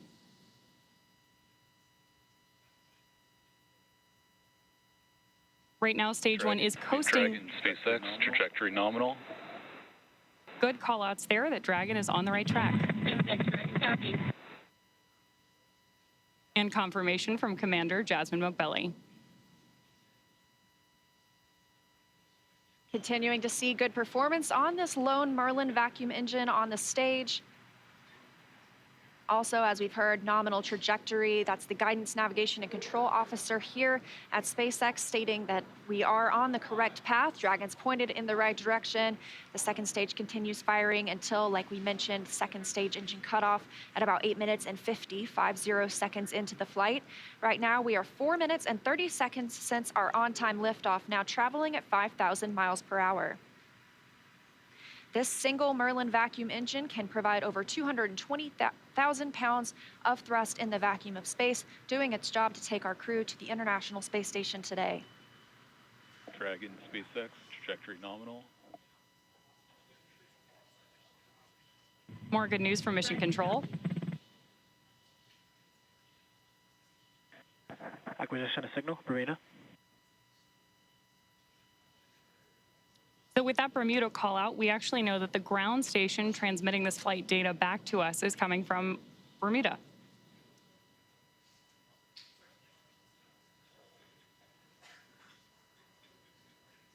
The crew is currently pulling a little more than 1 G as the second stage engine continues to propel their flight. Continuing to hear good calls to the crew, now 5 minutes and 30 seconds into the flight, traveling at 6,400 miles per hour. Again, we will continue to see this second stage fire for about 3 more minutes. Shortly after second stage engine cutoff, we will see it separate from Dragon, which will continue its journey.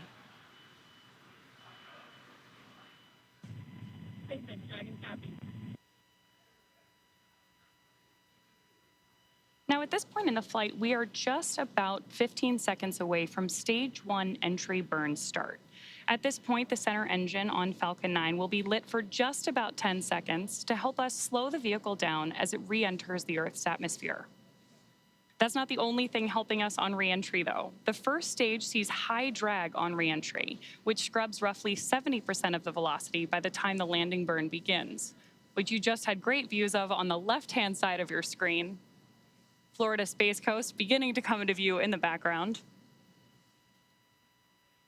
All while Crew-7, of course, on the right-hand side of your screen, lit up by that MVAC engine, continues on its way to orbit.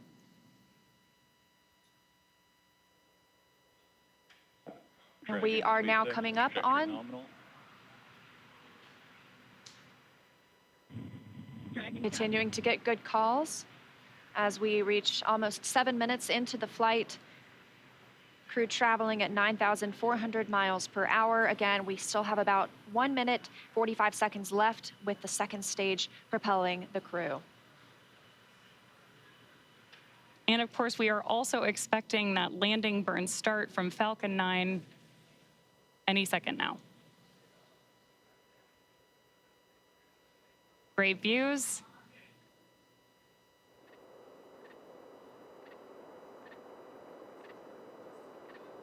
Stage 2, FTS has saved.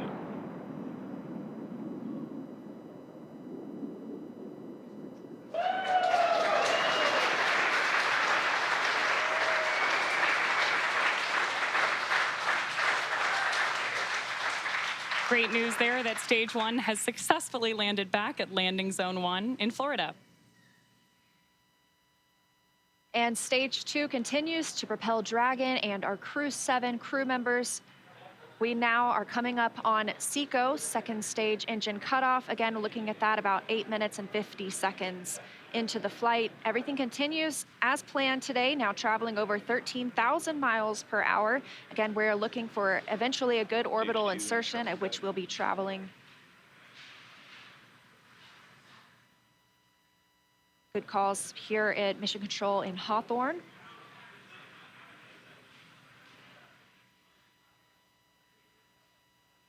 And we are standing by for second stage engine cutoff. Copy, Shannon. Heard that call for Shannon. That is the call out for Shannon, Ireland, the final abort zone.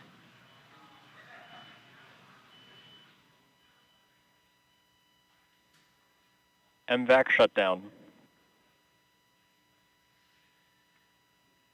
There's audio confirmation, and you can see on your screen that we have had successful second engine cutoff 1 of our MVAC engine. Dragon, SpaceX, nominal orbit insertion. Dragon. And good news there that Crew-7. Nominal orbital insertion. Dragon, SpaceX, launch Awesome escape to hear. system disarmed.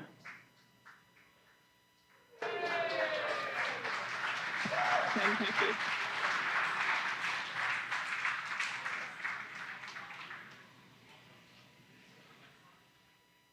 That's the first look at the crew, now in microgravity, confirmation of a good Earth orbit insertion. We are now coming up on 10 minutes into the flight. Of course, we saw second stage engine cutoff, and you're actually getting a look at their zero-G indicator there. We'll stand by for them to tell us a little bit more about that shortly, but we are also standing by for second stage separation from Dragon. Acquisition of signal in Finland. So as Leah mentioned, right now, Dragon and Stage 2 are still attached. Great views of that zero-G indicator there. And what we're doing right now is basically letting any residual dynamics of the vehicle settle out prior to separation.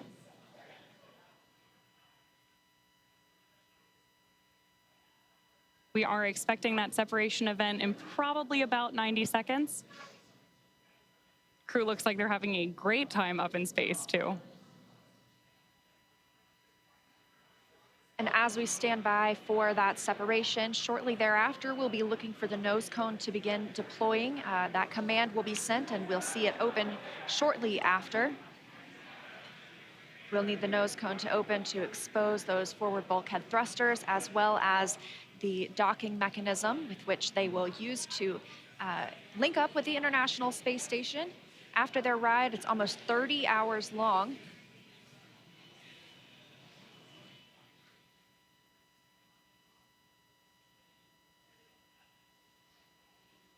Again, we had liftoff right on time today at 3:27 a.m. Eastern Time. The crew making a smooth journey into orbit. It's now been 11 minutes, 20 seconds since that liftoff. We had confirmation of good orbital insertion, and we are standing by for second stage separation from Dragon.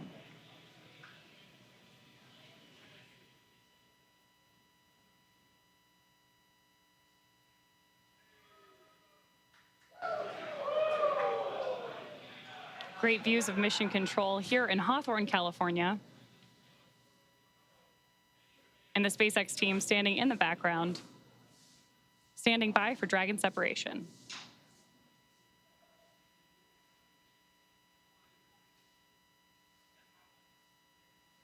Of course, you also have continued telemetry readouts from Dragon and Stage 2 in the bottom left-hand corner of your screen.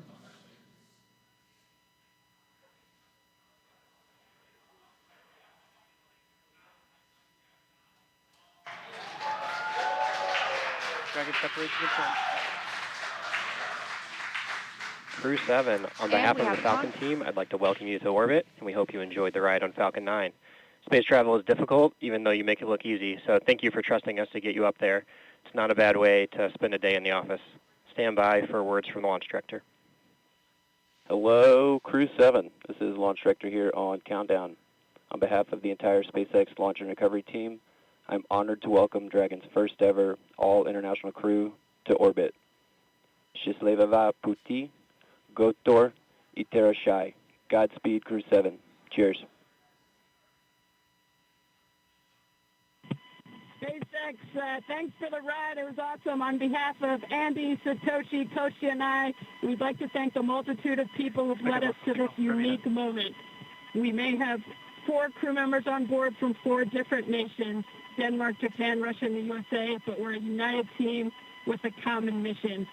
We hope the work we do serves to benefit our beautiful home planet and those on it. As you said, human spaceflight requires an unparalleled level of vigilance and rigor, and we thank all those who prepared not only us, but also this truly impressive spacecraft for flight. Finally, to our families, carry the greater burden of our choice to explore. Thank you. Go Crew-7. Awesome ride. Really incredibly moving words from Commander Jasmin Moghbeli now that she and her international team are up in space. That is going to end our coverage from Hawthorne until we pick back up with our docking coverage, like Leah mentioned, just about 30 hours from now. But for now, I'm going to hand it back over to Daryl and Jessica at Kennedy Space Center to wrap up our launch coverage tonight. All right, thank you very much, and great job. And Jessica, what a launch. It was spectacular. Like we said, those night launches are something to see. You see all those bright lights. You see those little nitrogen pulses when that first stage is coming back down. Spectacular. Phenomenal roar, the thunder, you could feel it in your chest. And then, of course, the booster came back and landed, and that was some extra pop. Pretty impressive all around. Sights, sounds, and even those feelings. That's new, of course, to Crew, to NASA Crew, is bringing the booster back.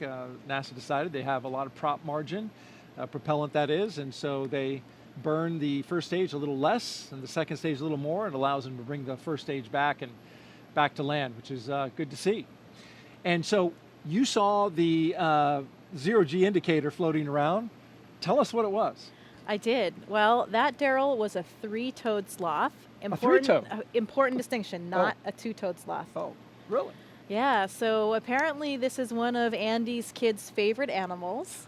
And as a family, they were even fortunate enough to see one in the wild in Costa Rica last Christmas when they were on vacation. So it was all kind of fate leading up to this, I think. How about that? This is Andy Mogensen. Andy Mogensen, the pilot. That's correct. That's right. And I guess his family calls him the slowest person in the world. So another reason why this 3-toed sloth had such meaning for all of them. Well, that actual sloth in the capsule looked like it was moving slow as well, but he's got an excuse. You know, we have a saying in space, and it's often true. Yeah. Slow is smooth, smooth is fast. And when you rush too much, especially in space, doing a spacewalk or anything that you're doing, you get in trouble. So slow is smooth, and smooth is fast. Wise words from our veteran space flyer, Jessica Meir, sorry. It's early. Hey, we got some social questions. Let's take a few. You do mind? Absolutely. All right. Well, let's look on our screen here, and here we've got one that says, come Sunday morning. Beautiful shot right there, though, of the spacecraft looking out the back. Boy, that is high-resolution image. Come Sunday morning, Earth Eastern Time, what are the first few tasks the crew will do, and how will they best acclimate and get dialed into their mission? Well, when we wake up in the morning on board the space station, we open up our computer and we have a plan that lays out our entire schedule for the day, whether it's scientific experiments, hardware, maintenance, whatever it is that you need to get done. I know what this crew will be doing. One of the first things they do, of course, is a safety briefing. So we want to make sure that they have all of the information they need in case they had any kind of situation on the space station where maybe they needed an emergency breathing mask or a fire extinguisher, anything like that. Safety first at NASA, and that's the first thing that we do when you arrive on board the space station as well. The veteran crew that is up there will take them through that, show them where everything is, talk through some of the main messages, and then they'll have a longer session usually the next day or later that week. They'll get into their crew quarters. Usually your crewmates will do a favor for you and unpack some of your things so you don't have to do all that when you get there. You arrive to your crew quarters and already have some of the things that you need out, maybe even some pictures from home. When I arrived, my crewmates had really taken great care of me. They had decorated my crew quarters. I had pictures of my friends and family. Everything was all laid out, and that really made it a nice, smooth transition, because those first few moments in space, especially when you've never been there before as a rookie, you're not quite that graceful yet. You know, you don't have your space wings quite yet, and you're getting used to just moving around and being in that three-dimensional microgravity environment. And so you're talking about, you know, getting used to the environment up there, and having a little something from home is important too. You took up a flight kit. These astronauts all have a flight kit. You, in fact, brought a few things that you took up into space. What were a couple of the more meaningful ones that you took? I did. You know, we often pictures of family and friends, like we've talked about before, or things that represent places we've been and worked. I brought up a picture of my wedding photo of my parents. Unfortunately, my father had passed away before I went to space, so I wanted to have a piece of him up there with me. I brought up some things to represent other things along the way. My home state of Maine. I had a university flag with me from my undergraduate university. Yeah. Sometimes we bring up presents for each other because we're up there for birthdays or holidays. Drew Morgan, my crewmate, brought us these harmonicas. Nice harmonica. And briefly, let's look at the screen here. We can see that the nose cone is deploying, and we have confirmation of it deploying.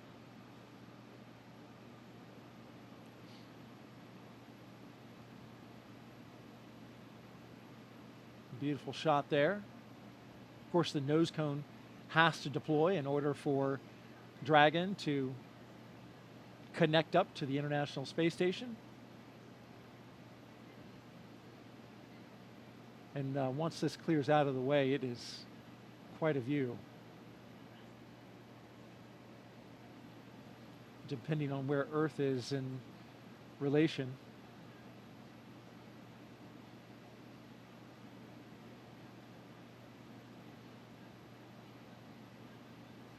Okay, looks like we're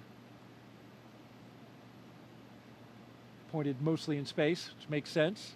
Sometimes you get an Earth view. There's a lot of space in space. There is. There certainly is indeed.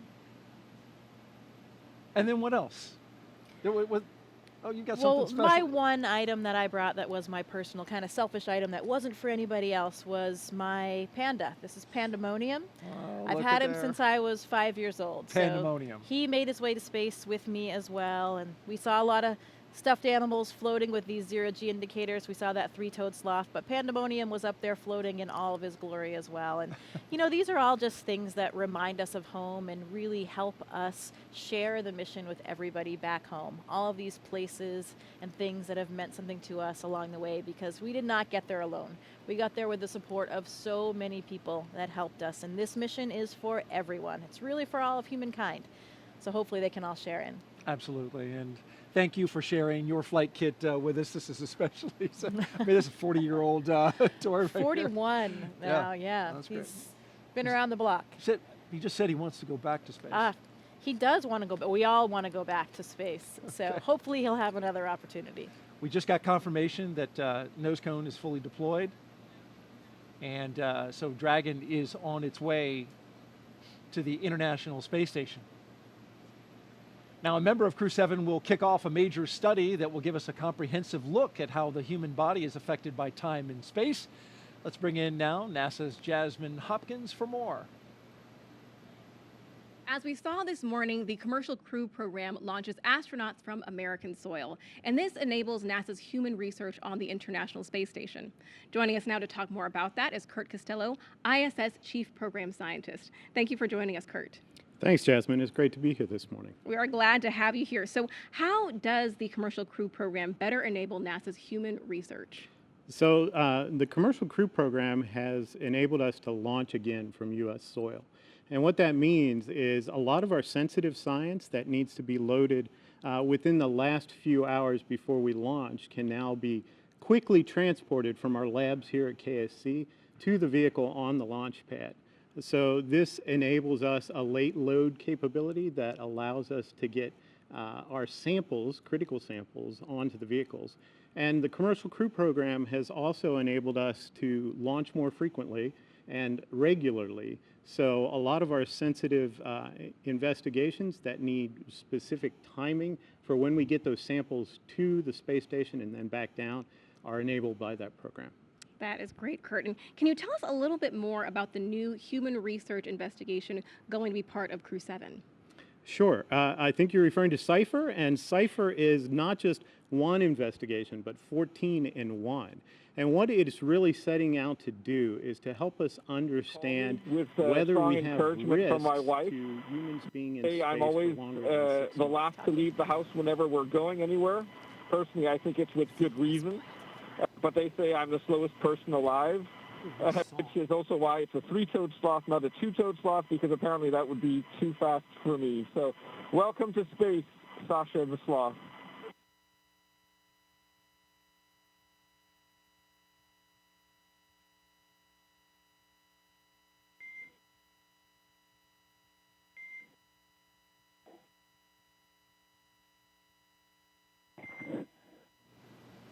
And Dragon, we appreciate the introduction to your zero-G indicator and noting that that is probably officially now the fastest sloth ever.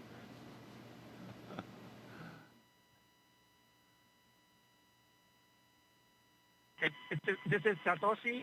It's nice to be in space, and I'm very glad to see happy faces. 日本の皆さん、国際宇宙ステーションへ、再びして着実に仕事をしてきます。 Yes, I'm very excited. First of all, a few words in Russian, then in English.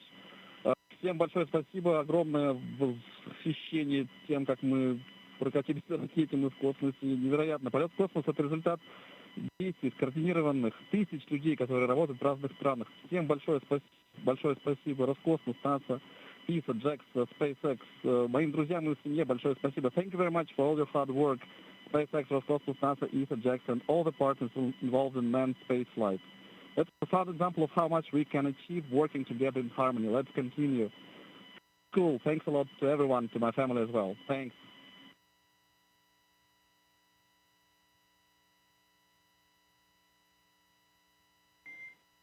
SpaceX copies all. Thank you for the kind words. And Jaws, if you are ready to copy, I do have some upcoming words on the phase burn.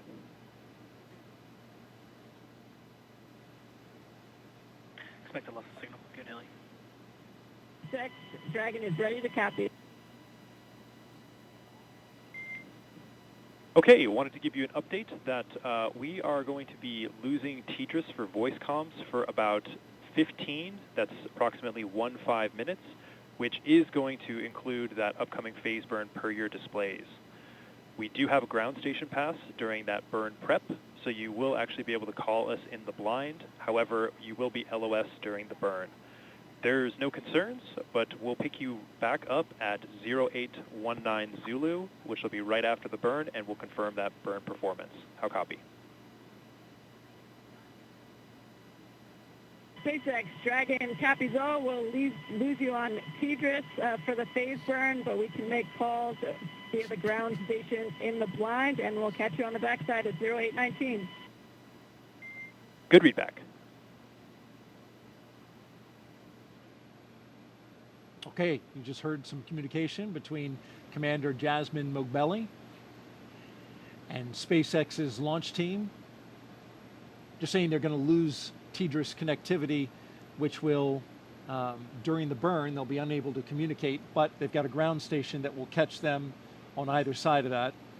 So communication will be established before and after the burn. Earlier, we heard some words from Andy Mogensen. Of course, you told us that that was a sloth. Wasn't sure that we were going to be able to, get some words from him, but it was good to hear from him and the other crew members about, now that they're in space and sharing a message with the world. Absolutely, and we got a name, Sasha the sloth. Sasha the sloth. The fastest moving sloth ever to be a sloth. Yeah, among the legendary, famous stuffed animals in space. That's now right. It's a thing. Joins the long list of them, and so Jasmin, Andreas, Satoshi, and Konstantin are on course to arrive at the International Space Station around 8:39 Eastern Time tomorrow.